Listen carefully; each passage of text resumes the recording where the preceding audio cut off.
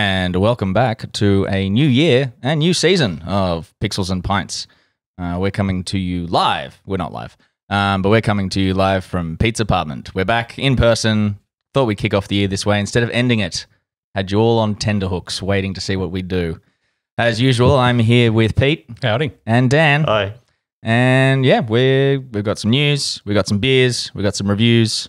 We got a big intergalactic vajayjay. Yes, we do. yeah, you saw it in the end. Yes. I don't know how you could miss it. Yeah, he did the first time through. I totally did. So yes, stay tuned for that intellectual discussion. I got to figure out a way that is going to get past iTunes filters to name the episode something like that. Big intergalactic vajayjay. There you go. We'll You see. just like We'll first see. 2 minutes. You named the episode. Vagine. That's right. But yes, we're Space clams. Yeah, space clams. There it is. We're what are we doing? Tom's totally off course now. I don't care. I don't care at all. It's fun. Yes, we're starting our new structure with this season. Structure of episodes. So won't be doing the big spotlight on these longer recordings, and we'll save them for when we're just having that one big beer and go off the rails anyway. For our uplates. Our uplates, yes. Yeah, so I mean, this was your idea, and occasionally I have a good one. it was an excellent one. So we're gonna start doing. Well, we've always tried to do fortnightly releases, but we'll do one episode where we talk about news and reviews, and then we'll do the other episode in the same month will be an uplate where we talk about a spotlight topic. So that way we can try and keep the content down to somewhere in the 2 hour mark rather than the 3+ hour mark. We won't. God, I hope we do. Yes, and just make the that way, because we're also finding with, and it's going to get worse with the sad actor strikes, that we're going to have less and less content to talk about this coming year. I mean, it's already been, I don't know about you guys, but I haven't found anything net new to watch on like TV for a little while. We even, when I was writing my notes for last year, I was sitting on the couch writing it, and I had to say to Louise, what new TV shows did we watch last year? And she's like, new ones. Like that actually came out last year, 23 I'm talking about. And we both sat there and we've gone, Taskmaster? Yeah, I mean, we had some, so you missed last episode, and obviously you haven't had a chance to catch up on it yet. We did talk through a couple of things because there was stuff like The Last of Us TV that came out. You may not have watched it. I didn't watch it. No, Louise did. I didn't. Yeah, there wasn't a whole lot, but I think it's going to get worse before it gets better. Well, and that's where the comments came from, was like half the year or most of the year was taken up with the strikes, and that's just got its kick-on effect for the next 12 I'm definitely to 18 using months. it as it's a catch-up. Like, there's so much I need to personally catch up on that I'm finally going to do it. Yeah, I also think there's going to be some changes in Hollywood in the next 12 months that are probably a reflection of the causes that underlaid the strikes in the first place. Disney's just come out of their worst year in history in terms of box office returns. They've come off the worst MCU movie ever released, The Marvels, which tanked lower than The Incredible Hulk from 2008, which was panned as terrible. Incredible Hulk was good. Is that the Ed Norton? Yeah, I enjoyed it too, but it was the worst performing movie within that kind of universe. And I mean, this is in the same. The Marvels hit about the same level as Birds of Prey. Birds of Prey. Yeah. Wow. Yeah. So, and Marvel's already talked about restructuring their TV episodic content, that they're going to stop doing so much of it. But also, and I'm not sure it's the right direction to take, but they're basically saying they want to. Their TV shows will be more structured around a traditional episodic TV show. So they're going to stop doing mini arcs, which are like kind of extended movies. They're going to start doing like ad nauseum content for 50 fucking seasons. I don't think it's the right direction personally. I kind of like the episodic structure of an well, it feels more like a comic book run. Like it's a six trade paperback arc. Yeah. And 6 episode arc. That's how I always took it and enjoyed it for that reason. Yeah. I also think that there might be a little bit of denial as to some of the causes for their recent flops as well, but because they're blaming a lot of it around streaming services, and Bob Iger's been talking about how they've been moving movies, and I found this hilarious. He didn't directly say it, but he heavily implied that maybe the Marvels tanked so badly at the box office because they've been pushing their content too quickly to Disney Plus and no one wants to pay for it. I'm like, I did hear that. or it was just a really fucking shit movie, dude. Well, Like, it's one of the two. I still haven't seen it, but I've also had no desire really to. Emma went to the movies the other night and enjoyed it, and I was like, I don't know why, but I had no desire to go. I was just like, couldn't be fucked. But yeah, it's been like that for the last little bit anyway. And I think you were the only one out of us when it came out that said you were potentially going to see it. Out of us three, yeah, I know. Yeah. Ben was obviously went to see keen. it, Yeah, but I was one of those ones that I wanted to go check it out because they're good characters. It's just I wanted to see if it's actually, from my perspective, if they did fuck it or if it's just people shitting on it for no reason, that they're bored and that's what they want to do. But hey, we'll get around to it when it comes to Disney Plus. I'll eventually watch it. So yes, going back to my original point, I think only doing news once a month is probably going to help line up some, because there's not been a lot of content. I mean, I went through, I was just saying before we started recording, I've just gone through everything I could find on the internet for news over the last 2 or 3 weeks. And we only did an episode a week ago. We had heaps of news in that one, though. Yeah, and we did smash that out just before New Year's, so it's only been we caught all the 6 Christmas days. news. Yeah. And the world shut down for 3 or 4 days over New Year's. Yeah. So. We do have some news to talk about, but first we should probably crack a beer. So You're closest to the fridge. I am. Well, do you want to start with the news? The first Yep. Yeah. Yep. Fuck Sure will.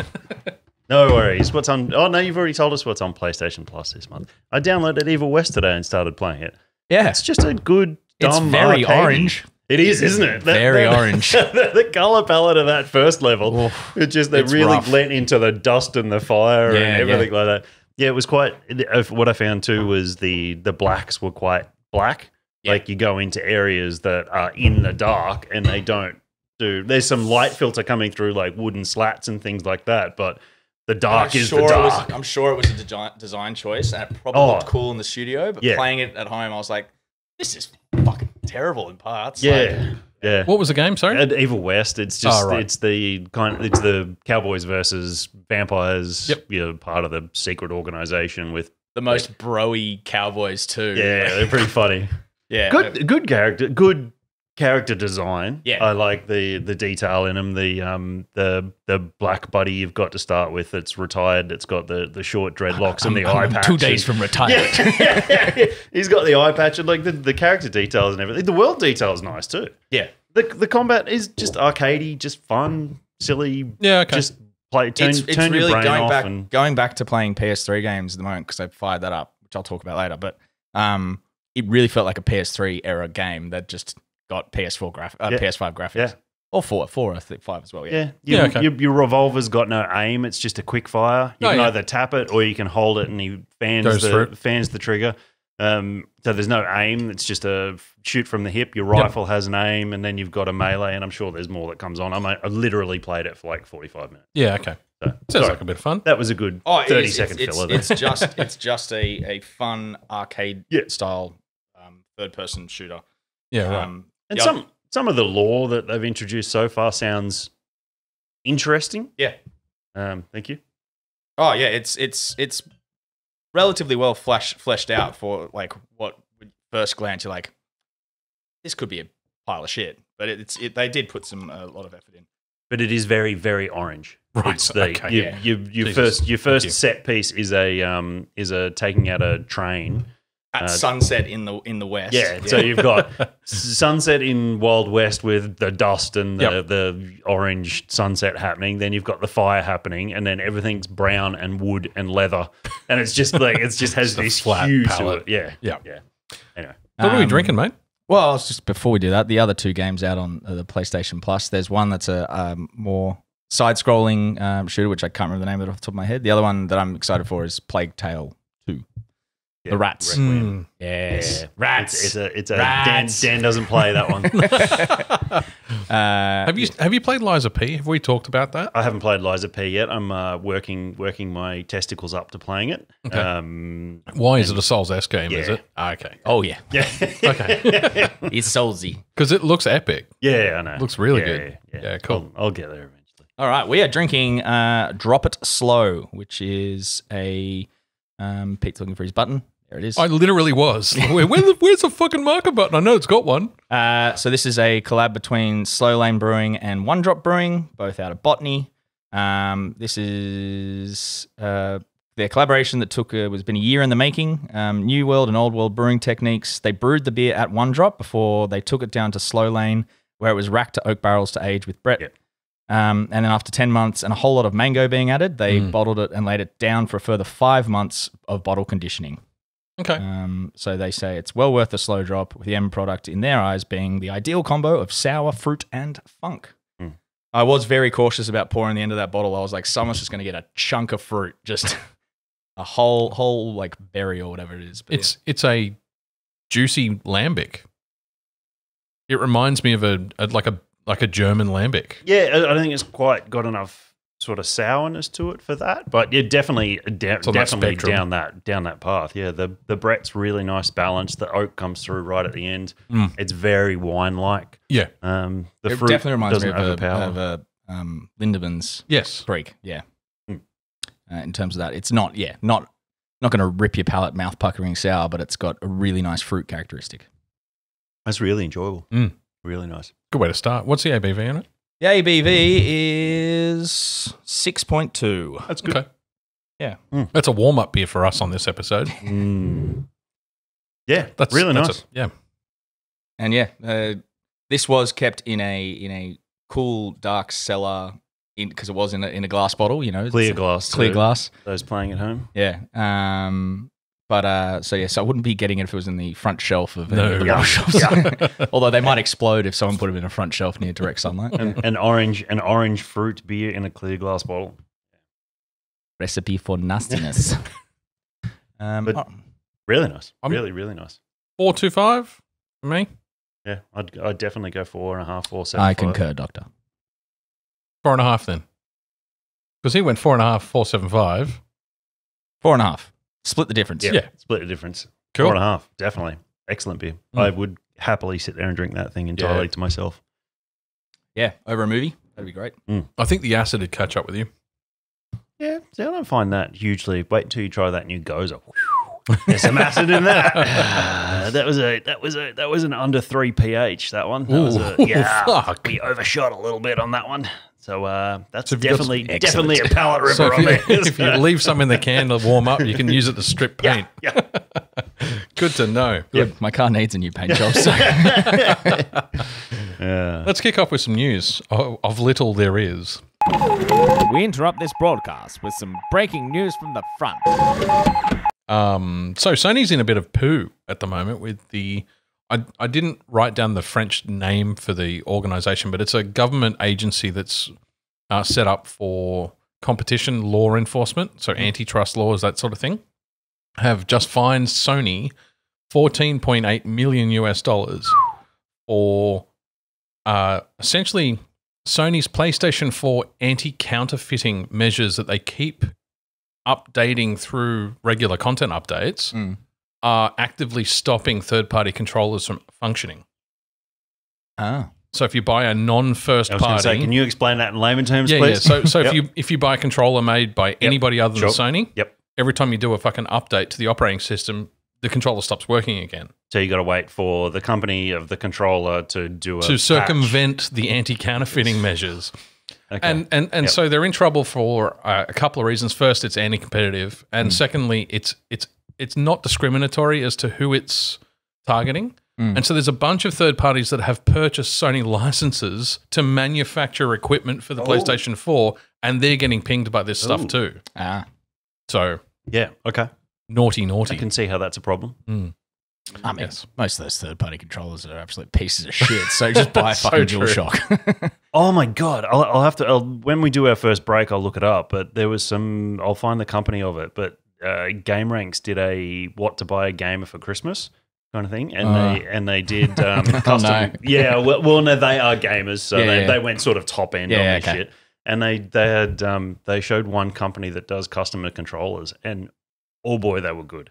They were just incredible. Like you actually wouldn't want to use some of them. They were that spectacular. You would just like Put 'em in a glass mount case. them Yeah. and put them on the shelf. Like, that was spectacular. I'll find when we do the first break, I'll quickly Find a link to it. bring that up and find the link and just show you guys, and maybe you can drop one on the video if you get to the video. Yeah, I can do that. Yeah.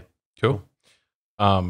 Did you can look over my shoulder if you want to read something? I've got it here. I have the technology. I didn't put any of this in, so it's I not don't me. have the technology. Elder Pete prints out hard copies for me.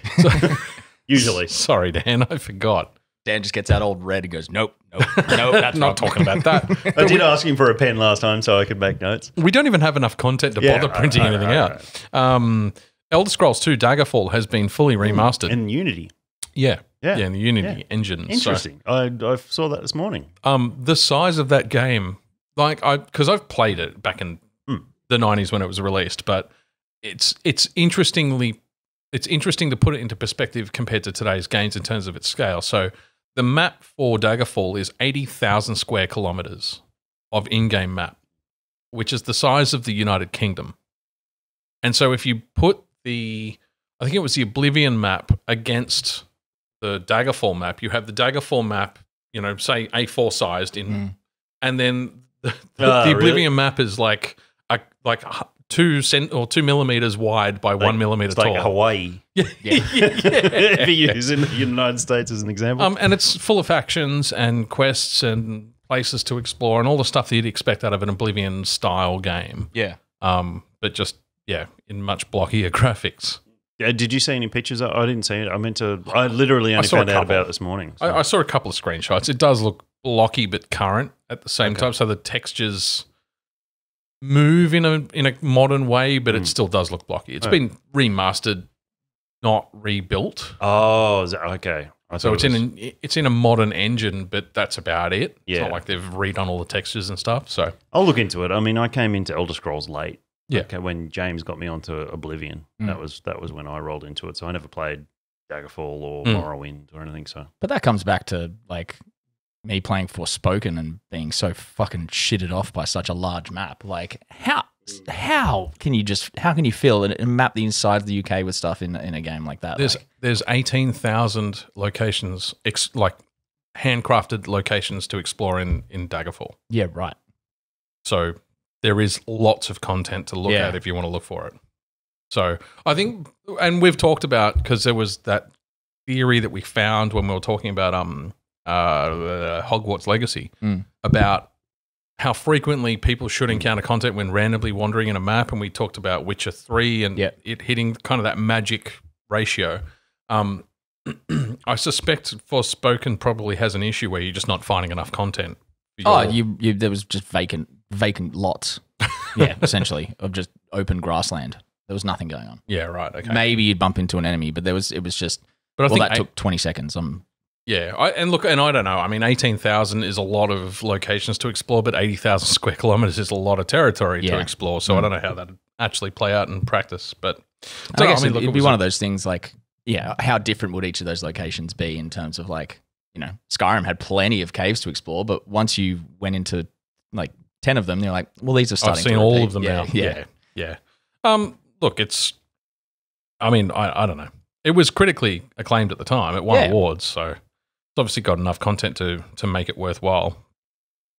Just on Forspoken, No. No. It was more so that Amy Hennig was part of it to start with. She stepped out a little way into... I think escaped is the word you're looking for. Yeah, okay. And I didn't actually realize that she was part of... that's what it was. I was just trying to work out where I heard, because I've been watching a lot of YouTube stuff on Legacy of Kain series, and I didn't realize she was part of the Legacy of Kain stuff early on, which is why it was so fucking good. Yes. There we go. Tidbit. Fucking weird. We're going to slow down. I don't have a lot more news. Square Enix. Squeenix. President Takashi Kiryu released a letter on New Year's Day. I am going to do a spotlight about this particular topic, but I released a letter on New Year's Day stating that they will be aggressively using artificial intelligence for game development moving forward, citing the advent of technologies such as ChatGPT and deep learning text-to-image generators. give them, and I'm quoting, the potential not only to reshape what we create, but also fundamentally change the processes by which we create, including programming. So we just don't want to pay people anymore. Oh, yeah. I mean, look, this is going like what I want to say here. Hey, you wanted to drag out the news, so let's go. It's similar. It's similar in nature to a lot of the new processes we're seeing in Hollywood movies at the moment, in that just having access to the volume does not a good movie make. No. It's cool new tech, and it allows you the creative flexibility to tell a story in a unique and cool new way. But if you don't have a good story to tell, it's still a shit film. And I think the types of, like, the use of AI is going to be very similar in that it's an amazing tool, but it's not going to make the game if you don't have a good story to tell within the game.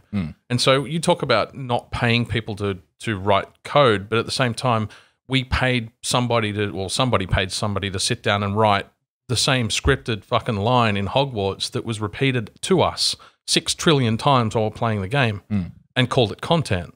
So instead of having that same line every time you get out of the chute, or the same 5 lines that cycle through every time you fast traveled, having ChatGPT style AI come up with a new way to say hello and you've just fast traveled successfully. Are we really not paying somebody, or are we adding content that we didn't actually have before you use that technology? And are you just, I mean, and that's if they go that route, which I hope they do, because then you're doling out menial jobs to like you said, AI. Tell me 1,000 different ways to say this same thing. Yep. And then we'll convert it in. Lots more work for voice actors unless they use AI voice actors. Which they now have. Yeah. But it just, I think that's a good way to do it. I don't think. So Witcher 3 is an example. And I'm now going through the Cyberpunk. I'm calling it the Cyberpunk, the full release, because it was in early access before the 2.0 release a couple of months ago. Very long beta. They've done exactly the same thing with Cyberpunk as what they've done with The Witcher 3. And every little thing that you do, you think, oh, I'll just go and do this little job that's marked on the map. You'll turn up there and sometimes it'll turn out into this expansive story. Other times it'll be, hey, this dude lost his cybernetic eye playing poker. Get in, grab it, get out without killing anybody. Yep. It can be as simple as that, or it can lead you on a 30, 40-minute quest across the map kind of thing. Yeah. That then maybe you will get brought up down the track. I think if we've already got competent people writing those sort of things, I don't think it's hard to say, isn't it? Whether AI will be able that. I don't think we're at risk.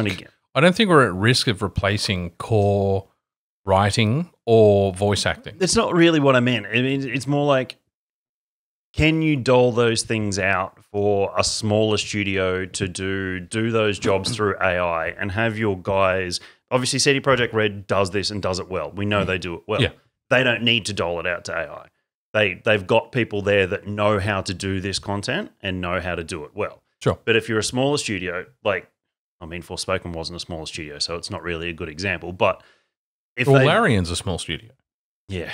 Right. Yeah. So okay. So my point is null and void. I don't think let me finish this thought. It's just a smaller studio. If they've got 5 people, I would prefer them to work on core mechanics of the main plot story and go, hey, AI, we need 50 side quests to fill X amount of time and content. We need it spread across this part of the map, and this is what you've got to work with. Do that for us while we focus and on make the main story. A great core here, Yeah. and you fill in the blanks. Yep. I think so. If I can link it, I actually think you've got a very valid point. So I was going to agree with you, but when I point to Larian, I think. Like it's amazing how much voice acting they got in. There was something like 600 hours or something of voice acting. Ridiculous, yeah. But the reality is, Critical Acclaim only accounted for maybe the main character's voice acting, and then they might have gotten awards or accolades for the soundscape that they created in the background, or the background din of 1,000 voice actors all saying their lines in the city as you walk through it. But it's not really content. It's more. It's it's the filler in between the narrative beats. And so handing that off to AI would have meant Larian didn't take 4 years in early access to release a fucking game.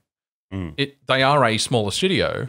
They built their own narrative. They could have handed all of that background, fish, get your fish, marketplace banter to AI, and then continued to release or to handcraft all of the quests. And so it's interesting because you went in the direction of talking about having an AI engine build the side quests that don't lead anywhere. That's just kind of background content. Whereas my thought process was more have them write the content, the actual quests, and just have AI fill just the background noise. Just paint the background for me. That for me feels like it's the way that I always think of the Lord of the Rings and they had the 20 orcs that they had in a battle scene, but the other, like Helm's Deep, the other ones were all made using that massive engine. Yep. Like that's a great way to do it, I think. Yeah, you definitely want those world building filler things to be handled by AI, like as you said, like the marketplace din. Like, no one in the office should have to sit down and write all that out. Yeah, or voice act it because it's not interesting work. No, and it can't be really contributing. You're not gonna break into the voice acting voice acting career by going fish. Get your fish. Here's my portfolio of halibut. I mean, I can't remember. I had that line stuck in my head from Divinity Original Sin 2, selling his fish for years. It was just bouncing around in my head. Yeah. Because we listened to that background track so many fucking times. So having variations on that, I think, is a good use of it. The text to image AI was an interesting concept as well, where you can now use natural language to describe what you want to see, and it will draw you a painting or an animation in the background. I'm not quite sure where it's being used. So what I'm saying is, for an Uplate Spotlight episode, I will go and do a shit ton of research on how artificial intelligence is being used in video games today, has been used, and where it's going according to industry pundits. And you guys can come at me with questions and we can have an interesting conversation around AI as a topic, I think. I do wonder whether this being even thrown around, and obviously it was the biggest thing with the Actors and Writers Guild strikes too, was bringing AI in. I wonder whether we see a new golden age of human creativity come from this.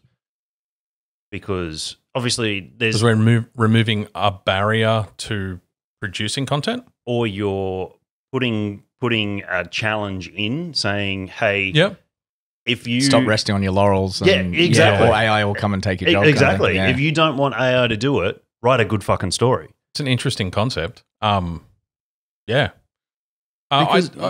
I'm a skeptical motherfucker, and I just think that we might see a golden age, but it'll be people saying, yeah, I wrote it, and they've used AI. They just haven't said it.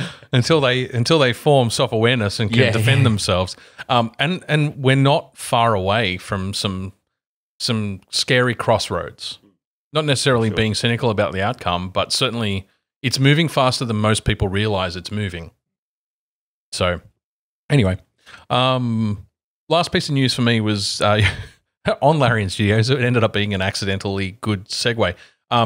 They've finally released Baldur's Gate 3 to Xbox, and a bunch of Xbox players are getting banned by Xbox Online for uploading clips of nudity from the game to public service. The problem is the default setting on an Xbox console is every time you record a clip, it automatically uploads it to the internet. So a bunch of people, a bunch of people who were recording clips for their own personal enjoyment were accidentally getting banned. So Larian's now talking to Microsoft about a potential solution because there's a bunch of big name YouTubers who were recording clips for their content to say, hey, look at the nudity. Now have banned accounts. Suckers. Oopsie daisies. Fair enough. Well, yeah, that'll happen. The only other bit of news I had, which I thought was worth sharing, is that good old Steamboat Willie is now in the public domain. There's already a lot of content around it. There's already a horror movie coming out. When does Mouse come out? Not for a while, but they have to be careful. So I did look into it because I wasn't sure what it meant, and then I did some of the research, and it's you can't just go and start. One article in particular put it in very like layman's terms, and it was like you can't just go out now and start selling things called like with Mickey Mouse on it and not expected to be absolutely screwed over by Disney. It has to be, you can use the original Steamboat Willie version of Mickey Mouse, which doesn't have the white gloves and has just the black eyes, like it doesn't have the whites of the eyes. And there's another little, I think the tail's like bent. It's got like a crook in it at the back. It's more that those versions of Mickey and Minnie you can use. You can't use the current Disney ones. No, you can't. Yeah, no, without breaking copyright laws. Yeah, but it's less that you have to use the devices attached or associated with Steamboat Willie. It's more that the things that made Steamboat Willie unique and were trademarked have now come out of, well, not trademarked, but copyrighted have now. So any attributes or characteristics that were used to describe that original character have now gone into public domain. But any attributes you still use to describe Mickey Mouse are still copyrighted. So, yeah. I mean, you can use the bent tail, but you could also equally not use the bent tail. You just can't use Mickey Mouse's tail. Yeah. I just think it's one of those, the funniest thing about it for me is just, because the same thing happened with Winnie the Pooh. It's like, why do we go straight to some horror slasher film? Because we're fucked up. It's a way of saying fuck you to a massive organization. I guess. That's what it is. Or it's just but how long have they been sitting that on that idea of like, I don't know why they haven't been developing it and release it just in time for the copyright like ending. Yeah. And hit that well, hit they it while it's did, fresh. Yeah. They kind of did that with Winnie the Pooh, with that blood and poo. That kind of I still haven't blood seen and honey, that. blood and honey, Blood not and blood honey. and honey. Blood and Poo would have been a good name too. I think that's a documentary on hemorrhoids. Wasn't where I was going with that, so we'll stick with your version. Yes, no, I know where you deviants will go. Yeah, I think I might grab another beer on that topic. Excellent. Mouse isn't slated till 2025. I think it's only PC release. It could be. Yeah. What? Yeah. No, we're just going to go straight into the 17% stouts. Well, I don't think we're getting through those 10% ones then. No? Yes? Okay. Your silence is golden. I was going to say grab 2. They're small cans. Yeah, let's just do 6 or 7 beers rather than have a taste. But it's a very good beer. I'm sure it is. Sierra Nevada collab. Yes. Yeah. Interesting. But we got 4 big ass fucking. Well, actually, you guys talk about something. I'm going to wash the glasses. We'll talk God of War Let's Valhalla. talk God of War Valhalla. Cool. You can start while I pour. It's good. It's a well review done. Thank you everyone for tuning in. It's a continuation of. Well, I mean, this is what I think is very smart about what they've done, and what I thought was very smart when you got to post game content of post main story content. I guess with God of War Ragnarok is the world continued. Yes, Atreus went off. Yep. Kratos and Freya went out into the world that was post Ragnarok after the main story was finished. So you had your big emotional climactic finish. And then some games just go, hey, we're going to load you back into the 10 world. minutes before the ending. The world's going to be the same as it was before the final big battle, and so just so you can mop up all your content. Yeah. Ragnarok didn't do that. The world had clearly changed Yeah. in that time afterwards. The conversations between Kratos and Freya are different. New areas are opened up, and new things are in the 9 realms that you can visit.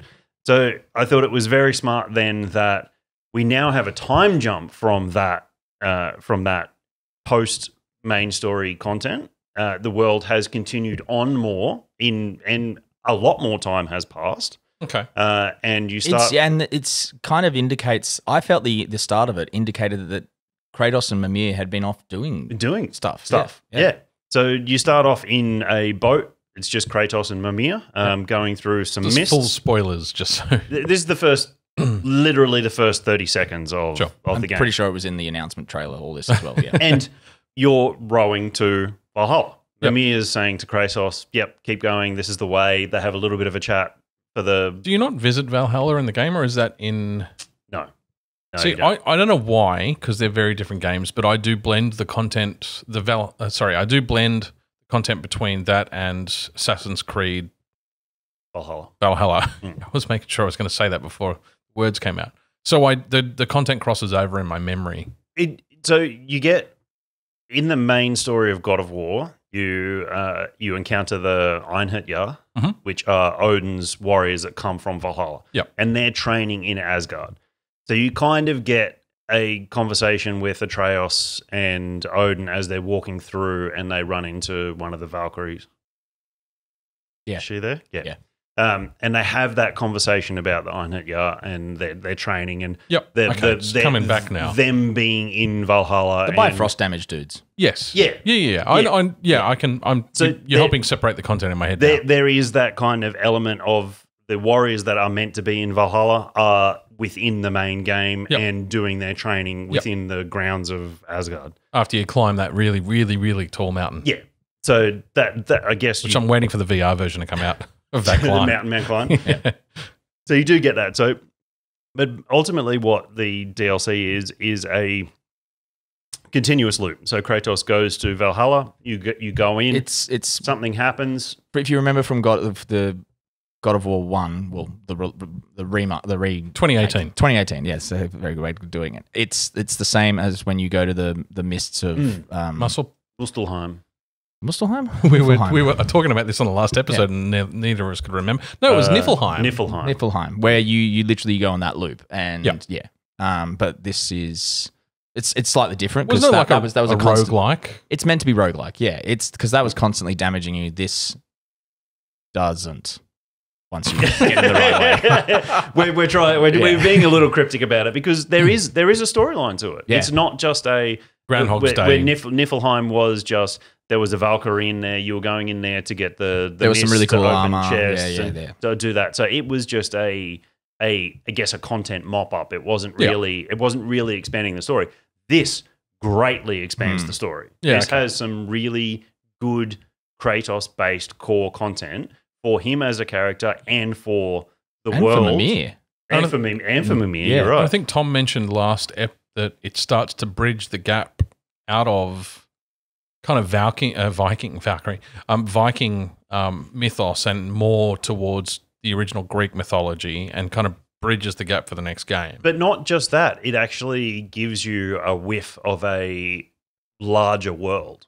Okay. So it's obviously it has talked about that before because they've already much more of a one. It actually gives you a clever representation of what could be out there. Okay. The only other time they've really done it was there was a tie-in comic before the release of 2018 that very, very briefly mentioned that Kratos may have visited Egypt. Okay. But it didn't really. It just talks about how he's like wandered the desert and like after the events of God of War 3, and that he potentially did some stuff on the way before he ended up in the Norselands. Yeah. Right.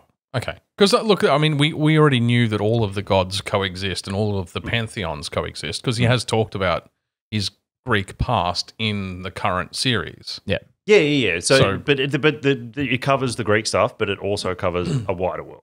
Yeah, okay. Within that media. And that's not just through Kratos, that's through another character that is not introduced, a repeating character that is existent within the Ragnarok Valhalla world. Okay. And then as you go through, it's each kind of there's representation of one of the 9 realms is like you have like a base area and then you go into like a combat arena for that. Yep. So there were, and there are heaps of ties back to Greek mythology. The only thing I felt was, I understand why they did it for, I guess, in a sense of like for time, but you do end up fighting some Greek style monsters, but they are just reskins. Okay. So you fight them, you fight a Minotaur. It's not a story spoiler anyway. You fight, like they bring back the Minotaur and you fight it. But it's just another troll. No, it was those frog monsters. There was the big frog monster. Yep. It's that skin. The same with the Cyclops. You fight the Cyclops again, which is obviously a big throwback to the first God of War game. Yeah. But that's just kind of it's the troll. It's the troll. Yeah, right. And even the kill animation is basically the troll kill animation. With the big the beam. axe into the eye. Yeah. No, the smaller ones. They're more like the ogres. Yeah. Right. There's harpies, which are reskins of the nightmares. Yep. Things like that. So. Okay. Yeah, so that isn't shitting on them introducing this. Yeah. I agree. It's just a game observation. Yeah, you can see it from if you understand Gabriel, you were like, oh, okay, I get why they did that. It's a DLC, not another game. Yeah. So bringing everyone back would have been too expensive, or to create new monsters, and new animations and things. It's a lot of work. Yeah, but it is a beautiful epilogue story. And yeah, I got through the whole thing in about 7 or 8 hours. It was my perfect Sunday. But yeah, it's definitely worth playing, and it leaves you in a really. I don't necessarily think they needed to do it, but I'm glad they did it. I completely agree. Yeah, I completely agree. I think, and it's free. It was a free DLC. Yeah. Yep. And the way the story goes, if they then move on to the next game without kind of filling in that blank of where the story does fill in, they would have then had to have filled it in through a comic book or some sort of online, or like an old animated, like cutscene animation that they threw in as an extra or something. Or some sort of like, I don't know, like a bunch of like filling in animation, like CGI sequences throughout the next game, which kind of would have been like, they did that in 2018 where it's like, you don't really know, unless you read that comic book, you don't really know what happened between the time that Kratos left Greece and I haven't read it. Yeah. But they did enough of a job to be like, he was trying to obviously hide from his past, but then he slowly revealed it for in-game purposes kind of thing. But yeah. And this is a spoiler, but it obviously got spoiled for both of us, Pete. Spoil it. I don't know. You're telling the story, man. I'm trying to find the not Arabic button on my keyboard. No, I don't. Okay. No. I'm gonna pull back on that one for a little while until at least you've played it, Pete. And it's the first thing I plan to play when I turn on my PS5 again. So I've taken a break after BG3. The thing is, it's cruisy too. Yeah, I mean, it's a good way to get back. You get your ass handed to you in the first hour, but then you go, oh wait, my muscle memory's coming back. I remember. It's not like I'm going to turn on my. It's not the same as turning on a PS5 and then starting Elden Ring. No. That and yeah, it's. Even compared to the main base game, it's hey, I've got 20 minutes. I'll jump in and do a run. It's exactly what I plan to do. That kind of thing. So, yeah. We should talk about this beer. It's the Summer Pale Ale. Is that right? This is the Mountain Culture in Sierra Nevada. Their Summer Pale Ale. So that's a big fucking company in America to do a collab with. It's impressive. I mean, I would safely say that Mountain Culture are a big company in Australia now. I wasn't implying that they weren't, but. No, I know what you mean though. Like it is massive. But at the same time, they're big for us in the craft industry, but they're not a big company in Australia. No, not in terms of. Yeah, I know what you mean. Yeah, but they are definitely a leader in the craft industry. You'd say now, purely from fanboy status. But yes, this is their Summer Pale Ale. They brought this out kind of early December, but. I was lucky enough. I saw a 4-pack in the bottle shop, and I was like, "Well, I'm grabbing that because I don't know if you guys have had it." It's a really beautiful mix of both their styles. Yeah, you get that real bold American Sierra Nevada hop and bitterness through it, but you get that juiciness from the Mountain Culture side. Yeah, I think it's a wonderful blend of both their styles. I tend to agree, and it's quite pithy, and it's grapefruit pithy. Do I want to call that as Citra? I think I probably would suggest there might be some Citra in it. Because I'm shit with naming flavors in beers, I've been studying some of the hop aroma and flavor profiles so I can start to associate the actual potential hops being used with flavors. I do find, though, that the mouthfeel is a little thin. It is thin, but the Sierra Nevada ones aren't super heavy. Because it's pretty like high volume manufacturing in Sierra Nevada in the US. But also like the Sierra Nevada wasn't built on big juicy neepers that have a buttload of fucking oat malt and shit like that in them. The Sierra Nevada Pale Ale was their staple and probably still is their biggest staple sure it is. through the 100% through the world. And that's not a big heavy bodied thing. Yeah. It's probably this is quite light. And that It wasn't necessarily criticism. That's what it's meant to be. It's a summer pale. Yeah. I think it's perfect for what it is. Yeah, I think it's 5.6%. 5.6. Yep. It wasn't a criticism. It was just an observation, and it had quite a thin mouthfeel. I guess I was expecting it to be thicker, given the flavor profile, more than the MC logo on it. And this is the kind of like sort of juicy pale ale I like. That you don't have that extra residual sugar in there because it gets heavy. And you wouldn't suffer from summer pale ale. Yeah, you wouldn't suffer from palate fatigue. You knock back half a case of that pretty easily. Yeah, Yeah. definitely 5.6%. You'd feel it at half the case, but yeah, I completely agree.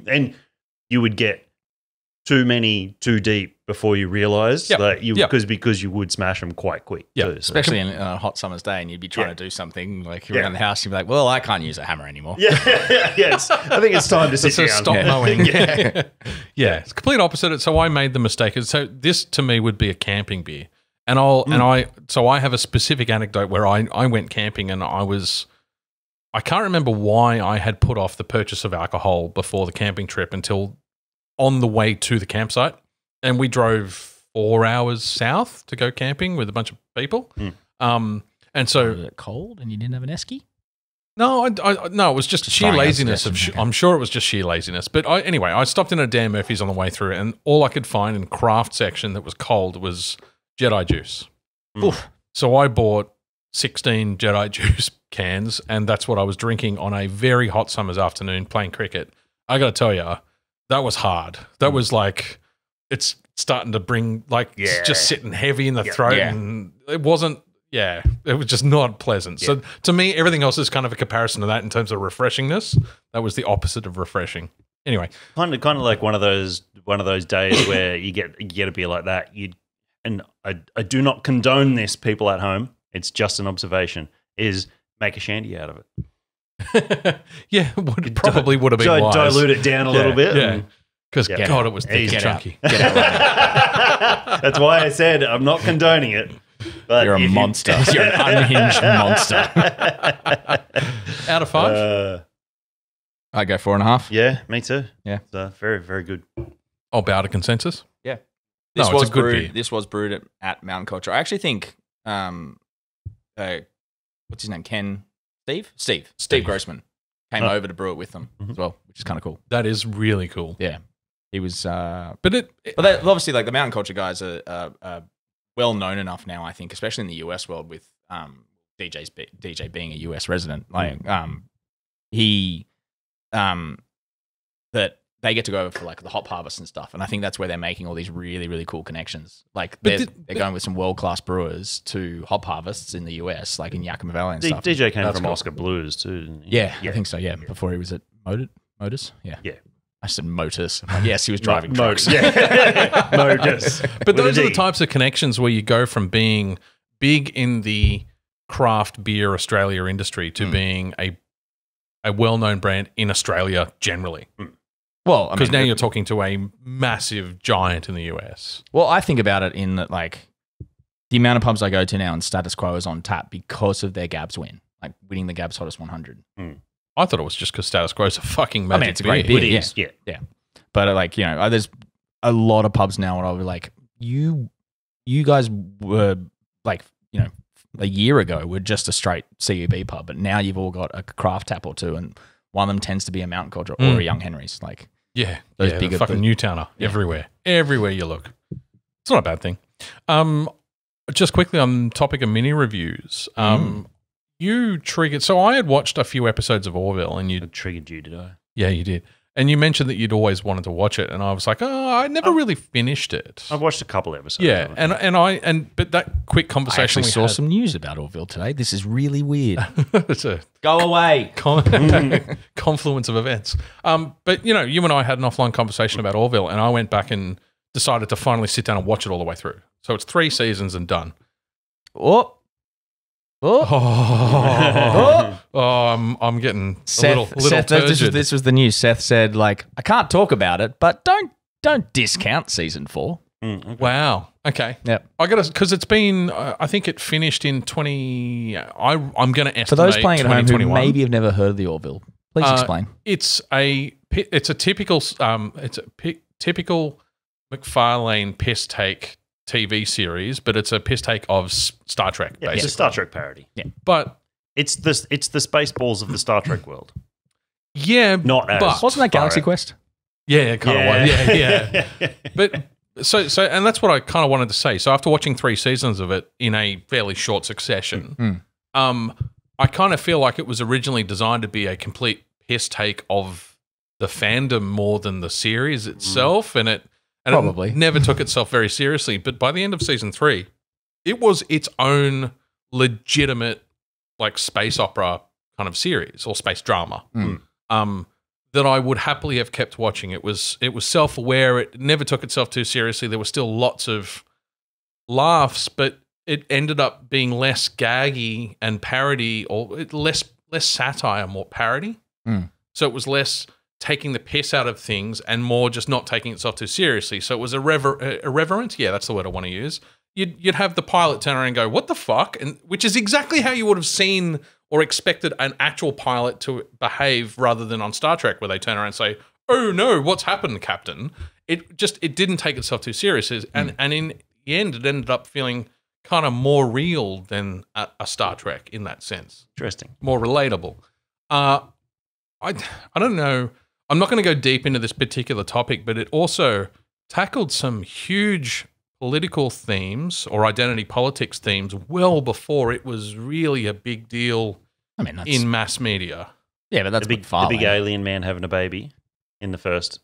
The man-only society? Yeah. But it went a lot deeper than that in seasons 2 and 3, where sometimes women are born in that society and they are surgically altered to become men because women are such an abomination to that society. And then that's definitely a dig at the Star Trek fandom. Well, it's also, but it tackled it in a kind of really good, positive way in terms of dealing with that, because it was a misogynistic society, right? Yeah. And then they meet a misandrous society, and the interaction between those two was like exactly as hilarious as you would expect, but also like it was really holding up a mirror to society around double standards and value systems and those sorts of things. And it just, to me, looking at it and saying, fuck, this was 2018, 2019. That's pretty early to be dealing with transgenderism as a topic in a TV series. Because it wasn't really in mass media the way it is in 2023. Yeah, but McFarlane's kind of always had he's always been pretty close to those kind of those political things going on. Like he's very on the pulse. I would say, yeah. And I think he did a good job. Like it was well handled. There was no cringe moments. That's always what I've really liked about McFarlane is he can be the crassest motherfucker on the planet, but at the same time, it's never cringe. He's so, but there's definitely some cringe moments. But yeah, like Family Guy's rich history, there are some very cringy moments. But he's such an intelligent man. He knows how to take the joke right to the edge, and then he goes. Sometimes I think literally he flips the coin and goes, "Am I going over? Am I not?" Because sometimes he doesn't, but other times he goes so fucking deep. I've got to say, I've seen where he's gone too far for certain sensitivity levels, but I've never felt that it's been into cringe land unless he planned for it to be the outcome.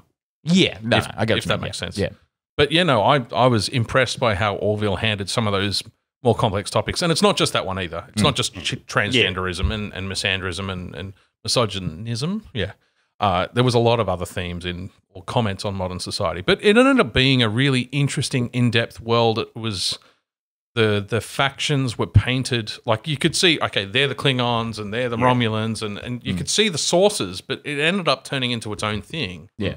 With enough variety and depth that you could easily have seen it going for another 6 seasons. So what you're saying, Pete, it was really fucking written well. Yeah, it was written really fucking well. Yes.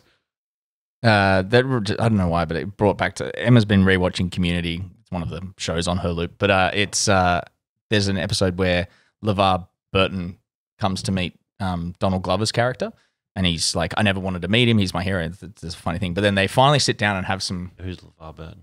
Is it no, the blind. I just smiled and nodded just for the record. Geordie. Yeah. Oh, okay. Geordie LaForge. Yeah. Okay. That's the actor's name. Okay. But there's one episode where they go on a trip together for story reasons. And Troy is his character. He has this list of questions that he's finally getting because he hasn't been able to look him in the face without screaming. They're like, that's the thing because he's such a fan. But then he goes down, "Why do they call it Star Trek? You never go to a star." And he goes, "It's a really good fucking point." I don't know why, but that's just sat in my head ever since. I was like, I should ask the guys who watch Star Trek. Yeah. Very meta. They traveled to many stars. Yes. But I don't think they actually visited a star. He's like, "Why not call it just Planet Trek?" And I was like, that doesn't roll off the tongue. You guys know that.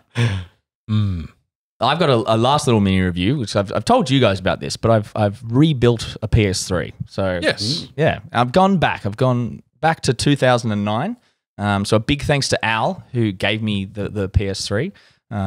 He found it and he said it was kind of cool. He had a lot of joy finding it in his storage because he's like, found the actual console, then he found some controllers, and then he's like started finding games. And he's like, oh, remember this game? Oh, remember that game? I just want to imagine that there was a moment where he had it all collected and he's like, am I going to say sorry I couldn't find it? Yeah. After all, like, there had to be that moment where he flipped the coin. Yeah. So no, thank you, Al, for that. We had some beers and he brought it down to the brewery and gave it to me. But yeah, so I was talking to Pete about how I couldn't start a game. I don't know if I've told you this, but the games wouldn't start because, I finally figured out. I like took the PS3 apart, cleaned it. That was very satisfying to do as well. It was like, sitting there, I had to go buy a new screwdriver for it, all these kind of things. And then finally got to the point where I've like deep in forums, like, why won't this PS3 load a game? And it ended up being the hard drive was just, it shot to fuck. Just never been replaced since, So it wouldn't load, or it wouldn't load. It just wouldn't load. It would get to The first game I was able to load was Infamous. And it got to the Sucker Punch logo at the start of the game, and that was juttering. And it was just like a static image. And it was just like, oh, okay, something's broken here. I was like, if I have to replace the motherboard, it's too far gone. But I found a very cheap, literally $30 SSD drive on Amazon. That was ballsy, I gotta say. Yeah. Buying any technology device like a hard drive for $30 is ballsy. Yeah. It's like it's a Alibaba, or it's an AliExpress. It was fucking Amazon. purchase. Amazon, but it was definitely a dodgy seller on Amazon. But it was 500 gig 2.5 inch SATA drive, and took it in, smashed through Infamous now. It's playing as well as a good PS4. Yeah, right. Good quality PS4. I thought you could play PS3 games on PS4. Well, this is where I was going to in this, and this is the thing that pisses me off. That why can't I play these PS3 games on my Sony PlayStation 5? I know that there's something with the emulation of PS3 games is what isn't compatible, because that was the problem with why you couldn't have backwards compatible PS4s to PS3. Yep. The same with why you couldn't. The only PS3 that was backwards compatible with PS2 was the original 60 gig fat PS3. The one that got stolen from my house. Piano black one. Yep. Yeah. But surely by now, well, this is the thing. I would have been able to finish a bunch of these old PS3 games if Sony would allow us to stream them, because that's the only way you can play them on a PS5 now through PS Plus is to stream them. But obviously they don't trust Australian internet, and that's fine. So it must be a code emulator sitting on a cloud service somewhere. Yeah, and that's meant to be the only thing stopping me being able to put a PS3 disc into my PS5 and loading it up and playing it. So the reason why you can play PS4 games on the PS5 is because the operating system is fundamentally the same. It's a cut down version of the same OS. And so the interface is different, and the graphics settings are different, but the actual instructions going to the hardware are the same. Yeah. Xbox is in the same situation with the S and the X and all the rest of it. But yeah, the PS3 was a different operating system, and it was they basically. I mean, the current modern operating systems on the PlayStation and the Xbox are the same. They're almost a Windows Lite, if you like, or it's probably a Linux distro more than a Windows distro, but it's the same OS. Yeah. Anyway, but it's brought back some wonderful memories going back to those games. But and it's a similar thing in terms of.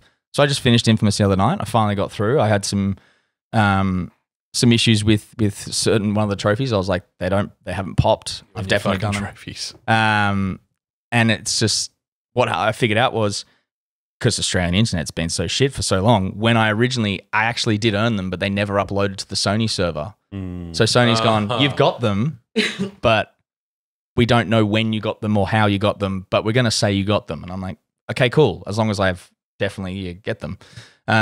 Interesting you mentioned that. Ubisoft, I saw in some news recently, Ubisoft have shut down a fuck ton of games servers. They're shutting down January 25th. Right, okay. Yeah. But it covers Just Cause or a bunch of the Just Causes. Just Cause 2, like the older games. Yeah. A lot of the AC games, up to, including, I think Black Flag was in that list somewhere. So all the multiplayer versions of that stuff's gone forever now. Oh, thank God. Yeah. See you later. Never getting that Brotherhood trophy. Yeah. But it's been really fun going back to the PS. Like, I know it's 14 years since I played Infamous, but I was really enjoying running back around again. And Infamous is great. But same thing as what you said about Valhalla DLC being its continuation of the world afterwards. I got to the post last mission, the story, and it's changes the world depending on your karma thing. So I did the evil playthrough this time, and it's like the sky is always red and lightning. I'm fully evil, and it's like but there's no enemies anymore, and I was like, that's kind of annoying. I need some enemies to get some XP, but yeah, I'm really enjoying going back. They were really good. It was a really good era of gaming, and it's really fun to go back. It was a very good era of gaming. It was when all these what we take for granted now that have been a little bit bastardized was emerging. Yeah, and all these things were original and well done. And I don't feel that like. And you watch some of the. I remember watching it must have been on the disc. When did Infamous come out? Surely I first played it in 2009. Oh, okay. So there would have been dev stuff on YouTube and that by then. Yeah. But I remember them talking about their climbing mechanics, and they showed the framework of the climbing mechanics without the graphic on top, and how he could jump between points and how original that was. And that's why I don't get. And even going back to the early AC games where you had specific animations and you could see where he was going to grab next, and these new modern AC games that they just seem to climb a bare wall. Yeah. Like there's no hand and footholds there back when in the original because they got lazy, AC man. And Infamous games, there was like, if he can't grab there, he's not going to grab there. Yeah. Like there's a clear defined line for a windowsill. Here's a facade of a building that the bricks are extruding outside the main wall. And certain climb things you think you could climb, you couldn't because they were like there's energy boxes you can't grab onto because you need to zap them for energy. Kind of thing. Yeah. But it's like you can't really climb on them. And it's great going back to like, obviously the parkour element's been well overdone now in the last 10, 12 years of video games. But it's really fun to go back to see, oh, that's right. When this came out, this was groundbreaking. Yeah. This was So I'm really enjoying. I can't wait. There's so many. I've got a few games, and this goes back to the discussion as well about the digital ownership. There are a bunch of games I'm like, fuck, I'm gonna have to pay $25 for a PS3 game that I played 14 years ago. I'm not happy about that, but I'll do it because I want to finish it again. But then I found a bunch sitting in my old PS Plus downloads. Yeah, right. I could still access them. I was like, that's a miracle. Yeah, that is. Yeah. That is really especially seems Sony's now, their license have run out on some of the products that people have purchased. And they're now you missed that bit of news last week. They're getting pulled. Yeah. So, yeah, I mean, that's incredible that there's still some stuff there for you to pull off. So, yeah, it's great. You made me look at my PS3 games because you were asking for some specific ones. But the only ones I still own are all of the Assassin's Creed games that were in the PlayStation 3 era and Red Dead 2. No, Red Dead 1. 1. Definitely Red Dead 1. Well, I definitely have RDR 1, so that would be it, Yeah. That's it. That's the only games I kept. Oh, and I think Force Unleashed 1 and 2. Yeah. Oh, I need Force Unleashed 1. Oh, you can borrow it. Fuck yeah. You just saved me $30. I want to make sure it's there now. But yeah. Actually, no, I think I can see it. I've got really good eyesight. Yeah, it's next to Red Dead. Because the sequel's in the Jesus collector's tin. Christ. That is just a blur of rectangles with colours on them to me. And the Unleashed 2 is in the black tin. The collector's tin. I've got the eyes of a hawk and the ears of a fox. Before he gets an arrow in the face. Do we want to do another beer or do we want to take a break? We can break. All right. Break. Be right back. And we're back. Oh, we are. You've already hit record. Yeah. Oh, I have to because otherwise I don't have a timer. Yeah. Okay. Fair enough. So I found those controllers. They are now I've lost the fucking page again. What was it? Endoflinedesigns.com. So go and have a look at their controllers on there. They're all sold out, so you can't buy one anyway. Yeah, it's more like an art gallery at this point. Yeah, but have a look at them because they're just spectacular. Yeah. Do you want to crack a beer? Do we feel like cracking a beer? You all right, Tom? Yeah. Did I piss you off? Always. If you'd really pissed me off, I would have walked out, but you didn't. I would never have really pissed you off enough to make you walk out. Can we open the gingerbread one? Because, like, You want gingerbread one? fuck, I've been waiting for that. I just want them to warm up a bit more. Oh, They're okay. very cold. Yes. I'll hold them. All right. Well, I'll do. It's fine. Yep. Did you want another mid strength? No, I'm good for the moment. No? Okay. I'm good. We're about to hit the 10s percenters. I don't need True. to Yes. top All right. up there as we go. Let's do some trailer trash.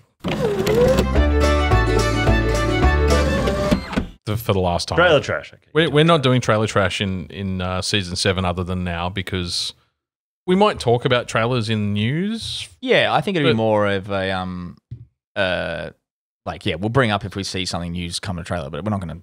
It's not Break a it segment down. anymore. We're not gonna break it down. And look, frankly, what ruined it for me personally is I can't include it in the YouTube because of copyright disputes, which is fucking horseshit. Bots, wasn't it? Really? Well, yeah, there was a bunch of bots and Indian content owners trying to claim copyright for an Australian podcast, and yeah, Very dumb. Okay, that's weird. yeah. Well, I mean, so if I license, so I had a company that had purchased the exclusive rights to the licensing for a Disney film in India, claim copyright on our podcast using that content on behalf of their license from Disney. And it's like, so my dispute had to involve the fact that we're in fucking Australia, you dope. You don't have any right to even claim copyright. Anyway. It's tasty. Thank you, sir. Actually, really what I'd actually hoped it would be. Very nice. Well, you can do the intro for it because it's your beer. Okay. So Kieran, friend of the podcast, owns a Catfish bar down in Melbourne. Fantastic little bar. Go visit it when you're in Melbourne. Put me onto Modern Liquor, who did a New Zealand Christmas pack, and it had smuggled into the country. They got the three. What's that one called? Rejoice. Rejoice. This is Hark. They did 3 Christmas beers. The other one was a Belgian. Say Herald, just for the Christmas. Is that what it was? I couldn't remember. What I don't it was. know. I'm literally pulled that out of the air. Yeah. It could be. It was Sounds right. It I'll was look it a up. clove. I believed it. It was a clove and something Belgian ale, dark Belgian ale. I had that last night because for some reason I thought Tom didn't like Belgians, but he doesn't like wheat beers, so I drank that on Oh, my no. own. Fuck Belgium. Oh, okay. Okay. I was right. Just the country. So this is one of those. This is their gingerbread imperial stout at 9.3%. Water, barley, hops, lactose, vanilla, cinnamon, cloves, allspice, coriander, green cardamom, ginger, star anise, mace. What the hell is mace? Pepper spray. It's I don't know. It's obviously a weapon. It's obviously Yeah, a spice. pepper spray. It's obviously a spice of some sort. I've never heard of that. Nutmeg, yeast. So that's their ingredients list. And Like, it I'm all impressed comes by through. how many flavors you can separate and taste. Yeah, it is, but it's still all very integrated into the gingerbread. The maltiness is there, Yeah. the sweetness is there. The other one was level is Glory. Glory. Oh, it's pretty close. So I think it's really nice. It's really well balanced, and god damn, it hides that 9.3%. It's probably got a lot Perfectly. of sugar in there, but Yeah, I'd imagine it would, yeah. It's really tasty. I think it was good job, and to be smuggled in from New Zealand. And from a brewery I've never heard of, Small Gods. They're in Auckland. I think I mentioned it. I mentioned it in the chat that I drank their dark table beer. It was Yes, a you did. 4.5% dark table beer, like that nice black malt, burnt barley, burnt toast character. Fuck me, it was good. Oh, I think so you good. mentioned it when I was trying the low alc dark table beer from Slow Lane, I think it was. It was like a 3% or a 2.6% dark. I only mentioned a couple of weeks ago. Oh, only had okay. I these thought it for was on the I only had podcast. these for like 2 weeks. Okay. No, it was in the chat. Right. It was before I was struck with my sickness over Christmas. Yeah, they That only was so fun the times. Modern Liquid. They only brought in 24 of each beer. Oh, wow. There was 24 mixed cases you got. It was the 12 beers. Yeah. Wow. I'm impressed that you secured a copy. Yeah, there was only a couple left when Kieran chucked us that link, so I jumped on and. I like that we got a series of beers because, I mean, this is the first year in a while that we're not doing Brick Lane Brewing's trilogy of Fear, and that is my fault, and also a little bit Slow Lane Brewing's fault because I did order them. Slow Lane, Brick Lane. Slow Lane, Brick Lane. Yeah, sorry, Brick Lane. Lane. Pick a lane, any lane. Because I did order them and they were closed, so they've only just shipped them. Ironically, we'll get here in 2 days. 2 days too late. Trailer trash. Let's talk trailer trash. I forced you to watch a bunch of trailers. You did. The first one was The Kitchen, which is a near future English dystopian. English. I felt dystopian London. Yeah, I felt very London. Yeah, I felt it was almost like it. It's not true cyberpunk, but it felt cyberpunk. The market thing they went through felt really cyberpunky. Yeah. To me, it felt Japanese near future. Yeah. But that's basically what cyberpunk is. True. It's neons and holograms and bits and pieces. I mean, there's the cyberpunk that's in the news at the moment. The game is more about body modifications and everything like that. But traditional cyberpunk stuff is more about dystopian corpse running the disparity between rich and poor being so broad that it's insurmountable as a gap. And big things of neon and holograms and that, not so much about the big body modification. So I think it perfectly falls into English cyberpunk. Yep. It's it's a Netflix movie released in January 19, so in 13 days. I couldn't really glean what the story was from that. It looks like a father. So all projects have been, so all social housing has been shut down in England, other than the kitchen, the area that the main actor lives in, and basically the residents are refusing to leave. So the government has shut down all social housing, including the kitchen, and the kitchen is the last bastion of poor people just saying fuck you to the government. And then Benji is the young. Did you get all this from the trailer, or did you read something? No, I read the. I was going to say none of that came through in the trailer. The IMDb blurb. No, it's only just a little blurb in IMDb. Okay. Benji is the young African English kid in it who is basically motherless and homeless and looking for leadership, and the main African parental English, figure. Yeah, the main African English guy who looked a lot like Tried to what age for? It's no. It's been bouncing around in my head. And it's on the tip. Mickey from fucking came to me from the Rose Tyler era of Doctor Who. Yeah. It reminds me. He looks a lot like Mickey, who was also Ricky from Doctor Who. It could have. It's not him. It's not him. I was going to say it's plenty of years on for him to be that age. So it could have been him. It was bugging me, so I looked it up, and it's not him. I was actually genuinely disappointed that it wasn't, because he's a good actor. No, it looks good. I mean, it's different. I'm on a personal quest, and 2024 will be the year that I get to talk about it on the podcast. I'm on a personal quest to find good content that is actually original and pushing the boundary. And even if it fails, I'm still going to give it mad props for trying, because there's so little I'm interested in big Hollywood studios right now. Very interesting what we're going to talk about later. Then. And that's you will find that it's a recurring theme, Dan. You will find it's a recurring theme. But yeah, no, I'm going to be actively trying to watch some more indie stuff that still fits into my wheelhouse. So because indie tends to get onto A24. Yeah, small stories, Pete. But indie for me tends to also end up in art house really quickly, and I've got no interest in art house as a style or a storytelling kind of genre, if you like. So I want what was it? Not the Replicants. What was the low budget indie sci-fi with the body modifications that we watched a couple of years ago? It keeps coming up because it was so fucking good. It was an Aussie film, I think.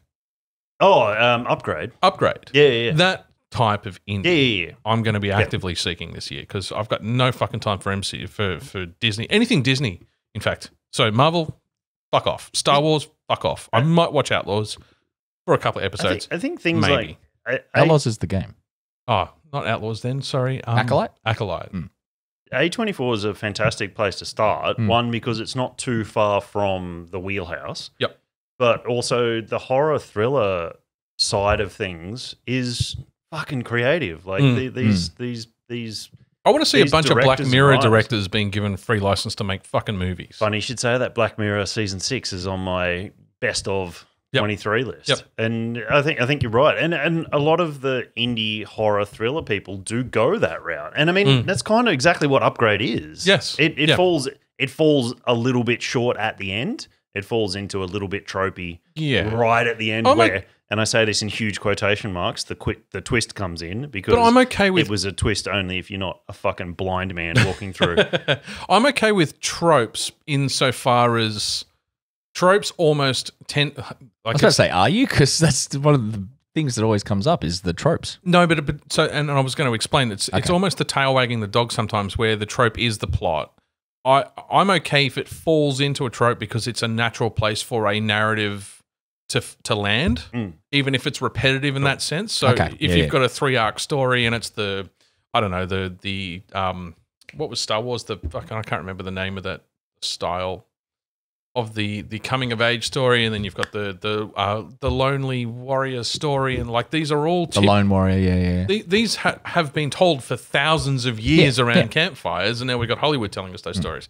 So there's a level of trope that you cannot avoid because they're the natural landing places for some of these plot devices. I'm okay with that, but if you watch some of the copy paste shit that we're watching in Hollywood at the moment, that's what I'm actively avoiding.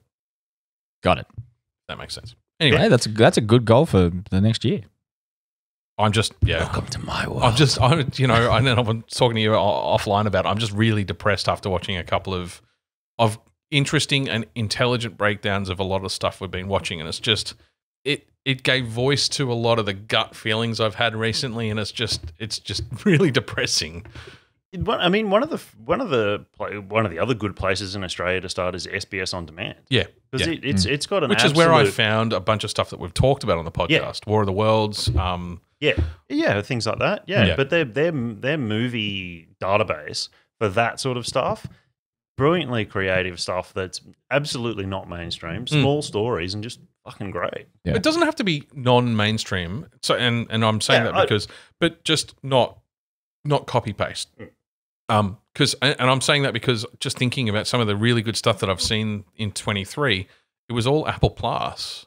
So it's not that I'm avoiding large companies. It's not an eat the rich theme. It's just I'm sick of this over here and I need something different. It goes back to we need to see a boom of creativity.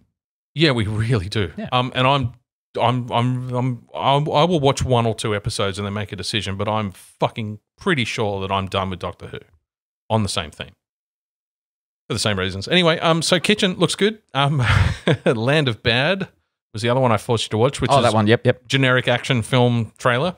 I'll watch it. I will too. I think it looks all right filmed. It's one of those ones that's the thing. You don't need a film to be groundbreaking every time. You need sometimes you just want to sit down and watch like something that's like, hey, look, it's nicely shot. It's acted good enough. Ish. But it got me through 2 hours when I had nothing else to do and I didn't feel like doing something else. I really like war films though, so I'm kind of that to me is an afternoon movie. Yes. It's not you a don't have to wait for it to be dark. It's a 2 o'clock. Although I don't know, looking at that trailer, you might need to wait for it to be dark to watch it. Like, why is that? Because it looks shot like it was at shot night. really dark. Oh, really? Yeah, you don't want too much glare on the That's why I only watch Reacher at night because there's so many night fucking stealth scenes. Oh, really? Yep. Anyway.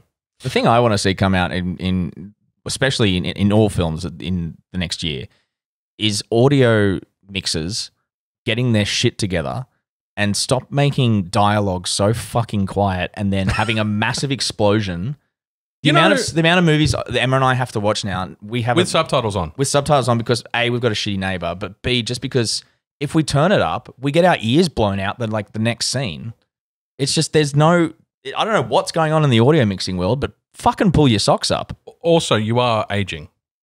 And no. So, because it brings up an interesting topic because this is a pretty common, relates to an article I read a few months ago about the prevalence of Gen Yers and Gen Zers who have subtitles permanently on now.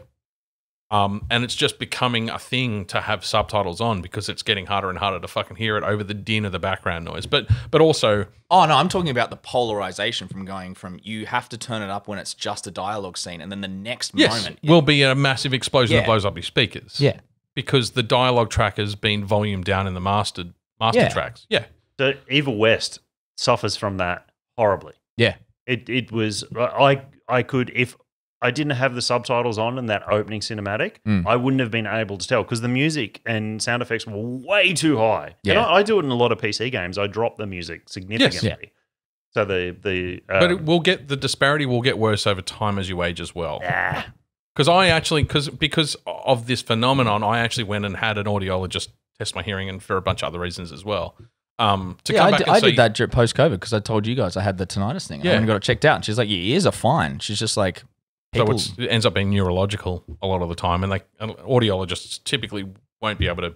I mean, they can look at structural issues with MRI. So I had a brain fucking scan as well as part of that same thing. But anyway, weird medical stories online. Like a big dick.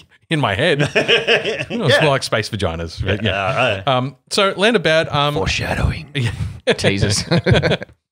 Russell Crowe, Liam and Luke Hemsworth, and Milo Ventimiglia, who was the good guy in Heroes. And I'm actually really interested to see him again. Oh. Yeah, he's been in stuff. I thought he became like the bad guy in other things, but I'm thinking of a guy who looks very weirdly like him but isn't. Probably the guy you thought he was.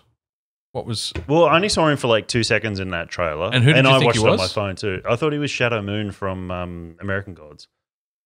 But I wonder if that's the guy that you were thinking of. You haven't seen American Gods.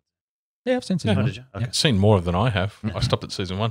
Furiosa, you guys, I think we already talked about this trailer. I just hadn't seen it. I So don't think we did. We talked it on flying. Yeah, yeah.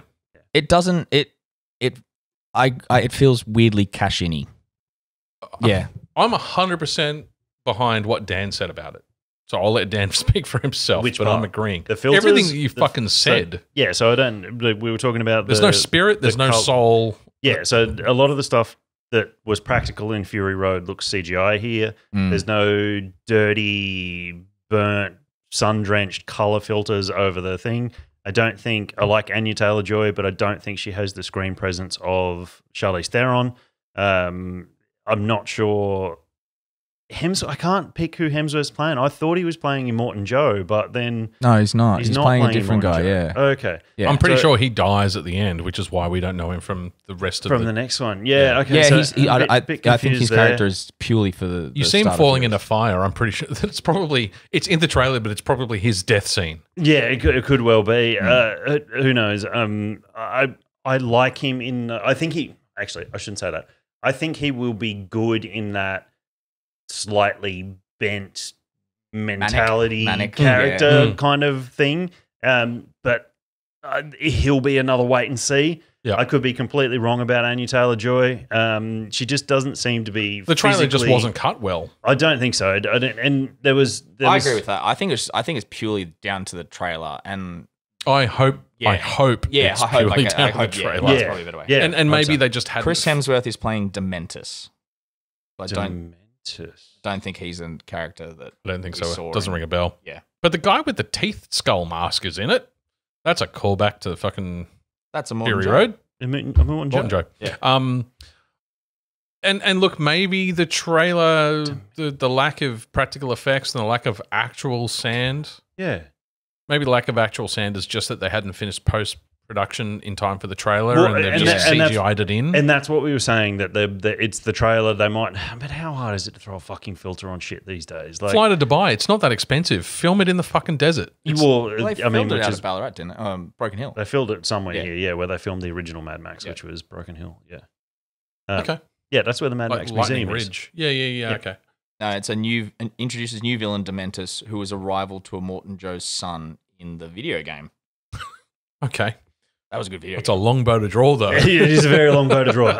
It was a very good game, and he's not actually in it that much. But yeah, sure. Okay, Okay. that's cool. Oh fuck, I'd love if they just pulled Avalanche just pulled another Mad Max 2 video game out of their back pocket. Coming on I their still phone. need to play that game. I intend to play that game. Yeah, it was good. Just in time for what was the driving post-apocalyptic driving game? Days Gone? No, No? That's- Pacific Drive? Thank you, Yeah. Pacific Drive. And Yeah. I was talking about Burnout Paradise. I was thinking about a completely different game. That's definitely not Yeah. post-apocalyptic. No, because in the last episode you mentioned it. I'm like, oh, kind of like Burnout Paradise. And you're like, yeah, but kind of if it was blah blah blah. I'm like, when I was re-editing, I'm like, yeah, it has nothing to do with Burnout Paradise. You dick shit. The amount of times I do that when I'm editing, I'm like, Pete, shut up, Pete. The car please combat. shut up. The car combat in Mad Max has some similarities to the Burnout. Yeah, no, series. but he's talking about Pacific Drive, which is yet to be released post-apocalyptic Oh, driving yeah, game it that, was. Yeah. that looks totally different and Yeah, nothing yeah. at all like When you're in No, the no, nothing at all, nothing at all. Yeah, the Poor old Tom was being really, really polite. Got to hand it to him. He's Yeah. like, yeah, Pete, and not really, but sure. I just remember seeing, and this came up in the chat, I just remember seeing that first Fury Road trailer and going, whoa. Yeah. And I don't know whether because It's like the original Mad Max, but with an actual plot that you can follow. and it was, we hadn't seen Mad Max in such a long time, and it was a new visual take on what it was. And I've loved, But still- we've covered this. I've loved Mad Yeah. Max for years, but I don't know whether it's now, if this Furiosa trailer had been the Fury Road, when I would have gone, shit, that looks fucking good. Yeah. Or now I'm going, it doesn't look like Fury Road, so Which I still think is a fair measure. We got a film, after all those years, we got a really good film in Fury Road that set a new bar for what we should expect from that IP. Yeah.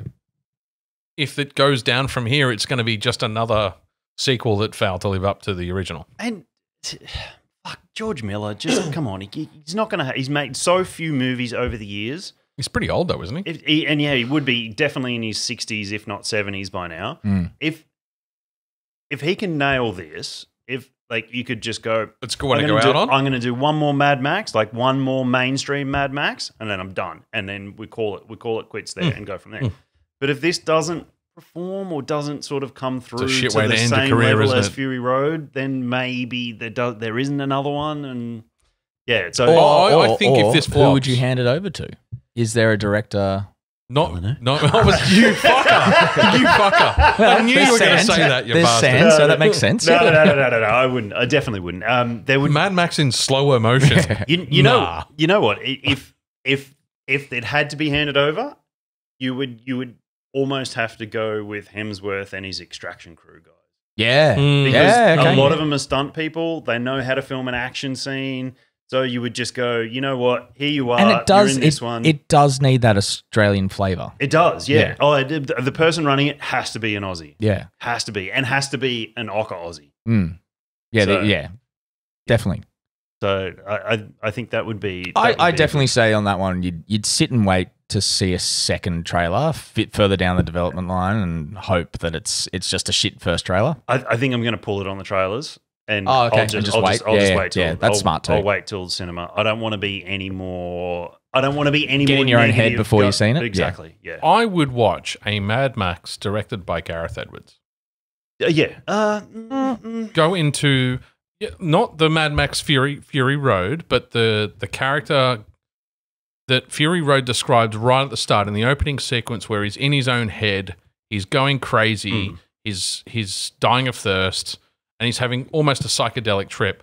And that journey into self, I actually think, could be told in a really interesting way through that kind of almost war film style. He's half in his own head and half just dealing with the world around him, but not really living in the world around him. Like in a Gareth Edwards Mad Max Apocalypse Now mashup. Apocalypse Now mashup. Yeah, that's exactly where my head was. I could see that working. Yeah. It'd be an interesting take on it. Or whoever did I can't remember the director's name. Who did the Batman with Patterson? Matt Reed. Yeah, it was Reeve, yeah. Yeah, I could see that. He's got the right He does color palette. the film shot wise, quality. but Yeah. he obviously doesn't have the quintessential Australianism that he would need to bring that out. Yeah, You definitely need a consult on yeah. And Dan's free from Fridays after 4 p.m. So just on the topic of sand, we got a second trailer for Dune Part 2. I know you're actively avoiding Dune Part 2 trailers. I'm probably going to actively avoid Dune Part 2. I've got a boner for it, to be honest. It's the only trailer that I've seen in a while that seemed to have any sense of soul to it, and it's probably because it was written by somebody who was actually good at writing narrative stories, and has been faithfully adapted. Yeah. So you can say, and I have said, and will continue to say what you like about the director, but at least he's faithfully retelling the story. He's not trying to say it. That was a silly comment. He's not trying to make it his own in so far as I changed the story. He's trying to make it his own in terms of how to tell the story. which I think is actually the Which director's I fucking will job. give him credit for that. That is very true. It's like when you watch people try and do a rendition of a national anthem and do it like in some weird remix version. Like he's not doing that. But That's such a good analogy. He's doing a faithful rendition where you think there'd be other people who would try and put their new spin on it. Yeah. Snyder. And then the last trailer I listed was Ghostbusters Frozen Empire. And I was like, I wasn't even sure if this was... That was the first one we saw, which was like, it didn't really... Oh, my Afterlife? Yeah, it's set Afterlife. It's like follow on Yes. from Afterlife, but there wasn't much shown from memory. It was more of a teaser, or Yeah, it was a... No, it was a teaser. Oh, now you've got yeah, a full but trailer. This is a full trailer. Yeah. It's, so there is a second one. Okay. Yeah. Yes. Well, I And the second trailer, I got to say, they're all back, looks really good. except for Harold Ramis. Yeah. for plot reasons. Nothing else. More like the plot armor fell off. Yeah. I just hope Bill Murray doesn't phone it in. Yeah. Ernie Hudson is like absolutely in on this because he bought the fucking firehouse or something. Like he saved it from being demolished or something. So so absolute hats off to him. So he's all in on this, and I'm really looking forward to him sort of helming it and being the mentor. I just hope Bill Murray doesn't phone it in, and I hope Dan Aykroyd doesn't go his fucking full weird ass conspiracy fuckwit Smoking route too that much he ganja actually kind of. is. Yeah. And then the young actors are all back too. So there's a lot of continuity from Afterlife. I hope, I can't remember his name, and I could look it up, but I just can't be bothered. I just hope he doesn't do too much Stranger Things. Like Finn The kid Wolfhard. or the director? the actor doesn't. I hope that he portrays a different character than you got to see in Stranger Things. He didn't so much in the last one. No, And he didn't. So yeah, Yeah. And this is I think I read that this is definitely post Gozer. yes. Oh, yeah. Yeah, Gozer's like done. So that it's going to be, that's cool that they're going a completely new kind of. It's cool that they used comics and graphic novels to flesh out a world around Ghostbusters as a concept. I don't know. Well, that's where, I mean, yeah, that's a whole pantheon behind Ghostbusters from the original Ghostbusters movie. Oh no, but this. Oh no, it's not all- so much this. It's Okay. more this is set in a universe that has now been handed to them by the graphic novels more than the original movie. Okay. So Okay. Gotcha. Yep. Yeah. But I think I mean, people shout on Afterlife. I thought it was pretty good. I It cried was- at the it- end it like a was- little bitch. It was what it was. I mean, I don't think they. It was always meant to be a nostalgia fueled trip, though. But it was a handing over of the torch, and I found it did a good and, job and of that. It was a good way of doing that because it never shied away from the fact it's like, oh, we're being nostalgic as fuck here. Oh yeah. Yeah. But It wore it- that on its sleeve. But in all the other movies that have tried to be nostalgic, they've retreaded the same ground. And even though Afterlife had Or shat on the Gozer, original. Yeah. or shat on the original completely. Even though that they had Gozer and they had the original cast and a lot of the equipment and things like that, they made something that felt new in that world, like how Yes. the Egon character had set the trap up with all the proton beams and everything Yeah. like that. I mean, there was nothing like that. There was a level of in the previous continuity of advancement. That's a Yeah. perfect way to put it. Exactly. And they made it their own. They continued a story. They paid homage and respectful homage to what came beforehand, as well as Which is the right way to do it. here's, Fucking oath, here's the yeah. new people to move on to. Mm. And going forward, we might get Ernie Hudson. I don't think Dan Aykroyd and Bill Murray will be doing many more. No. But if they go on any further, I have full respect if Ernie keeps going on and does more and I always acts as liked him that as mentor. he's a great character in the Ghostbusters movie. Yeah. Ghostbusters 2. Sorry, 1, can you pass me that can? 2, what is the score for that can? 3, can we pour the next one, please? There's so much going on.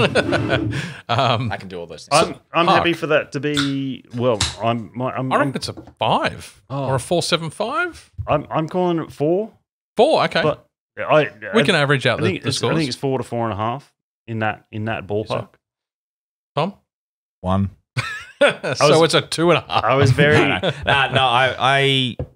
I think 4.25. It was very good, but I lost a lot of the spices towards the end. As in it terms warmed up. Not necessarily as it warmed up, like just through the back palate. Like Or as the 10% petered out hit you. a little bit. Yeah, no, I hear you. Okay, Yeah. so the average is 4.25. Oh, it's been out for a little it's also pouring in these glasses pours weirdly almost nitro. while. Well, I mean, they are the stout glasses. So the first one was Small Gods Hark, Yes. and the next one is Small Yep. Gods. Rejoice. The cherry, Cherry and raspberry double stout at 9%. Uh, Yeah, it's around his birthday, so gonna say- that makes sense. the Bells Do Toll would have been a better name for that second beer, but whatever. I've been listening to that album while cleaning my house for you fuckers to come over. Oh, you cleaned. It's my it's our annual recording. It's the annual vacuuming. Fuck yeah. I was waiting for the tumbleweed to come through. Can I have the can, please? Yeah, the tumbleweed's name is Cara. It's Oh, a lot thinner than I expected. it's thinner than I expected. It's fucking maraschino cherries. Mm. Like 100% it's maraschino cherries. I don't know if it's the leftover spices, but I'm getting a weird aroma. I got a little bit of spice on mine too. I Yeah. wondered whether it was a little bit left in there too. Oh, But it's yeah. like umami. It's like weirdly salty. Water barley, hop, lactose, raspberry, cherry yeast. So that's the entirety of what's in that one, So I get a lot of the. plus the residual of the gingerbread that we had in our glass. Okay, this is. I want to deconstruct this a little bit. Sorry, what's it called? Rejoice. Rejoice. I'm not sure if I'm rejoicing. I find it thin at the start, and then it kind of curves up into a different mouthfeel. You do definitely get the cherries, but I get a lot of black malt in the back palate too. It has a lot of acrid. Acrid's the wrong word. Stringent. Astringent. Thank you. I love that word. I can never remember it when I need it. Astringency at the end. Yeah, it sits as that harder bitterness there as well. But maraschino cherries are a little bit bitter too, They aren't are. they? It's almost a fermented flavor, but not quite. Not in the traditional. The raspberries there to start peters out really quickly, and then the cherry really dominates in my mind. Zero alcohol burn I know, yeah, Oh, well, yeah. that too. for a 9.6. Just 9. That 9. one. I would. This to me would. I mean, I'm a bit of a fruitcake fiend. So and You could have finished that sentence earlier. as well as the. I know a lot of people hate them. Shame on you people. The fruit mince pies, Christmas fruit mince pies. Oh, they're all right. I really like them too. I like it a traditional fucking a Christmas fruitcake. Yeah. What are they called? Pudding. Christmas pudding. Oh, the yeah, no, boiled like ones getting- with threepence yeah, in them. Yeah, A little bit of pud. Fuck, my grandma used to do that and put threepence in them as well. So did mine. This would be like an absolute compliment to all Yes. that, and you can have some Christmas pudding with some custard and have this at the same time, fuck and yeah. it would really balance quite nicely. I mean, obviously because it's complementing flavors, And you'd but have to have those it's- glazed cherries on them or through them. I hate maraschino cherries, but Yeah, years of making fucking cocktails with them I taste that flavor now. I'm just like, oh yeah. and you can smell the juice and it gets on you. And once it's on your clothes of a night, it's just there, and yeah. I do like it. I don't think it's as good as the gingerbread. No. I think it's probably a 3.75. Yeah. Yeah. It's 3.5, pleasant. 3.5. I'm very happy to drink it. But I think the gingerbread one was Gingerbread one was far better. a bit more balanced. Yeah.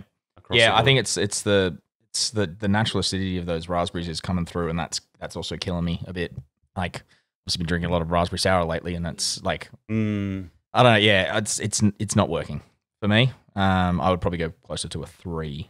Ooh, okay. Yeah. So it's going to average at a 3.5 because I'm. can for a minute. I just haven't compared this artwork. Oh, they all had 3. If you look on the website that shows the artwork in detail, and the other one was a bit more gold.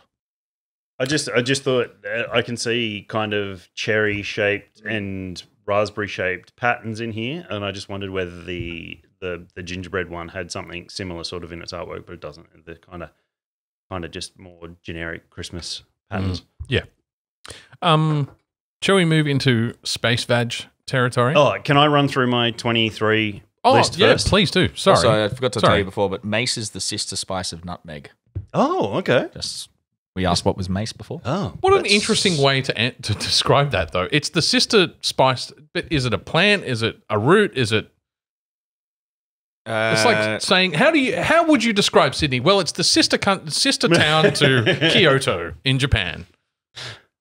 So nutmeg is the seed found inside the ripe fruit of the tree. Okay. After it's been picked and split open, the lacy membrane that surrounds the seed, once removed and dried, is mace. Oh, right. It's not the sister. It's literally it's the the part of. same plant. Yeah. Yeah. Interesting. Sorry, when you say sister, my brain goes That to came from it's the a similar. spicehouse.com, and they said, yeah. And then they have a picture here, and it shows mace is literally the, like, almost The like outer, like it's a husk. not the whole husk, but like kind of like a interlacing shell over the top. Okay. I wonder if it's a toned down sort of similar character, but like a toned down, like nutmeg can really get overpowering. Yeah, easily. Yeah.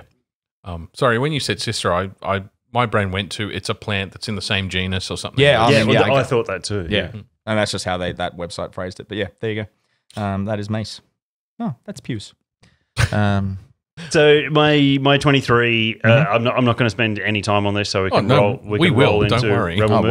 We're gonna absolutely tear you to shreds. We got two 15% beers to get through. My movies were Evil Dead Rise. Fucking love it. I'm a mad Evil Dead fiend, and I just thought it was a fantastic addition to it, and I'm really looking forward to what they're going to do in the future. Yep. Bruce Campbell's come out and said, this is now a franchise. We are now going to look good. at releasing more movies. We can't just make content anymore. It's got to be a universe, but all right. That's it's fine. a good universe. But it has, I agree with you on that one. but it has been for a long time. Like after Army of Darkness, they went into comic books, and then they did Ash vs. Evil Dead. Universe. I agree. Yeah. So I've I said was it more before. making a comment about the industry, less about that content. I really want to see Bruce come back. I really want to see Beth and Mia from the first one team up with whoever's going to be the hero in the third movie, all with Bruce Campbell as the dumb uncle that fucking ties it all together. I really want to see that happen. He wouldn't necessarily fit into the world that they've built now, but Could he come back as like the really like jaded, like cynical, whiskey old, chugging old uncle who's like, well, fuck, Old if man I need to go Logan. back and fix all this it's shit. kind I of will. what he plays anyway. Yeah, I know, but like go even further with it. Like, in Ash versus the Evil Dead, that is him. Yeah, right. And he's with a woman in his trailer smoking weed, and he pulls out the Necronomicon, and they're fucking trashed in this really psychedelic flashback kind of thing. Like because he remembers a couple of days once My perfect Sunday. once the Evil Dead, once the Deadites start to come out, he starts to remember that he's got this woman and he's trying to impress her, and he's just absolute trailer trash at this point. And he just starts reading from the Necronomicon when he's absolutely stoned. He's like, so, yes, he could definitely play that. Waiting for the Marshall Mathers cameo in that story. Sisu, loved Sisu. Just a good action movie, and it just shows that these sort of things can be done on a budget with and contained and contained and absolutely contained. I can't wait for the sequel. And I stand by that you can have a main protagonist that doesn't say anything until the last 30 seconds of the movie. I still haven't watched Silent Night, but I'm really keen to. Yeah, I haven't yet either. So that it's been released because they really mistimed the release for that. It should have been ready for Christmas. It should have been, yeah. And I thought exactly the same thing. I'm interested to see how that plays out as another silent protagonist. Obviously, the creator loved it. Thought it was not a flawless movie, but definitely something that had an amazing backbone to it and beautifully. Someone said the other day they were waiting. Was it you saying waiting for a director's cut? You want to see? Gareth Edwards said there is a director's cut. 4 hours. 4 hours. He had to cut it down. I did find myself in that movie going in the middle. Want more. No, in the middle going like, oh, I'm aware of how long this is taking compared to some other films where I've just like gone, oh, that was 2 hours and done. There was Okay. So unless it's like, I went the other way. I think they could have. Oh no, but that's the thing. It was right in the middle. Yeah, either side of it, I was which tells you that the pacing was right for the film, right? Yeah, but I think for a director's cut, you're already invested in the IP, and you actively choose to watch something that's a longer I would hope that right? he's going to add something more to the middle, which is just going to. It got like a bit too story heavy. I felt in the middle bit, like it was a bit too explainy. Yeah. And I think it needed just another sequence in there to break that up. We'll get into explaining later. Yes, we will. But I actually think you could do. I think it lacked time spent in Japan. Yes. I think that sequence in the hotel was way too short, and that they could have spent a lot more time exploring. Which is about the halfway mark, isn't it? Yes, it is. Yeah. But I think they could have spent more time exploring the world around them and just seeing what modern times look like in that world. But isn't that the beauty of visual storytelling? Yeah. They spent time there. They showed you a whole bunch of shit that they didn't verbally explain, and you're all of a sudden going, "Hey, I want to see more of that shit because it looks great." The thing is, that's gonna. I understand exactly what you're saying without saying, but to me, it hit me in the same place that the other film that we're yet to talk about hit me, in that it got my imagination on overdrive, and I loved the creator for that. It's not so much what the movie contained; it was that. It was the imaginativeness of it triggering my imagination to continue after the film had stopped. Yep. And to me, that's what you need for a 5-star review from me. Mm-hmm. And it doesn't always hit the same content that it hits for you guys, which is what makes it interesting to talk about. But it also doesn't necessarily have to be a $300 million movie either. Anyway, carry on. And it wasn't. And it wasn't. And I definitely, Rogue 2 was great. Super Mario was great. And greatest film of the last 10 years. And one of those movies that the people understood a very basic framework to move something that was a 2D and a 3D game into a world that you go, yeah, that makes sense.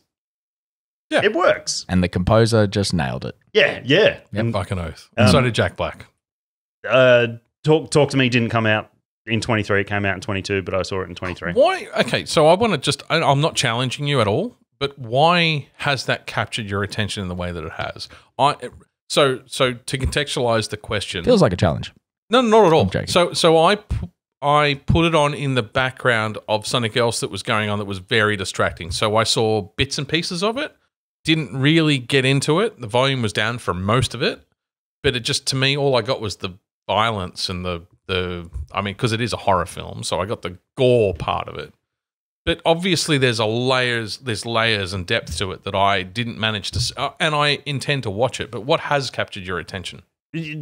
Actually, what you just mentioned there, the violence, it's a super juxtaposed. The level of violence was there, and one scene of the level of violence that happens in one scene to one particular character, and the innocence of these characters. These are high school kids. Yep. And they're not presented to us. I don't know whether it speaks to me a bit more than what some of the other teen slasher movies do, because they're Aussie kids. And they talk, even though they're a different generation, they talk like we talk. They do things, we go, yeah we fucking did that. That was 100% us when we were in high school. And it was. We literally did these things. The Ouija board aside. But Ouija boards were a thing when we were growing up too. But the hand is an analogy for drugs. Yep. For the directors have clearly said this. It is there. The hand in it and the talking to the demons is the kids taking drugs. Yeah. So we quite literally did these things. Exploring these topics. And shit goes off the rails. Things happen. I went to a party when I was a late teen. We all got far too drunk. I wasn't too drunk. And a kid went through a plate glass window.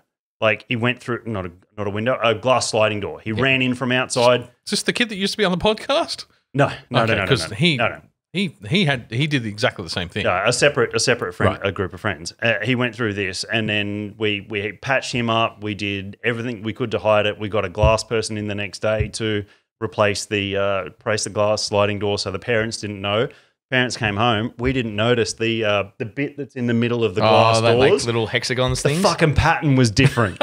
So the pattern on the sliding door was different to the static pattern. So the parents knew as soon as they came home. Yep. So we've gone through this whole thing of hiding this. And I'm actually surprised my sliding doors don't have any I just looked warning over it indicators they don't, that it's a window. Yep. So I felt I could really relate to those kids at that age because we did dumb shit as well. Yeah. And the violence is a real juxtapose, and especially the main violence that happens about halfway through.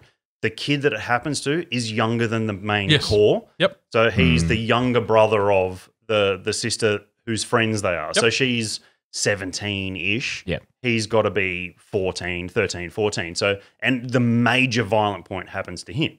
Yep. So there's a massive... Unfortunately, I'm pretty sure the only bits that I actually ended up seeing were the really, really violent parts. So there's the part where he's a bit of a headbanger, and then there was a part in the shower towards the end. Yeah, in a hospital area. Yeah. The other thing was it went out of a little stereotypical slasher movie or supernatural movie where they set up parties to use this hand to talk to the The other spirits. side. Yep. And it gets to a point where they just keep doing it. Within the night, they're all together. It's their second time, all this core group of being together. And it's not like the other movies where they use a Ouija board, they wake up a demon, they all freak out, they go out, they find someone to explain everything that's happened to them, and they find some way to disperse the demon. clear. Exactly. So, but these kids, they discover what's going on with this hand, and then they just keep going. Who's Fuck next? it. Who's next? And then they get through the group and like, I'm going again. And it's this montage of them in one night just constantly talking to the demons, Which is a good reference back to the whole drugs thing. and that's exactly We know it's fucking us up. and yeah, and we're going to do it anyway. We're going to do it anyway. And it was As that an ex-smoker, I can relate. yeah, it was that step out of the norm. Even though it did hit the same horror beats, there's a resolution, a kind of resolution at the end, and it hits those beats. And then there was one point at the end or towards the end, probably start of the third act, halfway through the third act, that just disturbed me completely and utterly disturbed me. And that stuck out. And if a movie can do something like that and makes me think about it a lot, and I woke up the next morning still thinking about that one particular scene, and it's literally on screen for seconds. Yeah, right. And if a movie can do that, it's succeeded in my mind. Yep. If it's well acted, it's got some original ideas through it, still follows through on its first, second, third act, and resolves in a way. I think they've completely succeeded. And to come from their background, from YouTubers to directors, and to have had a successful film like that, I think they've In Australia. in Because Australia, it's its own hurdle, frankly. yeah. And Miranda Otto plays the quintessential Aussie mum. I think she's great. Yeah, she is. That's why Yeah, I cool. just those elements there, and it's going back to everything that we've done. It's not something we haven't seen before, but it's got original ideas. But we've seen everything. We have seen everything, and everything's just a derivative of something else. And we're well read enough and well educated enough that there ain't no story we haven't already heard anyway. And they needed, and if somebody can put something in that makes you go, whoa, I didn't see that coming, or whoa, that's nobody's had the guts to do that before, or It's an interesting variation on a theme. Exactly. Yep. That wins it for me. I think they lose points for the fact that they're doing a sequel. Yeah, potentially, yeah. No, I was going to say, as we've hinted at, the film to come that we're going to discuss did the exact opposite of what you did. I did not wake up the next morning and think about it in any way whatsoever. No, I think about 2 hours after watching it, I went, wait, did I watch it? It was like Was that a fever dream? It's like eating McDonald's. You feel full for about It's 10 MSG. minutes and then you're It's hungry an hour later. and then you do a dirty Big Macca's bowl later on. Yeah, no. Yeah. So okay, that was my movies. TV shows. This year's The season Snyder bog. of That might actually be the title. this year's season of the English Taskmaster. Taskmaster's It's so great good, again. yeah. It's so much fun, and it's such a way to get away from this shitty world. Yeah, it's just brilliant. You watch Big Fat Quiz of the Year? Yes. Oh. Yeah. It's that English humor, Yeah. and it is all just very 8 good. out of 10 cats. All that I was stuff. just about to say, the only place I get that is 8 out of 10 cats. You should watch Taskmaster. You'd love it. I've seen bits. I think I've seen episodes on a plane, but I've never really Sit down and watch it, because the best thing is when you sit down and watch it and then you think about how you do the tasks. Yeah. Emma and I do that all the time, where she's like, how would you do that? And I went, this. And she goes, oh, fuck, I hate how your brain works sometimes. Yeah, the voice is the same. And it's really good because they have the 5 comedians or personalities, because they're not all comedians, in the studio live. Yep. And then they replay the tasks to them that they did months ago, like 6 months ago. And some and of ask them them to commentate over the some top. of them are so fucking terrible. They comment at the end. So Yeah, at they the watch end. they watch the film, and then, but you see them when they remember what they did, and so many of them go, Yep.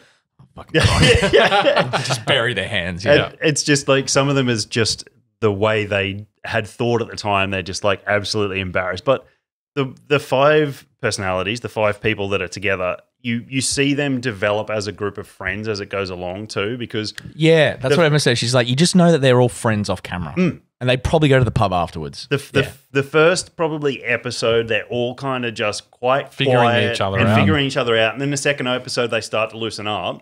And literally by the third episode, they're ragging shit on each other. So and it's just almost a social experiment as well. a little bit, Yeah. yeah. And Greg Davies and Alex Horn, their chemistry, Little Alex Horn. their chemistry together and towards the contestants too. It really, they provide the groundwork for people to open up. Yes. Yep. They don't Very close good anybody hosts, down and anything like that. So if somebody wants to be done, and they don't hold back. If Greg Davies thinks something's fucking dumb or someone's done something that was stupid, shit. he'll call them out on Yeah. it. So it's great. Black Mirror season 6. It was only a couple of episodes, but they were all great. I'm so far behind on Black Mirror. I've got a couple of episodes this season still in the kitty to watch. The couple that, because they're movie length this season. No, was that last season? No, only Bandersnatch? Bandersnatch was Bandersnatch. movie length. The Guess Your Own Adventure one? Yeah. No, there was no. Yeah. No, the episode the episode where they're in the space station with the VR piloted It people. might be a little that bit was a longer. 90-minute episode. Yeah, they're not movie length. I'm sorry. I know it's 2023 and movie length has changed. Yeah. It's traditional movie length, not fucking They're not all that. not Marvel movie length, which is 3 hours. That one had a bit more of a. So you can watch if you can watch a Bad story. Mirror episode before you could listen to our podcast, it's not movie length. Let's say that. That's the measure. Yeah. But they were good. They were creative, and you know what? Not all of them were like Sci-fi? fucking dark. Yeah. Oh, okay. A couple of the I haven't seen those ones. there There were no good endings so far for Well, me. no, I wouldn't say they got good endings, but they're not like dark like some of the. I think early I got up ones to were. season 3. How far I got. I love them as a Twilight Zone replacement, even Yeah, though they did yeah. end up remaking Twilight Zone and it flopped. As a Twilight Zone replacement, it's excellent. Yeah. Well, let me say, there's only one episode out of the 6 where the entire human race dies. So they're not. Hey, they're all doing well. Much brighter. Well done. My games were full release of Cyberpunk. Yep. And Phantom Liberty, which is just goddamn spectacular. It's now Cyberpunk is now on my radar for this year to play. Yeah, and I've said that I'm going to play it too. It's So. absolutely not a flawless game. It still has bugs. There's still quirks that hit you throughout. Yep. But what they've done to get it to this level to where, like, I really enjoyed my first playthrough, but I've gone back now and I'm absolutely blown away as to where I played it and enjoyed it to where it is now. Yeah, okay. And I'm quite thrilled about where it is. And Phantom Liberty is a great expansion. Yep. It gives you a whole new zone, and it fully fleshes out why that zone in the city is now available to you. Yep. The characters, I'm only probably a quarter of the way through the story. It fleshes out Johnny Silverhand more, which is Keanu Reeves' character. We get Idris Elba's Solomon Reed character come into it, who's just a jaded old spy, sleeper cell spy that gets so he's brought playing up. himself. Yeah. And then more characters come in. One of the biggest criticisms I've had about cyberware, fully addressed in complete new system. You've got a level that you can only upgrade cyberware to a certain level. You've got a bar. When you go into the Ripper docks, you can only upgrade it to a level which increases with your character level. Yep. Okay. So you can't. You can tolerate more cybernetics. Exactly, and more strain on your body as you go through. And one of the biggest things, I don't know if you remember what I said, when you went to the Ripper Dock, it was just a menu. You selected the shit you want. You got out of the menu, walked out the door. There is now an animation. Cool. Very good. So you change everything you want to in the Ripper Dock. So the cybernetic guy in the menu, and then you'll hit confirm. It'll drop out of the menu. The screen will go black, and you'll hear that of the dock doing all the things. I changed my optics the other day, and V, the character, they sit in the dentist chair, the doctor's chair. You get the animation of that character getting up out of the dentist chair afterwards. And I mean, that's as much as the animation is. I changed my optics. When the character opened the eyes, everything was blurry. and it took a second for the blink and That's cool. and everything Yeah, to okay, come cool. back into Yeah. focus. I'm getting mad Minority Report fucking vibes. It's very, very similar, and it that then nailed that little thing of it actually means something now. Well, it's what I was going to ask you, because the charge that you leveled at the game was that it didn't ultimately matter. No matter how many cybernetics you got, or if you got none, it didn't actually change the way that you interacted with the world. It didn't change your effectiveness in the world. Has that been resolved? I still think you can go through. I could play Baldur's Gate 3 as a good character or a bad character. So it's not a flaw that you couldn't beat the game with no cybernetics. Keep that in mind for 2 seconds. I'll go back to that in a sec. Yes, I mean you do need cybernetics for certain things. So you need to be able to scan. You have your basic quick hacks. Yep. That can do things. I've actually lent a little bit more into the quick hacks this time because it's actually a quite a fun subsystem in there. I don't play full Netrunner, but I do use them to my advantage within combat in some situations. Is it the sense of like it made it easier? Let's use Skyrim that we've all played. It was easier if you invested a few things in, say, lockpicking and sneak, but you wouldn't necessarily play a full stealth build. No, my question was more, does it change your style of play to align to the direction you went with your cybernetic installation? Or is it all just vanilla? And No, it definitely does. So Gorilla Arms give you a boost in strength, which means you pass. You actually get gorilla arms? You get the technique. Do you get like full DK mode? No, you don't. No. I just finished the War of the War for the Planet of the Apes because I'd never seen it. So. It is all different. The aesthetics you get. So Gorilla Arms, it all goes. The cybernetics all cover your fingers and hands. Your mantis blades come out of your forearms, so your hands kind of detach, and these mantis blades come out. So you do get different visuals to them. Yeah, okay. Not bulked gorilla arms, which would be funny. There is some characters. There's a gang in there called the Animals that have that focus on that style of gorilla arms and things like that, and they do physically look different. Yeah, which is cool. It does definitely change the way you play. Okay, So cool, good. Because I'm thinking more like Deus Ex. Not as much as Deus Ex. Yeah, that's a shame because that really should have been the basic bar to meet for a cybernetic enhancement based game mechanic. Yeah. Considering it's 20 fucking years old now. I think Deus Ex nails it. Oh, it does. It's a brilliant game. The thing like the Icarus drop, I used to love just jumping off the highest thing I could do to see that third person cutscene of it, him doing it. The Matrix 3D explosion thing that would come out of your elbows with all the rubber balls. That was fantastic. There's things like that don't exist. right. The Mantis Blades means you don't have to have a melee weapon in your weapon choice, so you can use more different Use the slot for other firearms. stuff. Yeah. Okay. Things like that. I go Gorilla Arms because I like the extra strength boost to rip doors open and things like that because I don't play the Netrunner side, so I can't hack computers to open doors and things like that. There's all the leg augmentations change your speed, you double jump, a charge jump, so that does change you in combat. You can do quicker dashes. It also changes Does it change- traversal yeah, I in was the gonna game. say, And definitely traversal. And your options to get in and out of buildings. It changes my stealth options because I don't play a stealth character.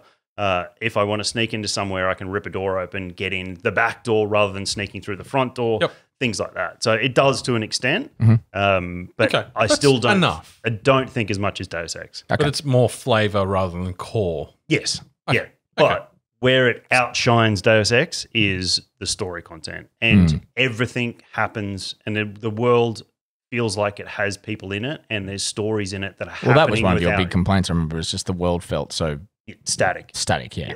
And there were no characters on more than the ground level. That was the other complaint. Do you remember originally when we talked about it, you were talking about the buildings being 1 million stories high, but there's really only 20 people walking around on the ground floor, and that was it. Yeah, I mean, that doesn't really change, but because the ground floor is more dynamic now, because they've put in car combat, so you'll have Sick. gangs and cops and that, you'll be driving along and there's just a fucking car chase and a shootout as you're driving past, and I am not getting involved in that. I'm just going on. So it feels like a world now. Okay. And the way they flesh out all the little jobs and all the little stories and everything means something that there's a huge backstory to it all. It's really cool. good. So yeah, that was full release of Cyberpunk. Excellent. God of War Valhalla. Yep. Dead Space remake. Jedi Survivor, and my honorable mention from 5-6 years ago, Shadow of War. Fucking loved it. It was. I only got to it this year. Put it off for many years, but god damn, it was fun. Not a lot of. I mean, no surprises because you've talked about a lot of the stuff, but also a lot of overlap with our lists from last episode. Yeah, so that's good. Cool. I need to pee. Yeah, we're going to take another break, so we'll be right back. Hey,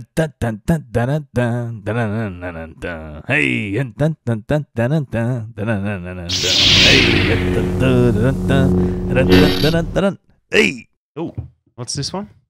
Oh, what's that one? You'll find out when it's in your bloody glass. And we're back. The space for JJ. I actually, you guys keep saying space for JJs, and Welcome to the third half of the episode. I've got my notes here. Rebel Moon, and the first one is Cox. No, Cox were in Superman. No, Cox were in this too. Okay. Big ones and little ones. Okay. Some as big as your head. Just nothing's ever going to compare to the escape pods from the ships in Man of Steel. No. Those were Cox with balls. No. They weren't escape pods. They were the banishing, the Phantom Zone banishing things. Yeah. But he has a thing with big black cocks. That's what I said to you first time. There's a thing with big black cocks. And how? So we are drinking big black cocks. No, we are drinking from Hawkers. This is their apple brandy barrel aged. You really can. Oh. Their apple brandy barrel aged strong ale 2023. It's a nice mix up here. 10.5%. Looking forward to this one. Yeah. Sure. Nothing on the back. Just Ooh. I don't know how much of that's from the dark ale that we the we probably stout. should have had a bit of a rinse, but oh well. There's lots of barrel there. The aroma of apples though that just instantly. But you get a lot less apple flavor than you get aroma. I get a lot of buttery on the back palate. And a lot of caramel through it too. Worries me. From a lactose perspective? No, diacetyl is usually butterscotch buttery, but it doesn't quite taste like diacetyl, but it could be just being suppressed by everything else. And why would that worry you? Diacetyl's a fault. Okay. It's a fermentation fault. Right.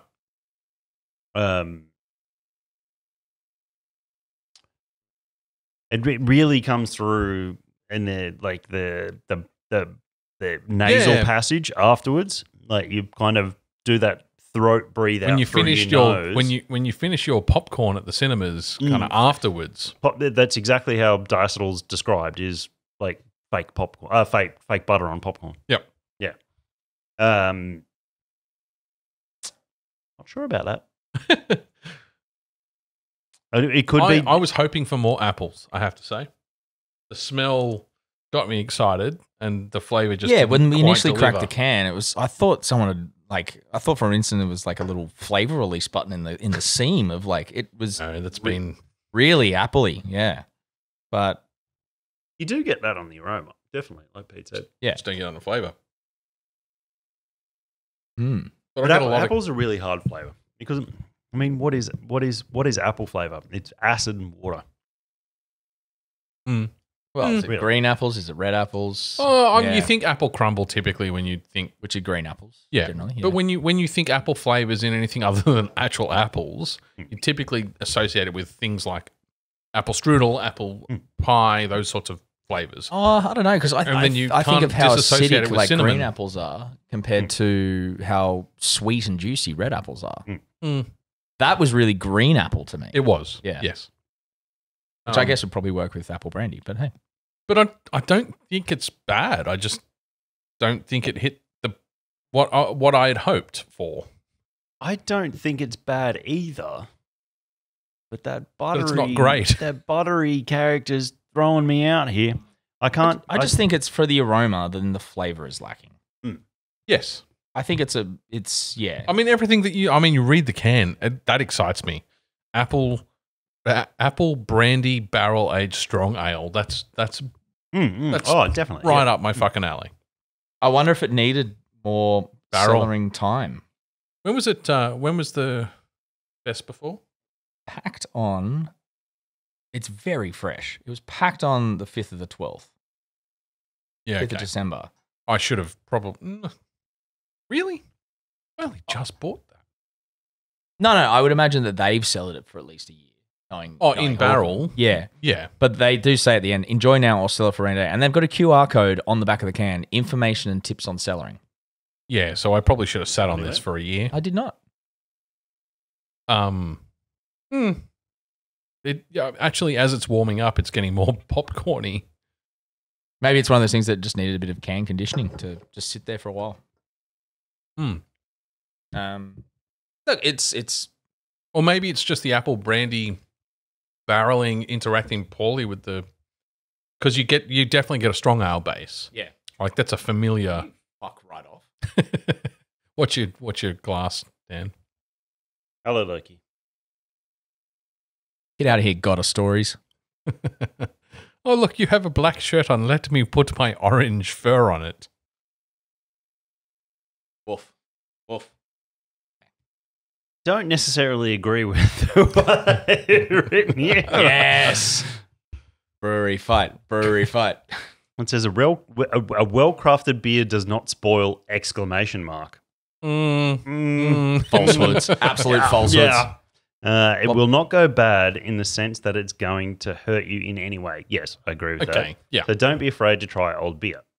Yeah, okay. Yeah, I do agree with that. Depending on the style. We But did that on the podcast, and it was really quite bad. I don't disagree with trying old beer so you know what to look for when something's old. Yeah. Yes. So, Yeah. Yes. Well, when you're cellaring something, because if you get a case of something to cellar, it's one of those things that you should be trying a can every 6 to 12 months. Like if you got a case of 12, Yep. say you got a case of 12 cans, you should, like, maybe not the first year, but every year after that, you should be trying a can, I believe, every 6 to 12 months, because when you start to know, test when it's ready. yeah. When it's gotten to that point where you can't go further. Yes. Yeah. You are a pain in the ass. just that first line. It's just the claws out at your beard. Yeah. Anyway, my perfect Sunday is I mean, in the paragraph before it says all good beer is worth drinking young. Oh, But contrary to contrary to they are me- making some bold sweeping considering statements they here. stuck it in a fucking barrel for a year, that's bullshit. Well, Well, it doesn't have to be a year. It says all good beer is worth drinking young, but to the contrary, what people may think, like wine, some beer styles do retain and grow in complexity. Yes, they do, becoming more nuanced as age. The next one is what gets me. The well-crafted beer does not spoil. Yes, it fucking does. Like, very quickly, a Yeah. well-crafted beer can spoil. So that is an absolute falsehood. Yeah. Anyway, there is some good information in there. That's from the QR code on the back of the. Okay. Well, I've got a cat that licks air if you scratch him in the right spot. And there is some very good information in there about light and actual cellaring of beer, temperatures, all that sort of stuff. So yes, there is some good information. And it does halfway down the page actually tell you the styles that you should that you can cellar. Right. Okay, but None of that makes up for the 3.5 out of 5 beer that I've got in my glass. Yeah, I agree. Doesn't even say on the Hawker's website now. It doesn't even tell you how long ago they actually brewed the base ale. Mm. And of the 2 strong ales that we've tried on this podcast, it's definitely lacking compared to the other one. Yeah. The one that made Dan want to quit brewing. Oh, what was that? Was the golden Duke ale. of Shifley. Yeah, it was. Dog. Yeah. Fuck me, that was a good beer. I was hoping for something similar.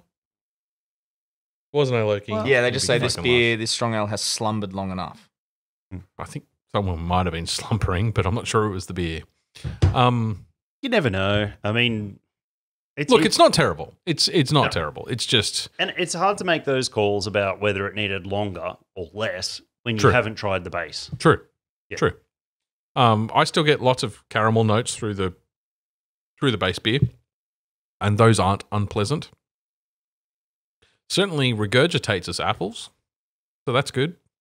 Yeah, I don't know. For me, that beer stops being Enjoyable. not enjoyable, interesting after the aroma. Yeah. Yeah, Yeah, wouldn't it have benefited from a strong apple flavor through it? Oh, just any more of an apple flavor through it. It doesn't have to be strong. Like, I don't want a glass of apple juice, but I did want, yeah, as you said, I would like some of that apple to come through, and it's not. Yeah. Oh well, you win some, you lose some. Yep. Well, fuckity fuck bags, Mr. Space Badge. All right, so we're gonna. What do we give that? Did we agree 3.5? So I went for a 3.5. I don't know how you guys rated it. Yeah. I don't know. I don't know if I want to rate it. Maybe I'll do a Dan. No, you. So Dan didn't rate that beer because it was so obviously not what the brewer intended. That I don't remember what beer you're talking about. it was a you've fucking done it. thiol injected. You've done it a few times. Oh, that thiol one. Oh, injected God. synthetic oil base. Oh, fucking yes. Fuck. No, well then I will. I would go. Yeah. It for me it finishes at the aroma, so I'd go 3. Yep. At best. Yeah, Okay. I'm Ooh. in the 3 mark as well. So it's a 3.25. 2.5. Yeah, technically it's less than that, but sure, we'll do with 3.25. It's getting more buttery as it warms up too. As Diastal does, yeah. Right, are we going to get on to the main topic that we've been alluding to for the whole episode? Yep. Which is Let's do it. Webble Moon, Yeah. Yep. Zack Snyder's latest masterpiece. Masterpiece is an interesting term. Can we start? It's a piece. Do you mind if we start with the format of release? Where do we start? Yeah, okay. Because I really struggle to understand the mentality behind, and it's not necessarily Snyder. You can't necessarily attribute it to his decision-making process. Mm-hmm. But to release a movie in 2 parts, okay, it ran longer than you expected it to, Denis Villeneuve, and we turned it into 2 movies instead of rushing it. I can respect that choice. But to release part 1 and then 4 months later release part 2, okay, I can deal with that. They filmed them. There was 1 filming schedule, not 2. Mm-hmm. So he did a single 180-day shoot, apparently, or 160 days, whatever it was. I can't remember. Yeah. And so obviously they've split the post-production to focus on the first film, and then they do the second. So we get part 2 in April. Did it feel like So first question, did it feel like a 3-act story for the first film? I think it came to enough of a resolution, but then kind of also... But not? Can we just go full spoilers here? Yeah, I think that's... Yeah. I think we have to really get into Oh, it. I think so too. No pussyfooting around this shit. I just thought I think the reason they've done the 2-parter is because reading into, like, outside of the film, the universe he's trying to create. And he needs time for that. Like, he needs time to, so I've seen... You know what's wrong about that I saw a trailer, statement? there's like the animated stuff's coming out, there's comic books coming out, there's books coming out. Yeah, this is a there's universe. games coming out. But why is it a universe? This is his magnum opus, for better or worse. Fuck's sake, I didn't know that. So okay, that makes it worse. So Yeah, it agreed. honestly does, yeah. So sorry, just to the short version. So he's already released part 1. Yep. Part 2 comes out in April. Mm-hmm.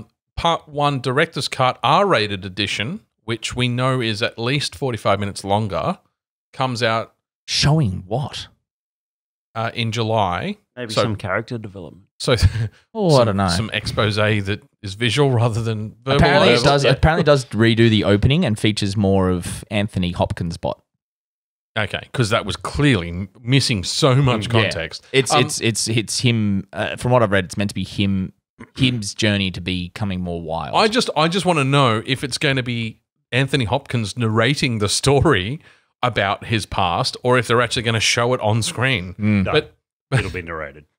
So they're doing the R-rated director's cut, which Zack Snyder claims was his original intention. And to be honest, 3 years ago when we first talked about this, or 2 years ago when we first talked about it, it was always going to be, and we talked about it as the R-rated Star Wars that he always wanted to do. Yeah. And then suddenly we got a fucking PG-13 release.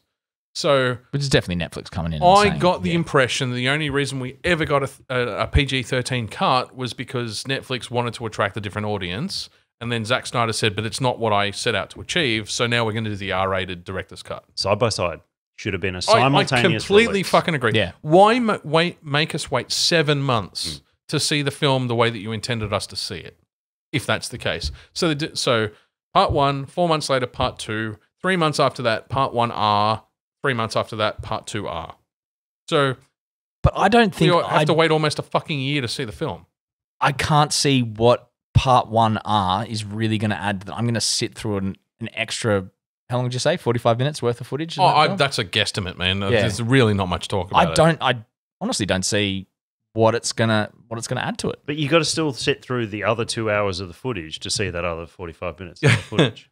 Yeah, well, you that's the say thing. that. That's the thing. Okay. Hopefully they would do what they did when they released the extended editions of Lord of the Rings, and they told you which scenes were extended, so you could just skip scenes. Okay. So let's pause. Can we just pause for a second? Just humour me. You haven't seen the director's cut of Justice League. No. You have. Yes. Did you think it contributed sufficiently to the overall movie to have bothered? I think that's a bad comparison. Way to phrase it? No, it's a bad comparison because 2 different directors. One was completely tainted by another Abrams. director. Was it Abrams? Whedon. Sorry, it was Whedon. And studio interference. And the second one was apparently his original. The director's cut was apparently Snyder's original idea for it. Okay, but I understand that why you're separating the differences, but I still think the question's valid. Is adding a shitload more time to Justice League, did it make it a better film? Yes. So by that same logic, wouldn't it stand that there's a chance that the film that Rebel Moon will make more sense and be a better movie with more content as an R-rated film? I still think the massive factor in that is the second director coming in. I don't disagree. Yeah. I'm not disagreeing with that point. I want to pull one movie back. Sure. BVS. Yep.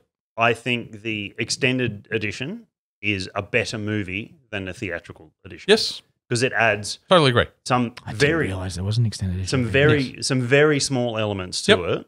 It added so much more context in those small elements. That's exactly it. I think it was only about 25 minutes more. It wasn't a huge amount more, but they were strategically added, and then there were some other special effects, especially in the warehouse fight, that were added to thing, and that was 100% Snyder. Yep. I think the extended edition is the better movie. Yep. And I'm one of those dickheads that actually likes BVS.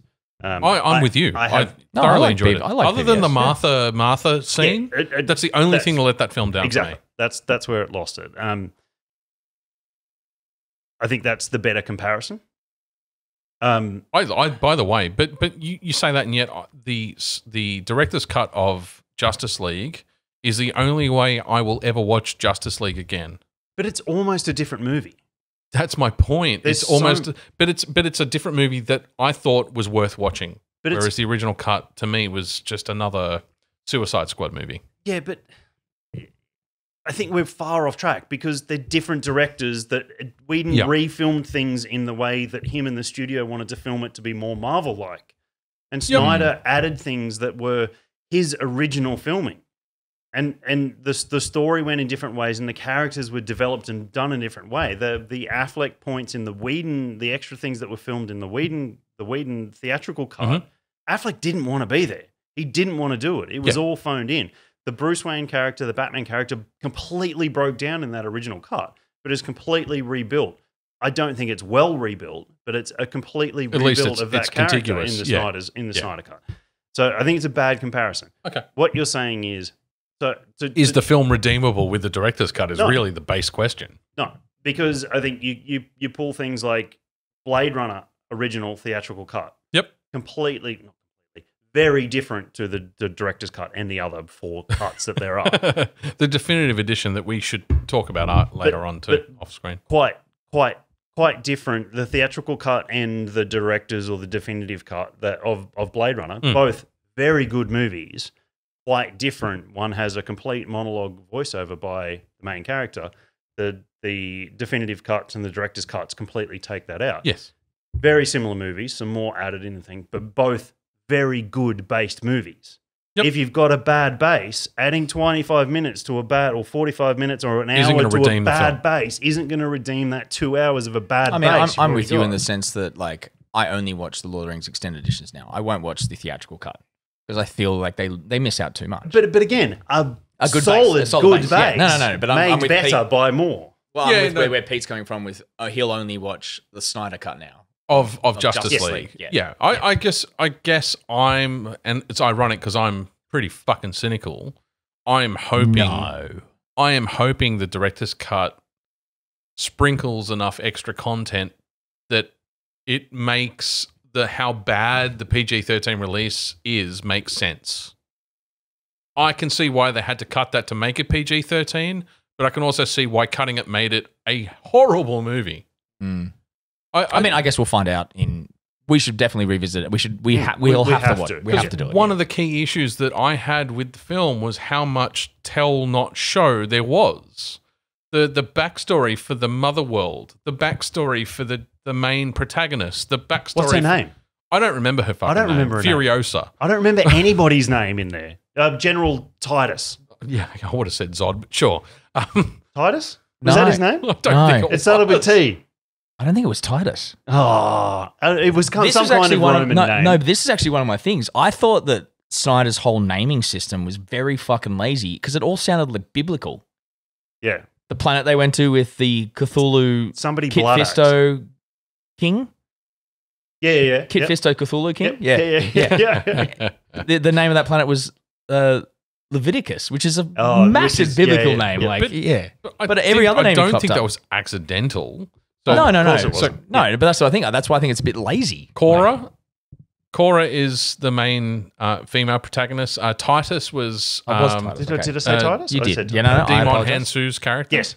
Good. Yeah, perfect Kratos too, by the way. Atticus Noble was Also, the he main was bad so guy. fucking yeah. underused. He was. Oh, Yeah, yeah, And massively fucking when underused. did That made guy, me angry, actually. I was he's so a- excited for Jimon Honsu to fucking tear people up. When I saw him in the street covered in the dirt and shit Yeah. like that, I'm like, fuck me, look at him, it's fucking Kratos.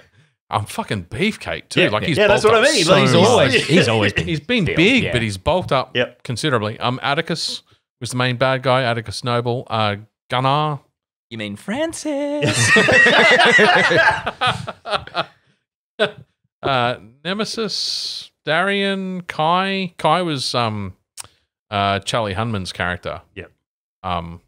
Yeah, which was just so poorly written. Yeah. He was poorly. They had so much potential, and that character has so much charisma on screen. And then they had to make him the fucking weasel trader. I think, you know what? Do you know, actually, I took from that was that's, you know, when you talk about like George Lucas's original cut for I like where you're going with this because I was going the same spot. Return of the Jedi when was Return of the Jedi when he Lando's fucking. well no was Han just walks away, no, Han dies and Luke just walks away. It was one of the two. That's where I thought that Snyder was trying to take Charlie Hunman's character as be like he would be the one to just walk away. And then as soon as he was like, we need to make a pit stop, I was like, oh, for fuck's sake. Yeah, I was exactly that point too, and that was where I said to Louise, he's the fucking traitor. Like, Yeah. I'm fucking done. Like, I was already 3/4 checked out by that point, and now I'm fuck this I shit. got up and got a very strong beer and then was like, Yeah. we're finishing it. And I was like, we are, but I'm drinking through the rest of it. Oh, that's exactly the point Yeah. I was at too. Yeah. But they could have done so much more with him even being a traitor.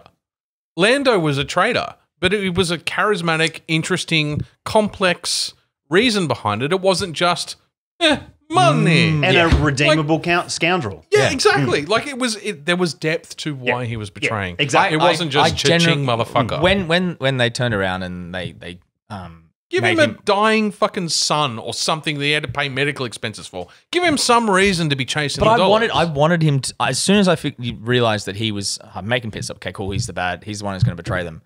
I wanted him to, I liked that they killed him, but I wanted him to get away because I wanted to see him weasel his way back in. Yes, I completely agree. Because I think Charlie Hunnam's the guy who's got the chops to do it. Oh, fuck yeah. I totally agree. I think that's exactly where I'm coming to. Like, I checked out at the same point as you did, but then his speech on why he did it made me roll my eyes in the film. Yeah, it was I don't cliche. remember it. It was two-dimensional. But it was the way he delivered it, and it was because the actor had the chops to deliver that. Yeah, You kind of go, yeah, okay.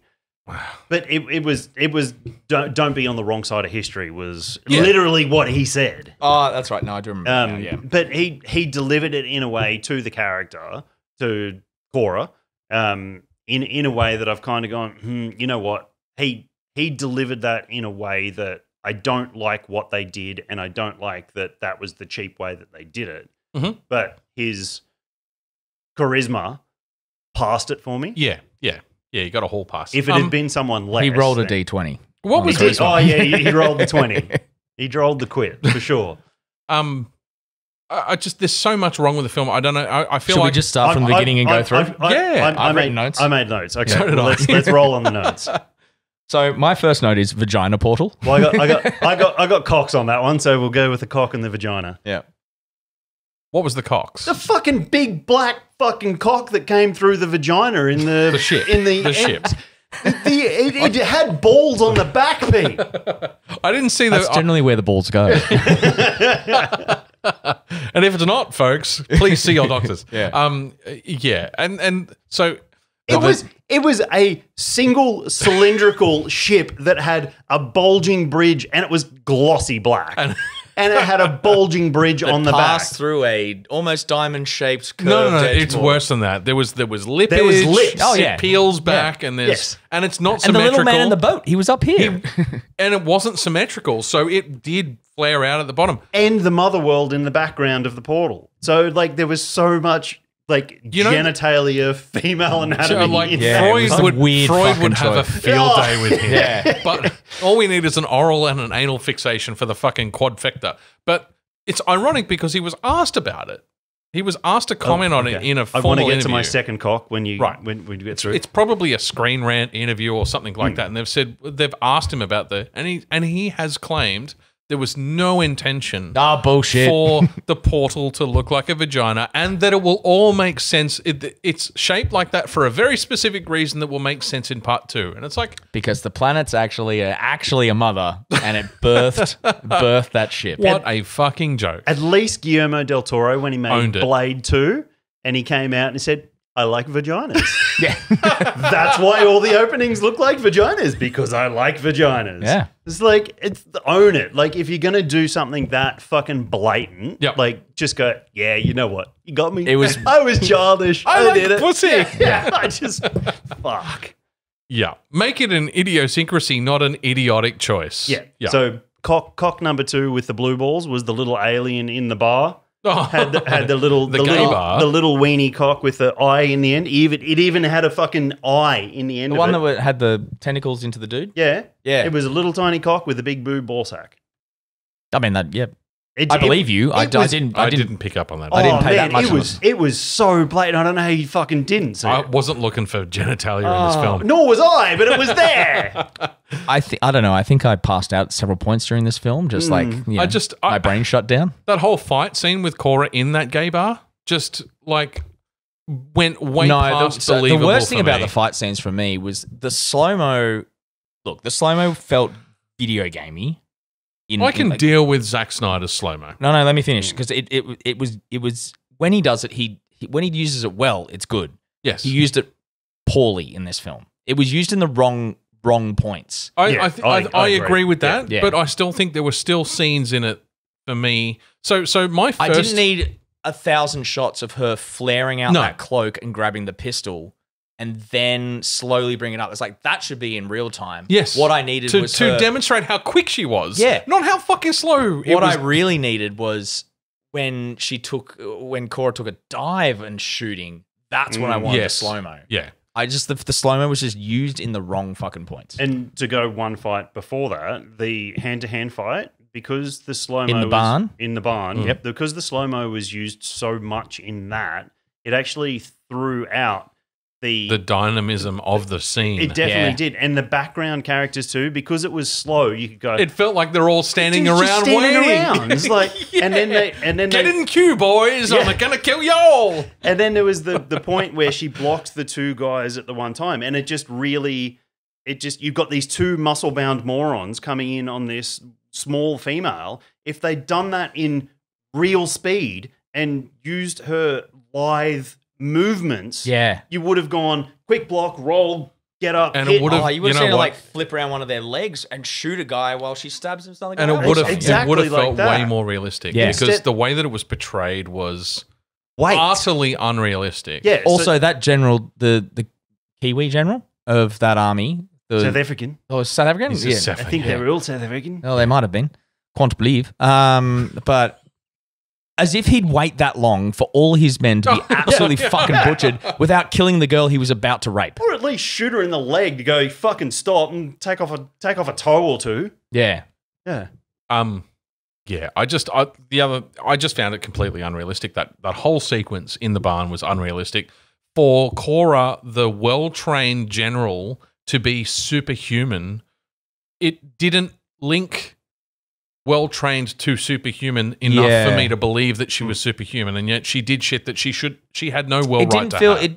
And look, as much as we shit on Marvel, it didn't feel like Black Widow in the early appearances of Black Widow, where it was like, you're not superhuman, but you're fucking well-trained. Or Hawkeye. She was well-trained past the point of breaking her psychology down, and she had psychosis as a result, and that's what made that believable, because she was a flawed... She paid the price for that superhumanity. Yes. Cora was just... I went to officer school and now I daddy can sent dodge me to bullets. college, and my daddy sent me to Fuck college. off, man. Yeah. And they lent, as the Black Widow is a great example, is they lent too much into the strength brute side rather than the lithe speed skill side. Yep. And the barn fight was the perfect example because it was the big hand-to-hand one. And yet there's something about so look, for me, and I just want to say this, the film was not unredeemable for me. There were parts of the film that I enjoyed.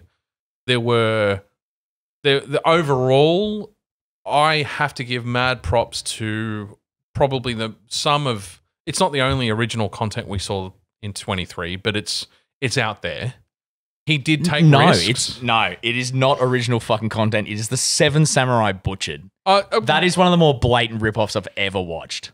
Yes, and you could say this. You could also say that it stole from Star Wars, and it stole from Never-Ending Story, and it stole from a range of content in the same way that all of those underlying movies stole from their content. Oh yeah, no, I'm not saying that they didn't, but I'm just saying this one felt, for something that was meant to be original content, it felt less. It really felt so much less original to me. It felt not even homogeneous. It felt thieving. It felt thieving. I disagree. Okay, that's fine. For me, I did not walk away from that thinking that was cool original content compared to some of the other stuff we saw. Like thinking of like the creator. Sure. Yeah. So going on that point, the creator, I thought for the sci-fi world that it was in, I thought the character designs were cool. I liked. Was it sci-fi? Was it Western? Was it fantasy? Well, I didn't know where it wanted to stand. No, I think because of all those different planets, they came from the farm planet, so the Viking planet. Yeah, the Viking planet. So the main weak ass dude and Cora were dressed like farmers. Yes. You got the prince guy that was incredibly ripped for being chained up and just working as a blacksmith for quite so long, and incredibly clean and well groomed, I do have to say. You've got the scoundrel. I'm with Tom on this topic though, because it was Viking village until they got to the city, which was only a horse ride away, and then it was very Western. Asian. But it was Asian Western. But it was Asian Western Yeah. though. Like it felt like fucking Mandalorian season 1 in the shootout with IG. I actually thought 69. it was 12. It was Visions. The first episode of Visions. Yeah. That was the village when I walked. Yeah, very when they much walked so. into it. Yeah. So my creator point was all of the weapons felt like Nerf guns. They actually, to me, it's so interesting you say that. I wrote it down as Warhammer 40k bolt pistols because they felt oversized, like almost comically oversized. From what I've learnt in the last couple of years about weathering weapons and things like that, because it's shot in high def and slow-mo, you can see have to where be they've perfect. painted weathering on. Yeah.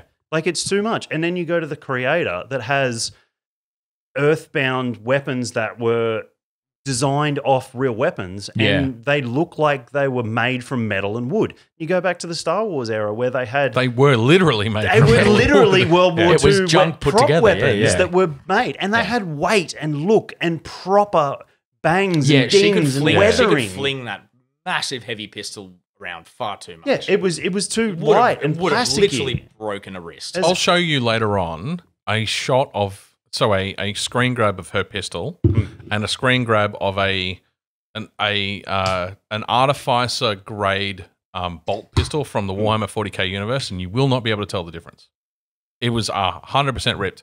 I will say with the slow mo, so the overall and super slow mo. The overall thing that I wrote down was it's 300 meets Chronicles of Riddick, and that's not necessarily a good thing. I really like Chronicles of Riddick and 300. So do I. But I get what you're saying. They're separate. But there were elements of slow mo that reminded me very positively of 300. There was some of the slow mo sequences in 300 always reminded me of it's a dynamic painting that you would put on the side of an urn. And there were sequences in this, particularly the ironically it was a dumb sequence, but when he jams the spear into the dude in the gunner's seat, that was and it pans right out, so you see the dude with the fucking spear coming down. I know it was a cheap I fucking hated shot it as well. but you can tell where he drew inspiration from. It was it was 100% 300. Yeah, because the jump was the same. And it was a Leonardus fucking launch. No, the thing that actually really pissed me off about that was why was the gunner in control of the flight of the ship? Entire ship, yeah. The dude's controlling. plot. It's the same controls that he was angling the gun with. Is the same controls that he pulled the ship down with. Yeah. That was the thing that got me about that. I agree, because I same thing. I was like, 300. Yeah, you can see. Yeah, okay, Snyder's directing this. That's 300 to a T. But then it was just like, hang on, gunners don't fly the ships. What the fuck's this guy doing? So two things I had on Francis were the baddies. The baddies were laughable. Yes, Like, they were two-dimensional they were cutouts. Comical. Yeah. Like and his sexual octopus. The deep. But to me, that was the that was theft from Dune. To me, that was the fucking spice, the Gilda in the in the tank. Yeah, okay. Yeah, I can see where you're getting that. And the dumbest fucking line in the whole. This is going to be a big call. It's Got my sugar, baby. I had to rewind it because I've just Louise was sitting. Louise was sitting there with me, and I've just gone. You gave yourself more hurt. I did. I'm like, what the fuck? He when they're all at the very end of the movie, where before the big crescendo fight, and they're all in the cage. Yep, the chairs. The chairs, the anatomical chair things, and he's walking around talking to each one. He gets to General Titus and goes, General Titus, a man that needs no introduction. And now I'm going to. And now I'm going to introduce him. Your skills at the battle of such and such speak for their own. Motherfucker, you literally just introduced him. You introduced him and then said, you don't need to be introduced. And then you continued on with the introduction. To me, that wasn't the worst part of that sequence. Very good. The worst part of that sequence was him then getting to Cora and having a long monologue about her backstory, literally the scene after we got the 15-minute expose of her backstory. See, I don't it was even remember. so much repetition. Yeah. But it was back to back. Yeah. We got the whole, you have to fall in love with the fucking someone else in your class, and then he died, and then she fucking... we got the whole... That sent her off. She didn't believe in it anymore. The whole horrible expose that was voice-overed the whole fucking time that didn't need fucking Fred Savage's narration. It was the slow-mo of her jumping on the... in between the fucking on cover the log to jump off and then start firing. It's like, no. That's jump not off how the that log works. And then fire and then go... Doo. Watch one war film ever. You don't even need to watch actual footage. Just watch a war film. Yeah. Anyway. They finished that whole backstory sequence of horrible tell, don't show, and then he repeats half of it in front of her. Like, who wrote that? It was terribly written. The 12-year-old Zack Snyder that saw Star Wars. Yeah, I mean, I'm sure he wrote that when he was 12. Yeah. And same with such and such Blood Axe. What kind of a name is that in fucking 2024 fantasy movies? Like, that's something that comes out of the 80s. Yeah. It's like... It's actually the name of a Warhammer 40k orc squadron. Yeah, fucking definitely for an orc The squadron. Blood Axes. Yeah, definitely. That suits the Blood Axes. It Yeah. doesn't suit such and such Yeah. Ray Fisher Blood Axe, does it? No. Yeah, anyway. I can't remember why I wrote this, but I wrote this down anyway. Armor design of the Imperium, cross between the Knight and the Roman, question mark.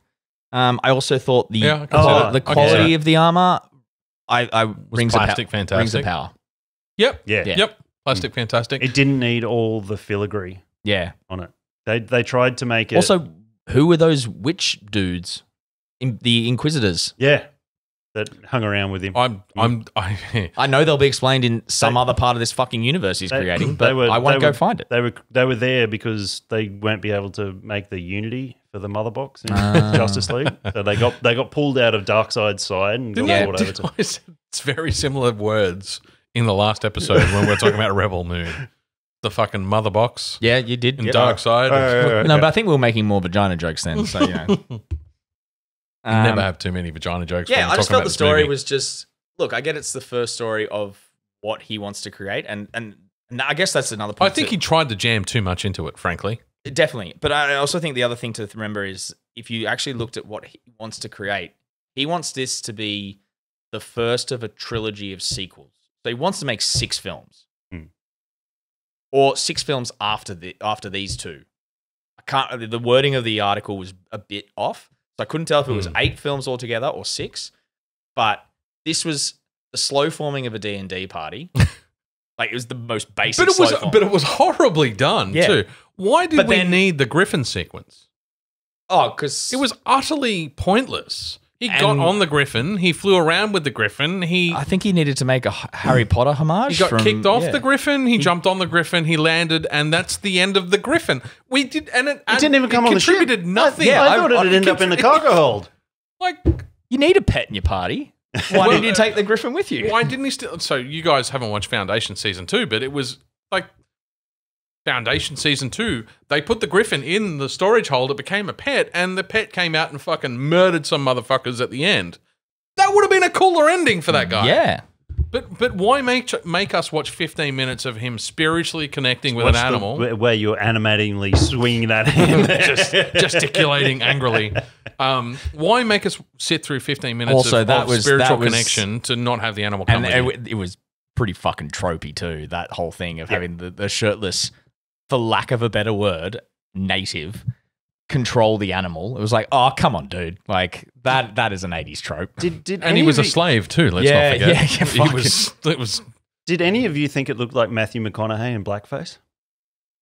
I can see it. Yeah. I can see it, yeah. Yeah. Yeah. You know what's weird is I had to keep stopping and looking. I'm like, I did look up the actor. all Does he right, been- all right. The is he actor- been the actor- soaking in virgin blood to make himself look younger and just get a really good tan, or what? He is whiter in real life, and he has short hair, and he looks nothing like the character that he really? portrays. I mean, he's in the ripped to movie. shit. Got to give him credit for that. Oh yeah, Damn. yeah. Well, no, I actually think that was CGI enhanced in the same way that 300 was. You could see him standing, like, especially in that final area. The camera, they obviously said action, and he's gone. because you could visibly see the stomach tense at one point. But you watch any of the you watch fucking what's his name from Wolverine. So I've Hugh had enough Jackman. alcohol now to shut my brain down. Hugh Jackman. You watch any of those Chris Hemsworth. You watch any of those jacked actors talk about their sequences and their workout routines and all that sort of stuff.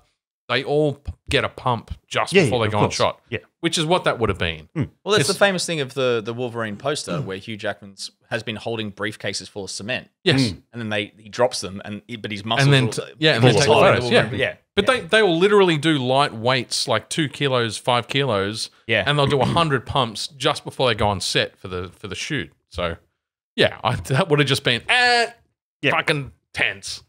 He was ripped to fuck, but he was ripped to fuck in a completely different way than the other actors too. Yeah. There were so many, and that's the thing, because that's the thing I remember looking up, because I looked up all the actors in it afterwards, because obviously I recognized Ed Skrein, who played the Nazi bad guy. And that did really take the... But that was also, again that took the Stormtroopers' Nazi themes to a whole new, okay, we're not silly. We got it. We knew the theme was there. You didn't need to actually have the swastika fucking flag in the background. So, and the haircut and the uniform. Yeah. Ed Skrein and then Farmer Boy were the same character in Game of Thrones. They were They were Daenerys's love interest. Yes, they were. Ed Skrein got replaced by the Farmer Boy guy. Oh, they were literally the same character. Yeah. Oh, okay. So in later seasons, because I was like, I know you. And it was another one of those cuts where they didn't mention it. There was no reference to it. They just literally changed out the actors and hoped no one noticed. Yeah. Because they did the same thing with Drogo when what's his name for Aquaman? Yeah. And then Stas Nair, who's the guy who played Griffin taming the prince. He was Khal Drogo. Well, yeah, he was a Dothraki. He was the bodyguard in the later seasons of Daenerys. So everything's related to Emilia Clarke. But he's now playing Khal Drogo, because to me that character was absolutely Drogo from Game of Thrones. He's the big bad native guy. Yeah. There. And then you've got to talk to how much expose was verbalized. There's an actual name for that. It's not the educated. The actual film trope from like back in the days, I think it's coming. Native. It's coming from that, but this guy wasn't exactly playing that trope. But it was a thing on that. It was like he was the wildling, but he was the royal blooded wildling. Yes. Yeah. Yeah, and but it was a play on that trope. And that was one of the only twists that they didn't hang such a big fucking lampshade on and made a big deal out of it. Hey, everybody, just wanted to let you know that he was actually a prince. Oh, that was one of the only. You know it's going to come back though in part 2. But it was the only content drop that they didn't make a massive deal out of. It was mentioned when what's his name did the monologue when they're all in the chairs, and that's the first and only reference to him being of royal blood. There was no fight in the Colosseum bit, was there? No, there wasn't, but I was waiting for it. I know, yeah, but it just got completely brushed over. They found him in the director's cut. Yeah. They found him in the street. Well, actually, he had a shower, had a shave, ended up on the ship. Yeah. Shit, shave, shower. Yeah, all she needed to do was just ask him 3 times. And me after a hangover. Shit, shave, shower, and I'm back in. It's that Macca's bog. Yeah. But the expose, the storytelling was horrendous. You were so much more negative on it than I thought you were going to be. Look, I think it's because you were one of the more excited people for this. You stewed on it. I did stew on it, and yes, I was. I really was looking forward to it. You've been personally hurt by Zack Snyder in this. I was looking forward to it. Yeah, but I think Pete was more excited than we were. I was certainly invested in new content that wasn't DC Universe or Marvel Universe. 2 weeks beforehand, I was really hunting down the release date and then constantly looking for it to come on. Like I wanted it. I actually think the last, and this goes back to your point about not watching any of the trailers. The last trailer I saw of it, I went, oh. Yeah, see, I didn't. I watched that first. Okay. All right. Ooh, I'm not excited by this anymore. I don't know what it was. I like her too. I like the Cora, whatever her name is. I think they did her dirty. Frankly. Yeah, so do I. I think they completely did her dirty. But she's a far better actor. Sophia Boutella. Yeah, she's a far better actor. She was so much better in Kingsman. And all the other little bits and pieces she's ever been in. Yeah. She's a fucking badass too. She has real charisma and she can really hold her own on a screen. And I think she had moments of that. It's not just acting chops in terms of drama. She's also She holds her own in terms of action with a bunch of really big beefcake dudes on screen too. I think she did a really good job which of I think is that. really important. Like, and that goes back to she deserved better action sequences or choreography than she was given. Yeah, and it goes back to that lithe word that you used before. So she has a feminine action hero aura around her. She's not masculine. Yeah, if he's going to headbutt the microphone, he nods much harder. So, yes, I think that the only time that really came into play was the platform fight at the end. And they were... Oh, you mean the end of GoldenEye? The end of GoldenEye, yeah. She was in and out of those bars. Yeah. And while he was trying to do more haymaker hits on her, and she would swing under, and he was using the stick, and she broke the stick and everything. And then there was one point where I don't know if England, James. They had one arm free each, and she hits him in the face, and he kind of goes, "Oh yeah, okay," and then fucking smashes her, and she goes back. Yep. And that was the only point that they really. And he's not a big dude either. But Ed Screen's. Oh no, but not as in comparison to the soldiers that were in the barn earlier. Like that weren't barely making a scratch on her. No, who the fuck? I think that was much better in the way they worked together. Yes. Also, the fake death of him at the end. Yep. Was utter See-through. bullshit. Yeah, it was transparent. And it was fucking pointless. And it was such a waste of time to even have considered building that. And then you get to the end, and she goes, "Oh yeah, well they've lost an admiral, so the protocol says they'll go back to homeworld and this and that." It's like, no, there are still people that you were from this village. They're going to fly that fucking dreadnought to that planet. Up your asshole. And bomb that fucking place into oblivion. Yeah. They don't need the grain that badly. No. They really don't. And I'm sorry, what the fuck was... this is probably one of the worst parts for me for the whole movie, is the core premise for the whole movie makes no fucking sense. Yeah. You do not fly 1,000 soldiers on an interstellar ship and not have enough food to feed the troops, so that you have to land on bumfuck nowhere land and ask for their grain. But there is something fundamentally wrong with that whole core plot. I would imagine that you would not even be sending a dreadnought. You wouldn't be sending a Star Destroyer in Star Wars. The bad people. You'd be sending... The rebels. You'd be sending... No, but they weren't even at that stage. They weren't looking for it. If they were coming for grain... And a little bit of information. No, they weren't. Look, they didn't come for grain. They didn't land in the galaxy for grain. In the solar system. They were looking for the Blood Axe people. Okay, well then you probably would send a Star Destroyer because you would be show force. But fucked if the first act after landing in the solar system is to send your troops to fucking Broken Hill to buy grain. Yeah, you don't. You send them to Sydney. You send them to that spaceport. Exactly. Where you've clearly got goons in there because you've got all the Klingon bounty hunters down there. So much wrong. The Orc bounty hunters. Orc bounty hunters. Yeah, that's a better example. The Orc bounty hunters down there. The Orc mercenaries. What makes me angry is it came so close to being a fucking really good film. Yes. It had all of the right elements. It had the right... I think it had the right actors.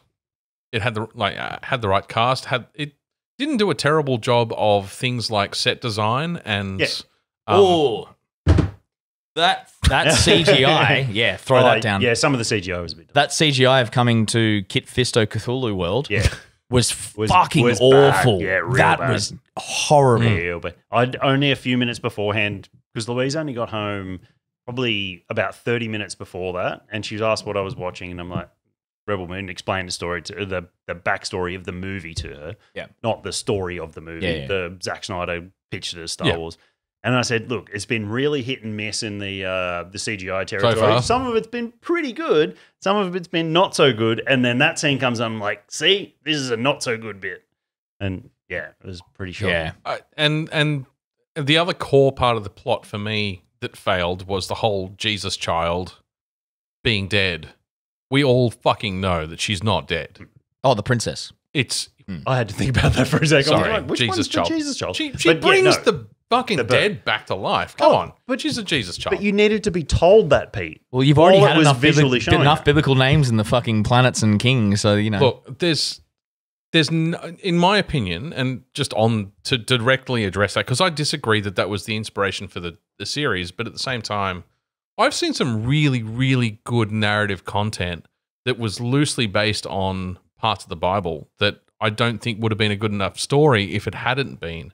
So Divinity Original Sin 2 was heavily drawing upon the Garden of Eden story.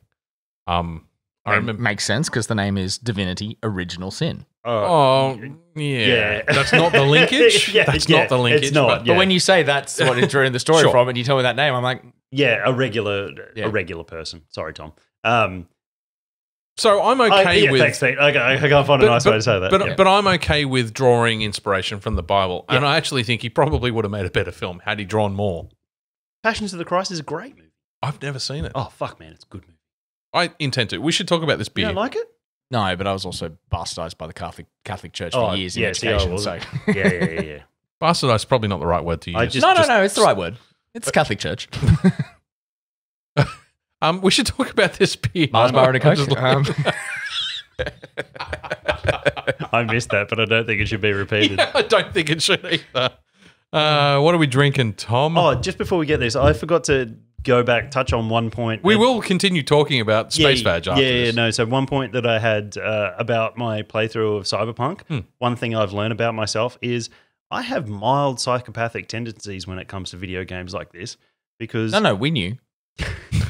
you can take people down non-lethally, and even when you're in a gunfight, if you hit them where it reduces their hit points to like 1%, they fall over and they'll be like the Batman Arkham guys where they're on the ground, and I'll just walk up and I'll just execute them every time. Nobody gets out alive with me. So I did the same thing. No, that's just practicality because you're playing a video game. So there were a couple of sequences in BG3. So in Baldur's Gate 3, you can there's a toggle switch for non-lethal attacks. And you have to be careful with it because there's a couple of times where it's important from a storytelling perspective not to kill a character for reasons. Yeah. The reasons vary. And you have to be careful because spells will still kill even if you tell it not to kill. It has to be a melee physical attack. You have to punch them or kick them or whatever. Yep. So if your crossbow dude has the toggle on, it don't matter. You're still going to kill it. So I found the same thing. If there was a narrative reason to knock them out and I forgot to untoggle it and then later on knocked out someone I intended to kill, I executed them while they're unconscious. Okay, good. 100%. Good. Yep. I mean, I've just been playing Doom lately, so I'm killing everything inside. Ripping eyeballs out and shoving them down throats. Yeah. Yep. Sorry. Silent Night. The other thing I found, I don't know if you guys noticed this, there was some really, really fucking weird angled shots in Rebel Moon. I know what movie you're talking about. Okay, I'm glad. Just you gave me a very confused look. No, I'm I thought you confused because like- I can't picture any. No, weird- where it was like, think like a really bad 90s shot where it was like, it looked like they've just taken the shot and used the iPhone editing or your camera editor to move the camera. So like you pull like the horizontal bad plane. bullet time kind of. No, it's like you've got a photo, it's a flat plane and you pull it on an angle. Okay. That's stylistic for him though, because if you look at 300, he did that a lot. Oh, well, I need to go back and watch 300 then because it really didn't fucking work in this. It's almost like he took a photo and then split it into layers. But he was looking up at characters and they were looking down, and then suddenly it just my whole TV screen felt distorted. Tilted, yeah. Yes. Yeah. Yeah, and like the angle of the shot felt tilted. I know what you're talking about now. And he did the same thing in 300. It's a stylistic choice. Okay, it's shit. It's almost like he took a photograph and took each layer of background and split it, and then you can re-tilt the angle that you're shooting the shot but through. it looked so distorted. Yeah. Can we just give Zack Snyder credit for one of the most badass moves ever committed to film? And it's 300 when he just does the standstill and just bashes that dude with a shield. One of the most badass fucking moves ever. I want to bring let's go. I actually would like to focus on Zack Snyder now because I really liked Ben's. We should just take a pause to fucking review this beer before we run out. Sorry to No. I've got it it's in my head. Good. I was looking at this artwork and I'm like, it's delicious. I like it. God damn, it looks like 30 Days of Night. And then I read the blurb on the back of it and it's actually quite sinister. I'll give that to you because I got to pee. Lost in the frozen woods, you stumble upon a small, silent town blanketed in snow. It is eerily silent, with no sounds except the soft crunch of snow underfoot and the occasional groan of ice-laden roofs. An unnatural hush lies over the narrow streets. No smoke rises from any chimneys, no lights in the windows. The peculiar, hollow-eyed locals you encounter peer at you with suspicion. They speak in riddles, gesturing ominously for you to depart before melting in the shadows between buildings. As daylight fades, an unnatural chill permeates the icy air, and a terrifying transformation unfolds. Anyway, that's the back of the can. This Imperial Stout was aged in bourbon barrels for 12 months. It was then conditioned on vanilla beans and toasted almonds. This resulted in thick chocolate, bourbon, and almond notes laced with vanilla and oak. And that is 100% what I was going to say, we don't even have to review the beer. That is exactly what it is. One of the best descriptions for a beer that like Deeds has put out in a long time. Mm. Yeah. It is toasted almonds and vanilla with a really rich chocolate base. Yeah. It's dangerous for, 12.7%. Like you could happily have a Two or full three of glass. those. I would. Oh, I reckon you get through one you'd can. probably pass out after. I'm sure you'd be in bed after 2 or 3 of those. It's All the 4.5 bathroom standard points. drinks per can, but I could have one of those cans over watching a movie that isn't Rebel Moon. 300 maybe? I would rewatch 300, 100%. Yeah, That's an excellent fucking beer. that is one of the best descriptions that Deeds 12. has done. It's 12%.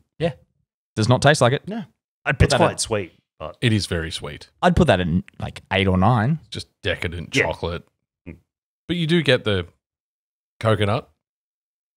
the coconut. Sorry, vanilla. Right at the end. Brain. Yep. Hello, Brain. All that coconut. Put the all that lime in coconut. the coconut and share it all around. Yeah, no, that's really, really good. Labeling shit, so we won't even focus on that. There's It's a, there's visible a from bubble. here. There's a bubble. Oh, yeah. Bubble. I'm prepared to give that a very high score. Yeah. Like a 5. 4.5. Yeah, I'm 4.5. Okay. So it's a I just think it's a bit too sweet, but you probably. I get you it. need that I sweetness. do get a little burn, little alcohol burn. But any less sweetness, you'd get a lot more of that burn. Yeah. So it's hard to balance that. But you got to. It is 12.7%. Yeah. Yeah. Exactly. Drink I'm gonna- fresh. Would you drink that fresh? No. You could let that sit for a while. A while? I A wouldn't while? too- A mile. You could let it sit for a mile. Yeah, I don't know if drink fresh is like. I know that's one of Deeds is like. It's probably a standard can item. Yeah. It's one of the things they Up there put with on. the government health warning and don't drink while pregnant and Yeah, the pregnancy warning's on there. operating heavy machinery and all the other stuff they've got to put on there. It's one of those things I recently discovered that I probably should have known years ago that operating heavy machinery, because I give blood quite often, and operating heavy machinery refers to driving your car, and I often drive my car really? away from. Like, it technically is meant to be like, Yes. yeah. I'm pretty sure 1.5 tons counts as heavy. Man, my Fiesta I don't think is 1.5 tons. But yeah, no, I often give blood and then drive home, and I'm like, I don't think I should be doing that technically. But hey, fuck the rules. Anyway, Zack Snyder. Ben's point that Zack did everything for this. Everything is a loose term, but he wrote, directed, produced. Executive produced. I think, and I said this, is that his ego coming into play? And does he need someone else in there to correct him? Because he did wrong. Like, he went wrong. And it's just too much for one man. Like, and also we think back to his, like, we just, I think you're only saying that because it was a bad movie. Because but no, I'm going back to, actually, this is the second point. I should have said this was a two-parter. So, the second point of that is we were just, like, the three of us just happily were like, I would rewatch 300. Yep. When he's adapting something, he's genius. I think of 300. I think of Watchmen. We talked about BVS. Yep. I still haven't seen Justice League, like the Snyder Director's cut. cut. Yep. But the way you guys talk about it, it's something I just, if I have 4 hours, I'll watch it. Like, it's just, But is it the thing where it's like, because that's him not essentially writing the story from scratch? Is that the part that lets him down? But he kind of, well, he adapts. yeah, I can see what you mean by Well, adapt, because Batman as a character was handed to him, and No, Superman I as a character was I handed go back to to Watchmen. yeah, okay, but the Yeah. Snyderverse was his original. What's your opinion on Watchmen? I think it's good in the sense that I really enjoyed it for the fact that it was so faithful to the original source material. Okay. Yeah. Because I like it. Yeah. I enjoyed it. But I also love 300. I have the 300 comic. I think so do I. I enjoyed it in the same way I enjoyed Sin City. It was its own thing, and it did it really well. Yeah. But I don't have to watch it every year, per se. No. What was I going to say? Fucking Whether or local. not he had to do everything was kind of, So that was point one. George Lucas did everything in the original. But Ben's point. Ben, and this didn't goes direct. back. This goes back to Ben's point. in Star Wars. Yeah. No, in He directed the first film yeah, but Empire Strikes Back. and wrote it. No, in Empire Strikes Back, he handed off a lot of the responsibilities. But he absolutely directed the first film, New Hope. I before was it New Hope. going back to Ben's comment, which I really resonated with, where he said, I really like George Lucas as a story creator, but when he handed off directing duties to someone else, It was a better story. It was a better movie. Yeah. And I think that's the thing with Snyder. It's 100% just like, he fucking directed it. Yeah. He's checking. And I'm fairly certain he produced the second and third. He He definitely, direct. but New Hope, yes, yeah. No, but that's what I'm talking about. Is like let Snyder direct, because Snyder is a director, and like I think he wants to be a storyteller more than he wants to be a director, frankly. But I But think I don't know the that he should do both. evidence- I think evidence- is what you're saying. Well, the evidence might be showing that he's not that good at that. Yeah, okay. So he directed A New Hope, but not Empire or Return of the Jedi. Yeah. Yes, But So all I of think- the prequels. but that's the thing. I think this And is when did Kathleen Kennedy start getting him coffee? Yeah. 'Cause that's where that started, right? Revenge of That the Sith. relationship? Somewhere around there. um. It was. I'm agreeing with you. Yeah. No, I'm just going back. We're talking about Snyder here. Let's go back to yeah. that. No, but I think that's the thing is like if you give Snyder a really well crafted story, because I think I know he wants to be a storyteller, but I know people who want to be a singer and they can't sing. Yeah, no, I hear you. Yeah. It's just like he is a very good director. He's a very good, Fucking cat. Just knock him off. very good, like he's obviously I'm about to say very good producer. I don't think that takes as much effort No, as I'm pretty sure that's just Paul Money in the top of the compared to No, that's executive producer. Yeah, Right. Compared to director though, like when he's behind the camera, his eye is there, and you can tell when his eye's there, and it's really. He good. has his own style Yeah. as a director, which is the whole slow mo. but I think it comes back to. I think it's overdone. Well, and That's definitely I think that's where the producer comes in. Like the producer, if he wasn't producer, a producer would go, "Hey man, too much slow mo. Pull back a little bit. Yeah. This scene doesn't need that." Yeah. I have a thing to say about slow mo in a bit, but Yeah. But I think that's the real question here for this. Would this, in that Would it alternate, have been a better film? well, in that alternate universe, would we have benefited from him not like? Sure, he wrote the story when he was 12 and saw Star Wars, but like getting another writer in to go, hey man, I'm just gonna have a look over it, make some edits, Yeah. and whether or not his ego comes into it to go, no, it's my thing, let me do it, and like. We always end up so meta in these conversations because this is no longer a discussion about Rebel Moon as a film. It's a discussion about Rebel Moon as an exemplification of some of the issues with Zack Snyder, and then Zack Snyder as a study on broader Hollywood themes. No, I think it around comes to directing this. and- No, and I'm producing. talking more about the fact that he wants to create this whole universe around it. It's not a complaint, by the way. No, I know. But it's like that's where I'm focusing more on. Like, if he's had this much control, I think over he's suffering film from one- that. I think he's suffering from that. Everything has to be a fucking universe now. Oh, mentality. definitely. Yeah. he can't just tell a story. Yeah, and it used to be that you told a story that was sufficiently good and interesting Yeah, that and people something said, built from "Tell there." us more," Mm. and you told them more, and people said, "Tell us a lot more," Yeah. and then people started writing novels about it, and you end up with a Star Wars universe because George Lucas set out to tell a story about a fucking kid. Yeah. He didn't set out Yeah, to he- tell a trilogy. He had a hero's journey in mind, and that was it. Yeah. Yeah. And yeah. Which and that's another conversation I want to save for a spotlight is about like bringing directors in for franchises and how often that derails a franchise. Mm. Yep. And it's a good And we've got plenty of examples. and it's actually it's an interesting. I think you could intertwine that with what they've recently said around Disney's TV series that they're going to go to episodic content with a showrunner and a broader arc, but it's going to be an infinitely told episodic content kind of style. Yeah. So it's off, Loki.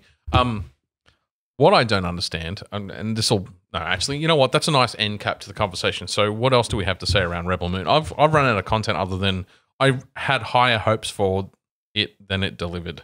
So I had enormous issues with the slow mo. We've mentioned Yep. it several times in this conversation. It was way too much.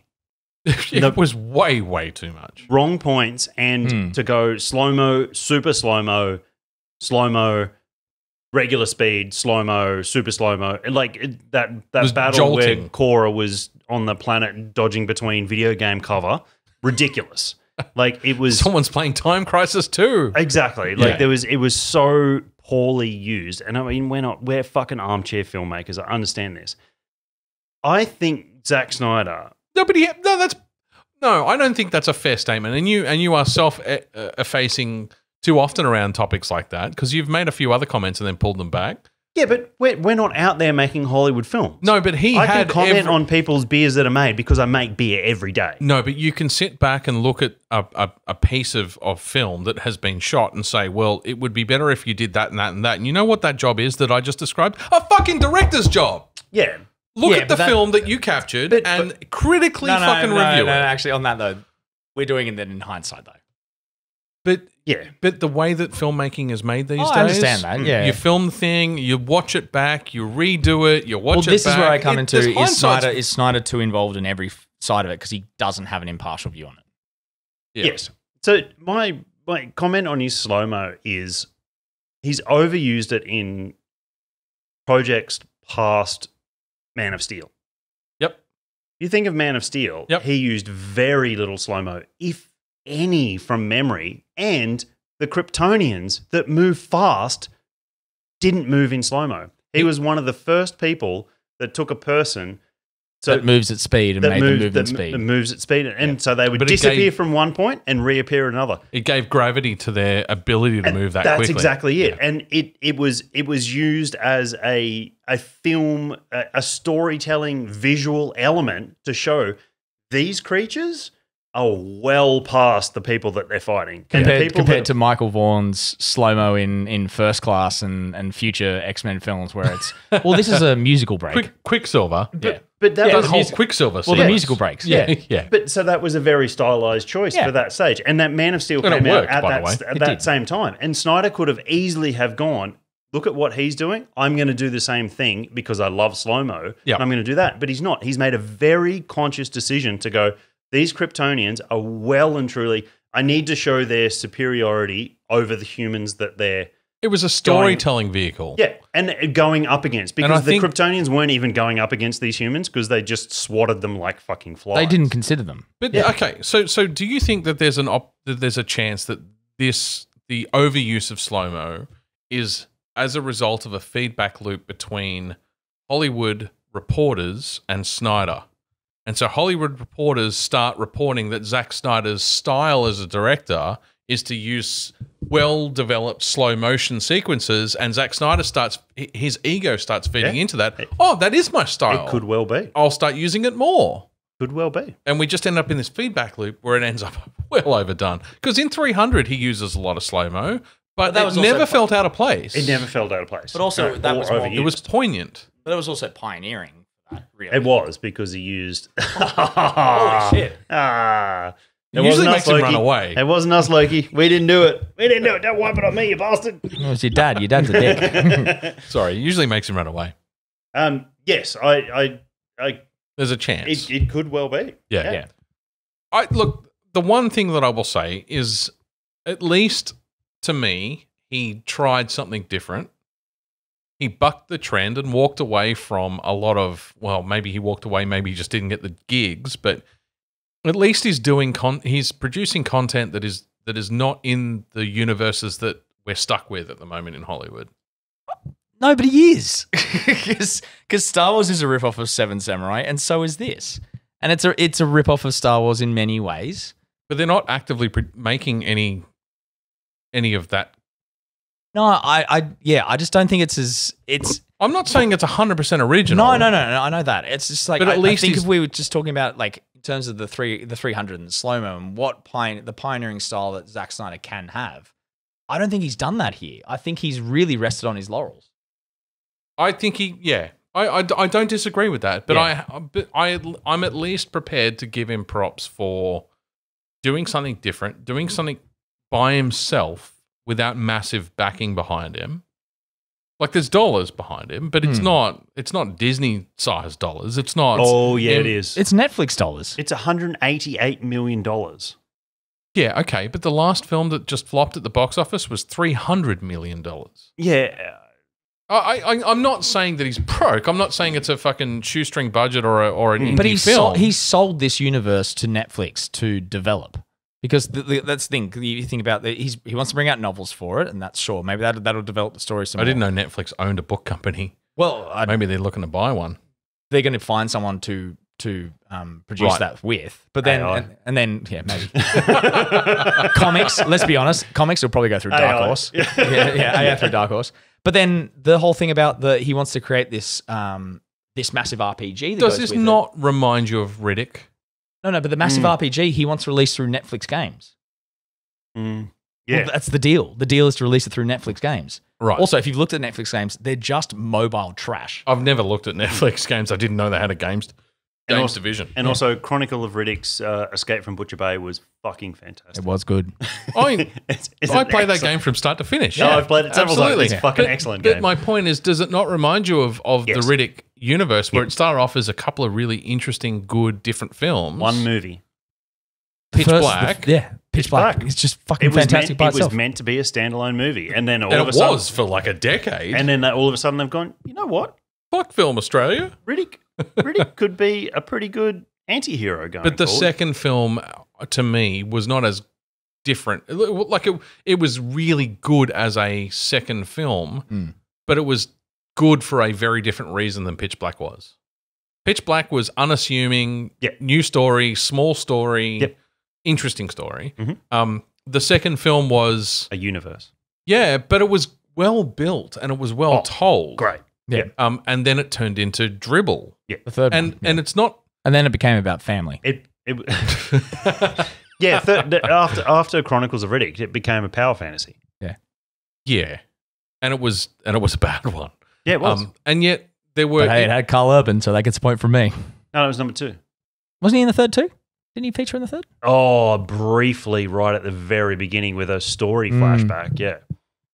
Katie Sackhoff was in the third one. Dave Bautista. Yeah, Batista No, was because third was Riddick.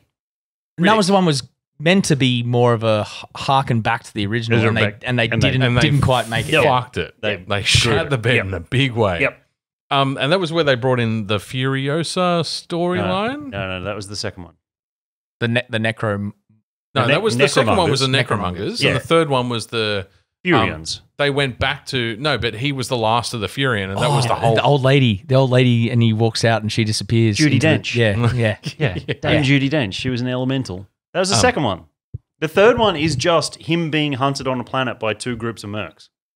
That's all it is. Right. What am I thinking? There is nothing more going on in that movie. What was the than one him with the taking fucking out- pyramid ships flying around? Was that- there a fourth film? No, that was Chronicles of Riddick. That was the Necromongers. That's two. Necromongers. Right. Necromongers? Necromongers. Mungers, yes. Because Mungers, Munda is Is Munda 40K. is 40K. Yeah. Yeah.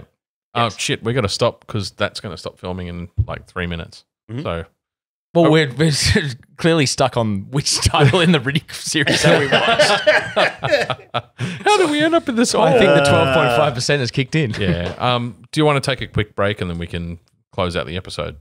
Yes. Sure. Welcome to the fourth half. It's a game of 3 halves. So, are we done with Rebel Moon? Oh, I mean, as a concept, yes. Very much done. I don't know. Are we? You going to watch the second one? I think I'll need to. I'm 100% going to watch the second one. I'll Mike- rag on it all day long and still fucking enjoy it. I think that's the thing. We'll need to watch it to make sure that We things still we've said hate to- it. Well, yeah. Well, also that we were right. Like where we've come to today was like, we called it.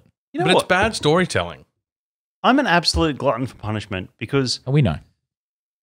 I think he Hang might out with me. redeem himself in the second one. No, I don't think you will. No, I don't think he will, but I think that glimmer of hope that you're talking about, I'm holding for the R-rated version. Yeah, okay, fair enough. That's why I asked the question I did right at the very beginning of the segment was his Worthy, other yeah, director yeah. cuts sufficiently different to redeem a horrible movie the first time round? And I know there are differences, but I'm fucking hoping that there's like another hour and a half of content, another whole movie worth of content that will make part one not Well, a I shit guess then film. the question comes down to if that hour and a half worth of content comes in, fixes the film, could that have been cut into the original one that you didn't need it? Well, then sure, but Yeah. then you blame the fucking editor or you blame Netflix for Which I- demanding a PG-13 film in the first place. Or you blame them for But setting is a the editor deadline. Zack Snyder because he's doing fucking everything? So Yeah, and I think it's such a contrast against the creator. Yeah, I mean, totally you- agree. You have to put them side by side, not for They're the two big their- sci-fi films their- towards the back half their of 23. content. yeah, because of Gareth Edwards, has done a Star Wars. Rebel Moon was Originally. pitched as a Star Wars. I mean, there's undoubtedly grounds for comparison there. Yes. And which was by you put those down, those didn't even two talk movies. about the lightsaber wielding ninja. Nemesis. Yeah. Yeah, no. And the Which complete is direct also a shit name. Like, and the direct rip of the spider chick from fucking Doctor Who. Yeah. Yeah. Which has been ripped in another film since. I just can't remember the film. Oh, but she also looked like the Bald Queen from yes, yeah, from she very Star much Trek. did. Yeah, You're and absolutely right. that was the job. But my creator comment gone completely. You got to compare the two because one was a great movie with flaws, and one was a bad movie. Was a flawed movie with some elements that might redeem it at some point. Was a flawed movie with some good bits. Yeah. With some potential. With some potential, yeah. So, and then the Spider Queen, like I thought the story behind The best thing is about this, as we go into different things, I can see the look in Dan's eyes. He goes, "Oh yeah, that was a scene that I watched. Yeah. I'd forgotten, but you've said it now, and I remember it." Yeah. But no, I think what you're about to say is maybe you're not, but I think they could have spent more time on that planet. I think they could have spent more time on all of every the place. planets. Yeah. The Spider Lady had more character development in the 10 minutes she was on than most of the main core group. Yeah. I think they should have stopped finding characters. Yeah. Potentially at Griffin Man, Mm. maybe Nemesis. Mm. Prince Tark the Prince? Prince Tark? Let's say Prince Tark. Yeah, the Prince, shirtless man, or lightsaber lady. Mm. I think they should have left the idea of finding the general to part 2. Yeah. And Yeah, given him definitely more right. screen Considering time. after they got the band back together, they didn't do anything with the band anyway. That was the end of the fucking movie. Yeah. Yeah. They went back to the fucking village. That's all they did. Yeah. Okay, so we're definitely not finished with Rebel Moon.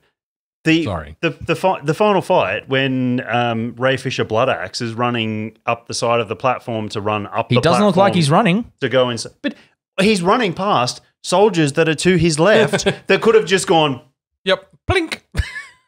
like. There is They've no got stormtrooper fucking mentality. Yeah, there is no way he runs like past 8 of them or something like that. So I should go back and count because there's a fucking ridiculous amount. They're all firing this way. Yes, okay, battle gunshots are coming from that way. You're going to be focused there, but also 8 of them are not that focused. awareness of your fucking battleground. Also, mate. I've played any sort of first-person shooter. If there's something out of the corner of my eye, I'm behind cover, so I'm going to point and go to that. Yeah. And he runs past him, and it's in slow mo. Once again, if it was in real time and he was just running past these guys, it would have been too fast And you for would us have to thought, go. like, yeah, look, there's some boxes there, there's some crates. Like, maybe it just looked like I actually Completely agree. The slow mo actually was a detriment at that point. I actually think if you added, let's say, 20 minutes, 15 to 20 minutes of content to every major scene in that film, so every major planet in that film, right up until the end scene, you would have ended up with a good movie. But the final battle, that whole planet was just unredeemably bad for me. It was Coruscant platforms. There's no amount of content that Or could Camino. Camino Camino, platforms. Camino, yeah. Either or, yeah. There's no amount of Probably content Camino, that could 'cause it was save in the that city. last sequence. And I don't know. also If you Ocean. I think if you added 15 minutes to old mate farming, it probably wouldn't have added much to the film. No, Not but being you able could to have use a used it plow. with you could have used it with Anthony Hopkins. Why pay for the fucking actor to be in it for 5 seconds? Which is the funny thing, because that is said, it's definitely stated by Snyder that is part of the director's Because he's cut. clearly Yeah. gone feral, He's and gone wild. He's gone native. Well, but he's gone back to I have recomputed the universe based on love from that random young innocent chick that reminds me way too much of the actress from Home and Away that escaped into Hollywood. I can't remember her name. I'll look it up. It was a You're on your own with that one. yeah. Okay. You'll figure it out. Got a encyclopedic memory. Is it like all the didactic numbers memory. and all the Galifianakis things Yeah, popping yeah, up no, around it's- his head, it's- computing all that It's shit? more like foundation. Carry the one. Yes. Foundation sequences of numbers. Sure. So much maths. I have Um, no idea what you're fucking talking about. Yeah, I mean, he's recomputed the universe and reoriented his default The settings to robots start found its protecting humanity. to start protecting the fucking village and protect the Cora. I hope that it's not him protecting the village and it's just him going ape shit wild. they're all strung up, like missing the bottom half, and intestines hanging out, and they're like, You know that final sequence where he pops up with the fucking antlers? Yeah. It's That's what I'm talking about. It Yeah. reminds me so much of the DLC, the Irish DLC to Assassin's Creed the Valhalla. druids. It's like the sequence is almost identical where he just pops up out of the reeds with these fucking antlers on. Yeah, well, the director's cut is meant to focus more on that robot going wild. Yeah, okay. Yeah. Well- Well, that's definitely one of the parts they've added to the Because it was director's cut. clear that there was intent behind the racial or the racist interplay or the speciesist, I guess, interplay where It's everyone's the- taking the the- piss out of the robot. robot. It was clear that there was more to that than you saw. Which is definitely why they made them South African. Oh, that's good. Yeah, it's good. Fucking It's District Chappie. 9, isn't Yeah, it? Chappie, yeah. District 9. Oh, Chappie as well. Yeah, Chappie's the robot. Yeah. So yeah, no, that's definitely meant to be part of the director's cut, but yes. Who did we say would want to take over Mad Max? Would be him. Gareth Edwards. No. No. What's the name from fucking District 9? 100%. South Director. African dude. Yeah, Blomkamp. Yes, Neil Blomkamp. Blomkamp, yeah. 100%. Give him Mad Max. Yep. Fuck yeah. Yeah. No, because he'd have some weird band rapping in the middle of it for no reason. Oh, that's only in Everybody Chappie. gets That's not in the others. everybody gets a Scarred me. Everybody gets a cantina Yeah, but scene. that's only because of, I want to call him Ninja. Is that his name? That was his name, wasn't Yeah, it? no, they're very prominent in South Africa. Yes. Yeah. In Dun and Jedburgh. Yeah. Like a Babalu say. But at Elysium, District 9, Yeah, there's none of that stuff. None of that. Yeah. No, definitely. Neil Blomkamp. Mad Max. Next Mad Max. Take over I from think George Miller. 100% right there. You can actually. creep up very quietly towards the camp and steal the fuel.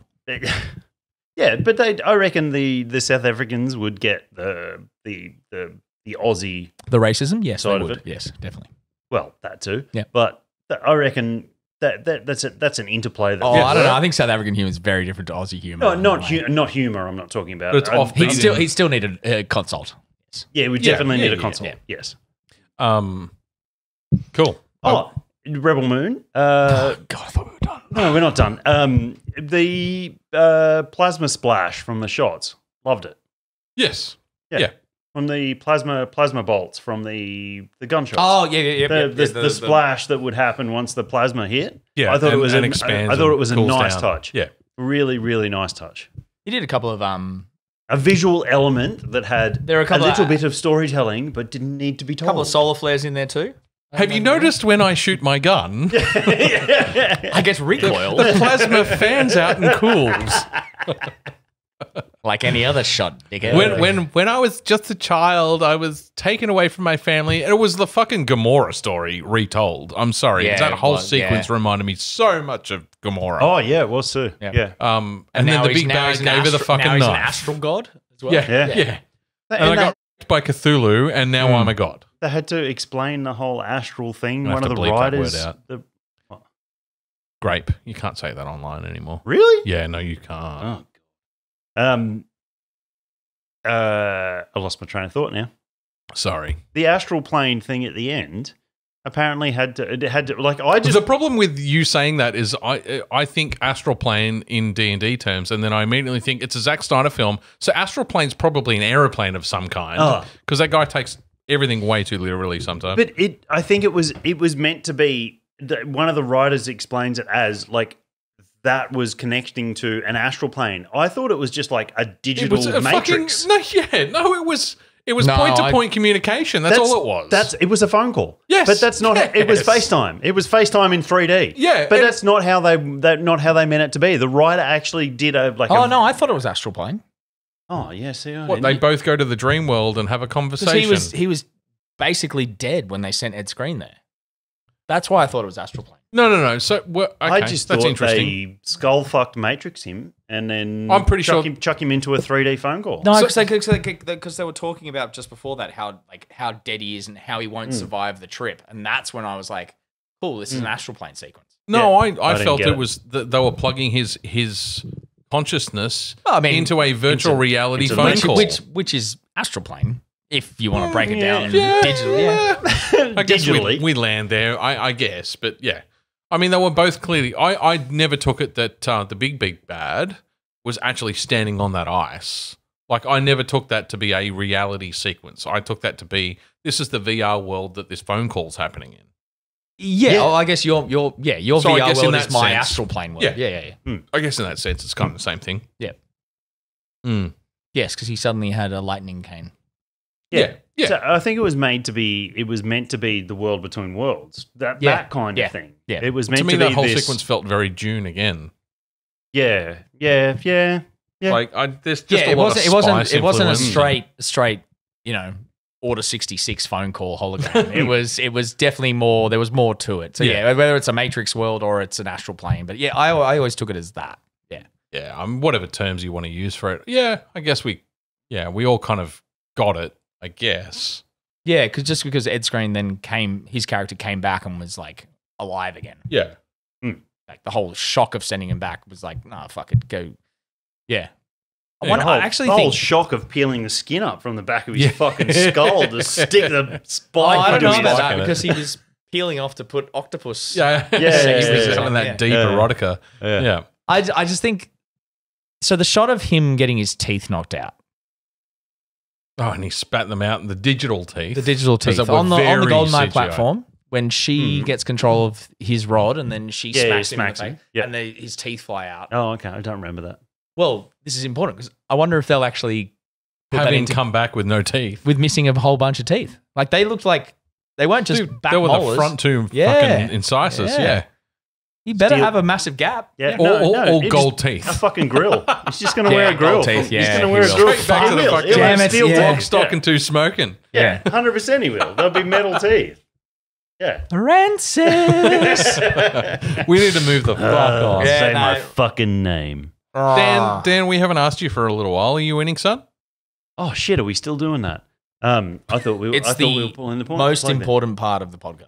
I think I've played mine to death. Cyberpunk, Yep. Okay. Phantom Liberty, It's going to be a Uh, very short sequence. 'Cause- God of War Valhalla, and Shadow of War. And I know I went about it before, and Tom's chatted with me at no end about this. God damn, Shadow of War is good. Mm. It is just such an enjoyable game just to get in and just fucking kill some orcs. Uncanonically. Uncanonically. Uncanonically? Uncanonically? Lack of canon. Non-canonically. Non-canonically. Non-canonically. There we go. Yeah. Yep. Well done, everyone. And like I love the Celebrimbor character. I've said that before. Talion, I can take or leave, but he's a nice juxtaposition against Celebrimbor's. And I was thinking, I was mowing the lawn this morning, and I was thinking about this because I knew it had come up, and I'm like, Celebrimbor is very much the needs of the many outweigh the needs of the few.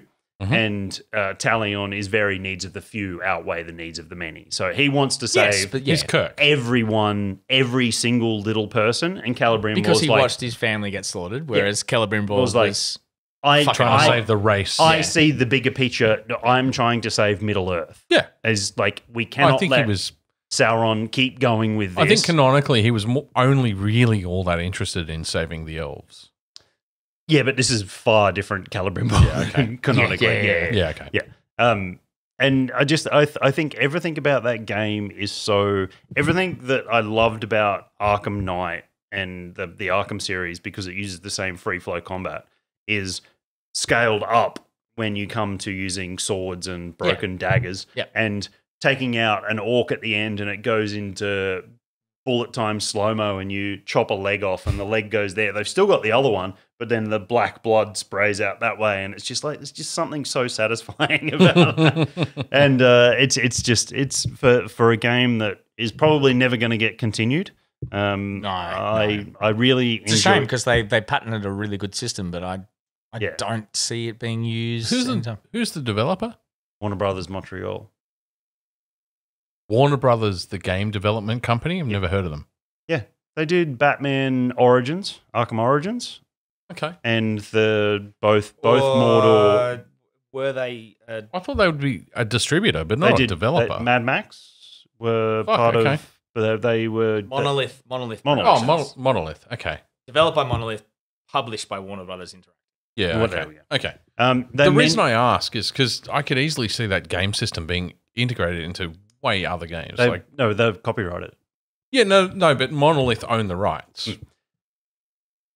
Do they or do Warner? Who knows? No, Monolith own it. So Warner Brothers are putting it into that Wonder Woman game that's Monolith- apparently coming out. It had so much potential to be integrated. But Monolith was acquired by Warner Brothers Interactive Okay. in 2004, but then they released Shadow of Mordor and Shadow of War. And then in 2021, they announced they're developing a video game starring Wonder Woman, and nothing's come of that. Yeah, Right, And okay. I mean, I don't Okay. think that's going to come to fruition. I don't now, think there's but- any reason. There's no. Okay. But Cool. that's me. I mean, Sure. other than my psychopathic tendencies in Cyberpunk, They did Fears too. I really want to play Cyberpunk, but I think it's after Valhalla.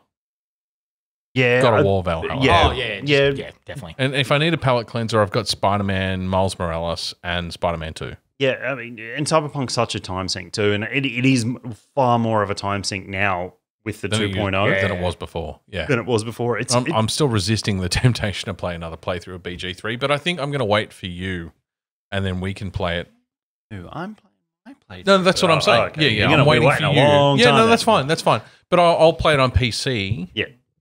When you're ready for a second playthrough. It just and I think There's just so much hilarity just waiting to happen. I just think the way that they've restructured Cyberpunk is so you have fixes that give you jobs, your merc jobs, just your little bits and pieces to earn money. But they're not even side quests. They're like side quests to side quests. Right. They're jobs as opposed to side quests. They're Daily quests. literally called jobs. Yeah. And you get them from fixes. And my playthrough now, I haven't even had contact with like 2 of the fixes in the city. And I've played some of their missions previously in my thing. So I don't know whether I need to go further in the main story. Or they're dead.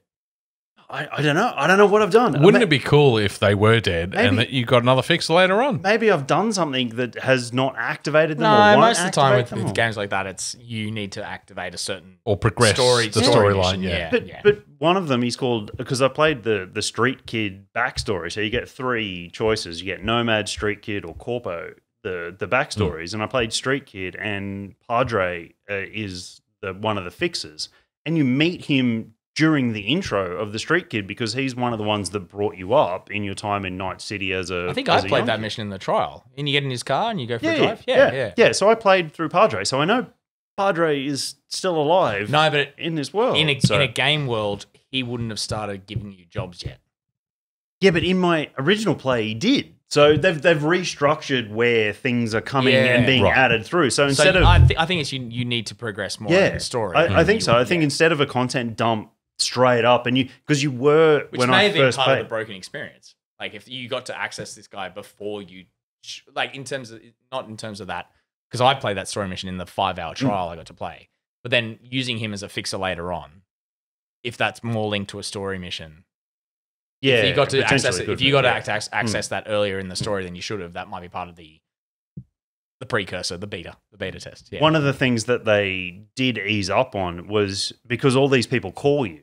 Yeah. And then one of the things they eased up on was you were constantly getting calls. You talked about that. Yeah. So you couldn't just run off and do something because you were always getting a fucking phone call about doing this, that, My and daily otherwise. life. So, Yeah. Or GTA Online.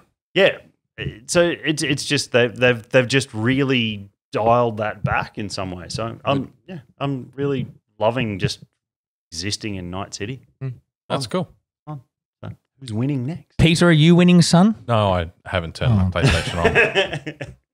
Oh dear. Haven't turned it on, and Starfield keeps getting smashed. I've got no interest in playing that again. I was about to say, yeah. Do you have a plan? Is there a forecast for your go for that? Then? I'll play God of War Valhalla, and then I'll probably play Cyberpunk. Yeah, cool.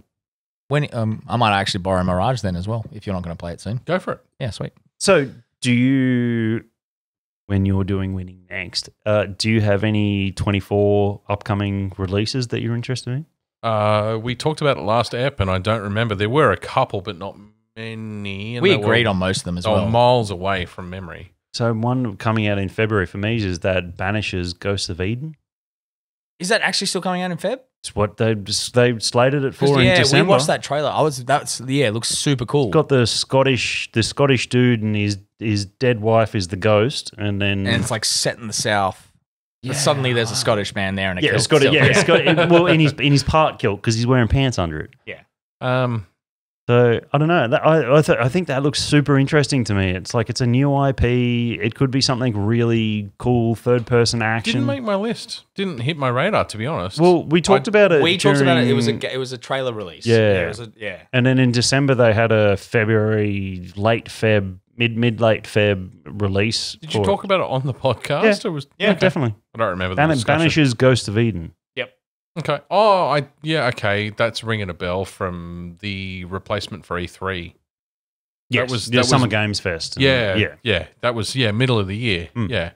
No, didn't make my list. The only games I said that I was waiting out for was Warhammer 40k Space Marine 2, Oh, and Space Marine 2. Yep. Star Wars Outlaws. Yep. But that won't come this year. Rise of the Ronin, Yeah, Rise of the Ronin. Yep. Oh, I'm Wukong. Black Monkey Myth. Magic. Yeah. And, God of War Monkey. Yeah. No. and Pacific Drive. Souls Monkey. Yeah, well, Souls Monkey. So, yeah. Let's remember that and Rise of Ronin will be Souls like, Mm. which is the only thing putting me off Rise of Ronin and getting it on day one because I need to see some gameplay first. Yeah. Because unless it's Fallen Order or Survivor style Souls, I'm not ready. Mm. I'm not ready. Mentally, physically, emotionally. Yeah. Ball size. Yeah. I'm not ready for that. That's me on Lies of P. Yep. Tom, you winning, son? I am. I'm very happy to have finally platinumed Infamous 1. That feels good. That feels good, man. And it was really good to go back and play that story. Like obviously it's been so long. I'd forgotten it. Cole McGrath. Mm. Yeah. The whole Kessler thing, time travel, electricity powers. It's just a really good fun game. It's a really cleverly built like city world to play around in. So that was fun to go back to that. Doom Eternal, I started today. I've just got my Extra Lives playthrough to go through, and I've did both DLC. I did all the DLC. Oh, did you? Yep. I did the DLC in terms of just the regular playthrough and then the limited lives playthrough. Fucking smashed it. So that's been cool. I found some and this is actually was really nice. So I found some guys. I put up on a forum. I was like, "Hey, look, I want to do the multiplayer trophies. Does anyone want to do it?" And we really had to like sync time. So I was playing with a guy in Luxembourg and a guy in Texas, so that we could do it. And then 3 different, very different time zones. for Luxembourg, it was like 10 p.m. when we signed on. For Texas, it was 3 p.m. For me, it was 8 a.m. Mm. So I was like, "Hey guys, like, Morning. I haven't had a coffee yet, but sure, let's play some Doom Eternal. Put that music in my ears and let's go." And we did it, and it was like really smooth. It was just 3 guys who were just like, "Look, we know this multiplayer is broken, but we need to play this because we've done everything else we need to do for this game. It's really unfair that we can't get that platinum trophy without finishing this ultimately broken multiplayer." Go back to Doom 2016, which I've talked to you guys about. I would jump back into that Still multiplayer today because it was classic deathmatch. It didn't matter on your skill level. You could be the shittest person at Doom, but you could still jump in and somehow you get a kill. And you'd be like, "You know what? I'll keep at this. I'll keep at this." And because it was just classic, deathmatch multiplayer first person shooter. It was you never needed to fix it. And I don't know why Bethesda and ID Softworks went, "Hey, let's do this 2-on-1 hunter scenario that was fashionable back in the day." Like, yeah. So no, I've just got that to do, and then I don't know. There's a few games lined up. I would really want to play Plague Tale, which was a part of PS Plus. I'll take Mirage. I'll probably smash through that. That, like, you know, I said to you on our last thing that I was kind of feeling an AC kick. Yeah. Did you end up playing one? Not yet. AC2 is probably the next PS3 game I'll go and back and finish. What was the last one you played? Odyssey.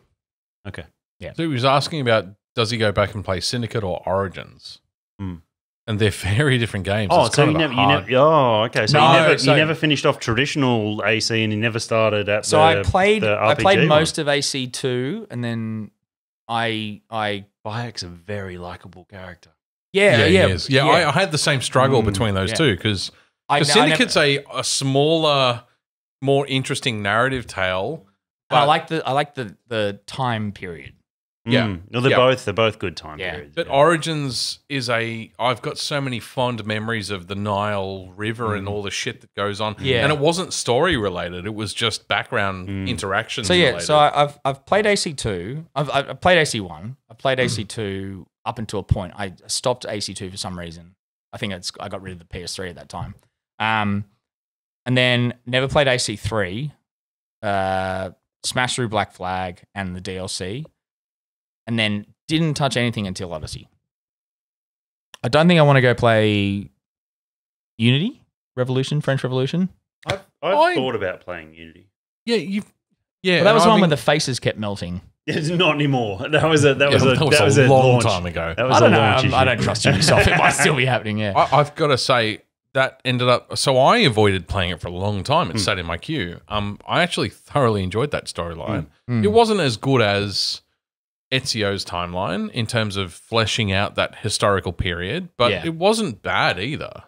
Yeah, there's lots of enjoyable moments in the French Revolution. I think my plan for the next year, and I have actually thought this out, so I'm going to go finish AC2. I've got a couple of other PS3 games that I'm just going to keep doing. So I'm planning to the best thing about having the PS3 active and working now is that when Emma's watching TV, I have a game system to go and play.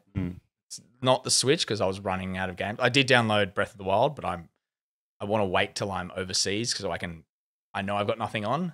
I'm going to sink a week into fucking smashing through that. Yeah. So there's AC2. So the PS3 games I got lined up, AC2, Spec Ops: The Line. I've got to go back and do the hard playthrough on. I've got to finish the challenges in Arkham City. So I'm going to go back and also do the New Game Plus, and I'm excited to replay that because it's been so long since I've played Arkham City. New Game Plus in the Batman games. Yeah. So go back and redo Arkham City. I'm really keen to go back to that.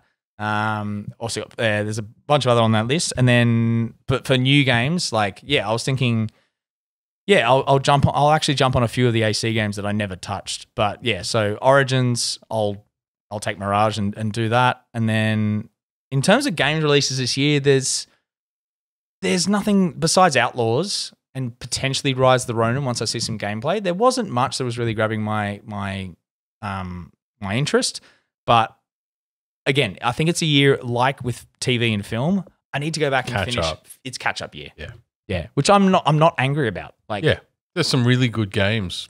Yeah. To catch up on. I'm hoping we get through this year too, and it's just the year of the indie. I hope we hit some. The other ones I was planning on was I might finally do RDR 1 and 2. Okay. I need to go back and finish 2. Yeah. Yes. But I remember so I've got RDR 1 on the PS3. I started that, and I'm like, oh, do I play the remaster on the PS5 or do I go back and play the original PS3 version? And I think I might go back and play the original PS3 just to get how it was back in the day. The authenticness. Yeah. I've played a few remasters of games that I should have played on a PS3. I'm like, oh, this probably would have felt better with the DualShock 3. Also, that's the other thing. Going back to an old controller, it's so light. I feel Holy that ship. PS4 to PS5 because I still play the 2. Yeah. So yeah. Going between the DualShock 5 and the DualShock 3. There's a lot less bulk and heft. Yeah. I'm sometimes worried that I'm going to launch do it into outer space. Oh God, there it goes. See you later. That second click on the 5 I can't get used to. That pull The tension. past- The tension thing? Yeah. It works in certain games. Yeah, it does. I'm sure it does, but all of the Horizon games, it worked really well for. Yeah. Horizon, the Hollywood expansion. The DLC, yeah. Yeah. I haven't played that either. The Burning Shores. Did you buy it? No. It's on sale at the moment, so I'm going to get it. Yeah. It's cool. 60% off. Yeah, right. Popped up the other day. Yeah. So yeah, that's probably my year. You'll probably hear all about it. But yeah, it's exciting. It's good year. It's good. It's a good year to go back and do some things. I want to go watch all of Reacher, which you've talked about. Such a good series. Jack Reach Around. Jack Reach Around, but also such a good series. Jack Reach Around. I do want to watch it too. But the dude who plays him has talked about how he wants to play Batman, and holy fuck, he should. Oh, he's the build. He's the build. Yeah, but Batman's more than just a musculature. I don't see it. You know who he is? He's a fucking Guy Gardner. Yes. Green Lantern. Oh, Green Lantern, Yeah. pop collared vest. Yep. And he has the sarcasm to go with it. Yeah, he does. He's a guy. Yeah, he Gardner. does. I see. I think grey and blue Batman suit. I could see him in that. Oh, I just think he's too big and too sandy haired, and I don't see him. I don't see him as Batman at all. I just, looking at him in those Reacher pictures, he's too big. And like I like the Ben Affleck, Yeah. the fucking The Yeah, but Batfleck, that's compressed muscle. That's not. He's traditional fucking WWF bodybuilder muscle. I'm at the moment now where I want to see Pattinson expand his Batman. Yeah. You know what? I wouldn't say no to him playing Batman because I would still watch I knew it. I'd win you round. Because All it took was one look. I like him. I think he's a nice guy. I think he's like listening to his personal story because he did the guy that played Lex Luthor in Smallville does a podcast. This is my life, something like that. Okay. And You mean the Viking daddy in Rebel Moon? He was the leader of the village who got killed. no. The from Smallville. Smallville, Lex Luthor. Who? Michael Rosen something. Oh no, who am I? He was Lex Luthor in something else, wasn't he? I don't know. You're asking me for names. Yeah. I'm the worst person to ask. So they did a podcast together recently, and they were talking about Reacher, and it was talking about his experience coming through the Hollywood machine from where he came from in WWE and all that sort of stuff, and just He used to be in a really funny NFL TV series about like college football. But he seems like a genuinely Dude. nice guy. Yeah. Like he seems He's a like a dude. good, fun-loving guy, and Yeah. I think the Bruce Wayne character might be a bit dark for him. Oh no, Because I was even thinking you about see the him- evil dude from Ant-Man, old man from Ant-Man. I know who you're talking about now. Yeah. No. So I saw that interview only last week, and I'm like, yeah, he's a nice dude, and like I hope he gets more fucking jobs because, yeah, he seems like a cool guy that can act and has the action chops and. Or he stole. And I've been avoiding talking about Reacher season 2 because I'll wait until the end. Like we're in episode 6 is out, and there's only Okay, yeah. there's only 8 episodes in the season, so I'll wait until Reacher season 2 finishes to review that. But it's been good. It's been really good. No, I'm seeing the clips that are coming through. It's really made me want to watch it. Season 1 is more physical. Good. And I enjoyed season 1 more than I have enjoyed season 2 so far. It's not that there's anything wrong with season 2. It's been enjoyable. Yeah. But the physicality of that character. There was one like 30-second clip I saw of Reacher that made me go, yeah, I want to watch this. He's Is it lines the up woman at the ATM with the car? He goes, "You're being carjacked, aren't you?" And she's like, and he just like, "Leave it to me." He just walks up and beats the shit out of this dude through the window. I'm like, yeah, cool. I'm That in was for that. the first series. Yeah. He's brutal. He is absolutely brutal. And Do I need to have watched the Tom Cruise ones to? no, Okay. not at all. No, it's a Excellent. retelling. It's a retelling. Oh, okay, cool. Do you know what?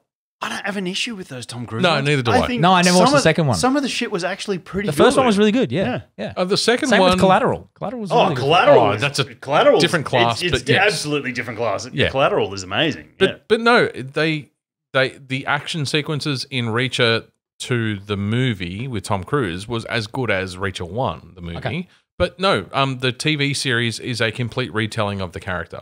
Cool. And the first movie, no, there's no continuity Which between makes the sense two. because you can't in any universe expect to go from Turn Tom from Cruise's size. the 5'2" dude to Fucking 6.5 foot monster. Yeah. Anyway, I think that's the end for our first episode of season 7. It is. If you got this far, thank you very much for listening and or watching on YouTube. Next one will be same bat channel, different bat format. Yeah, it'll be a news and reviews episode. There you go, news and reviews. News and reviews or Spotlight. They're the two. Yeah. Yep. Cool. Yeah, we'll go through the different Batmobiles eventually. Yeah. All right. Thanks for listening. Sweet. Bye. Bye.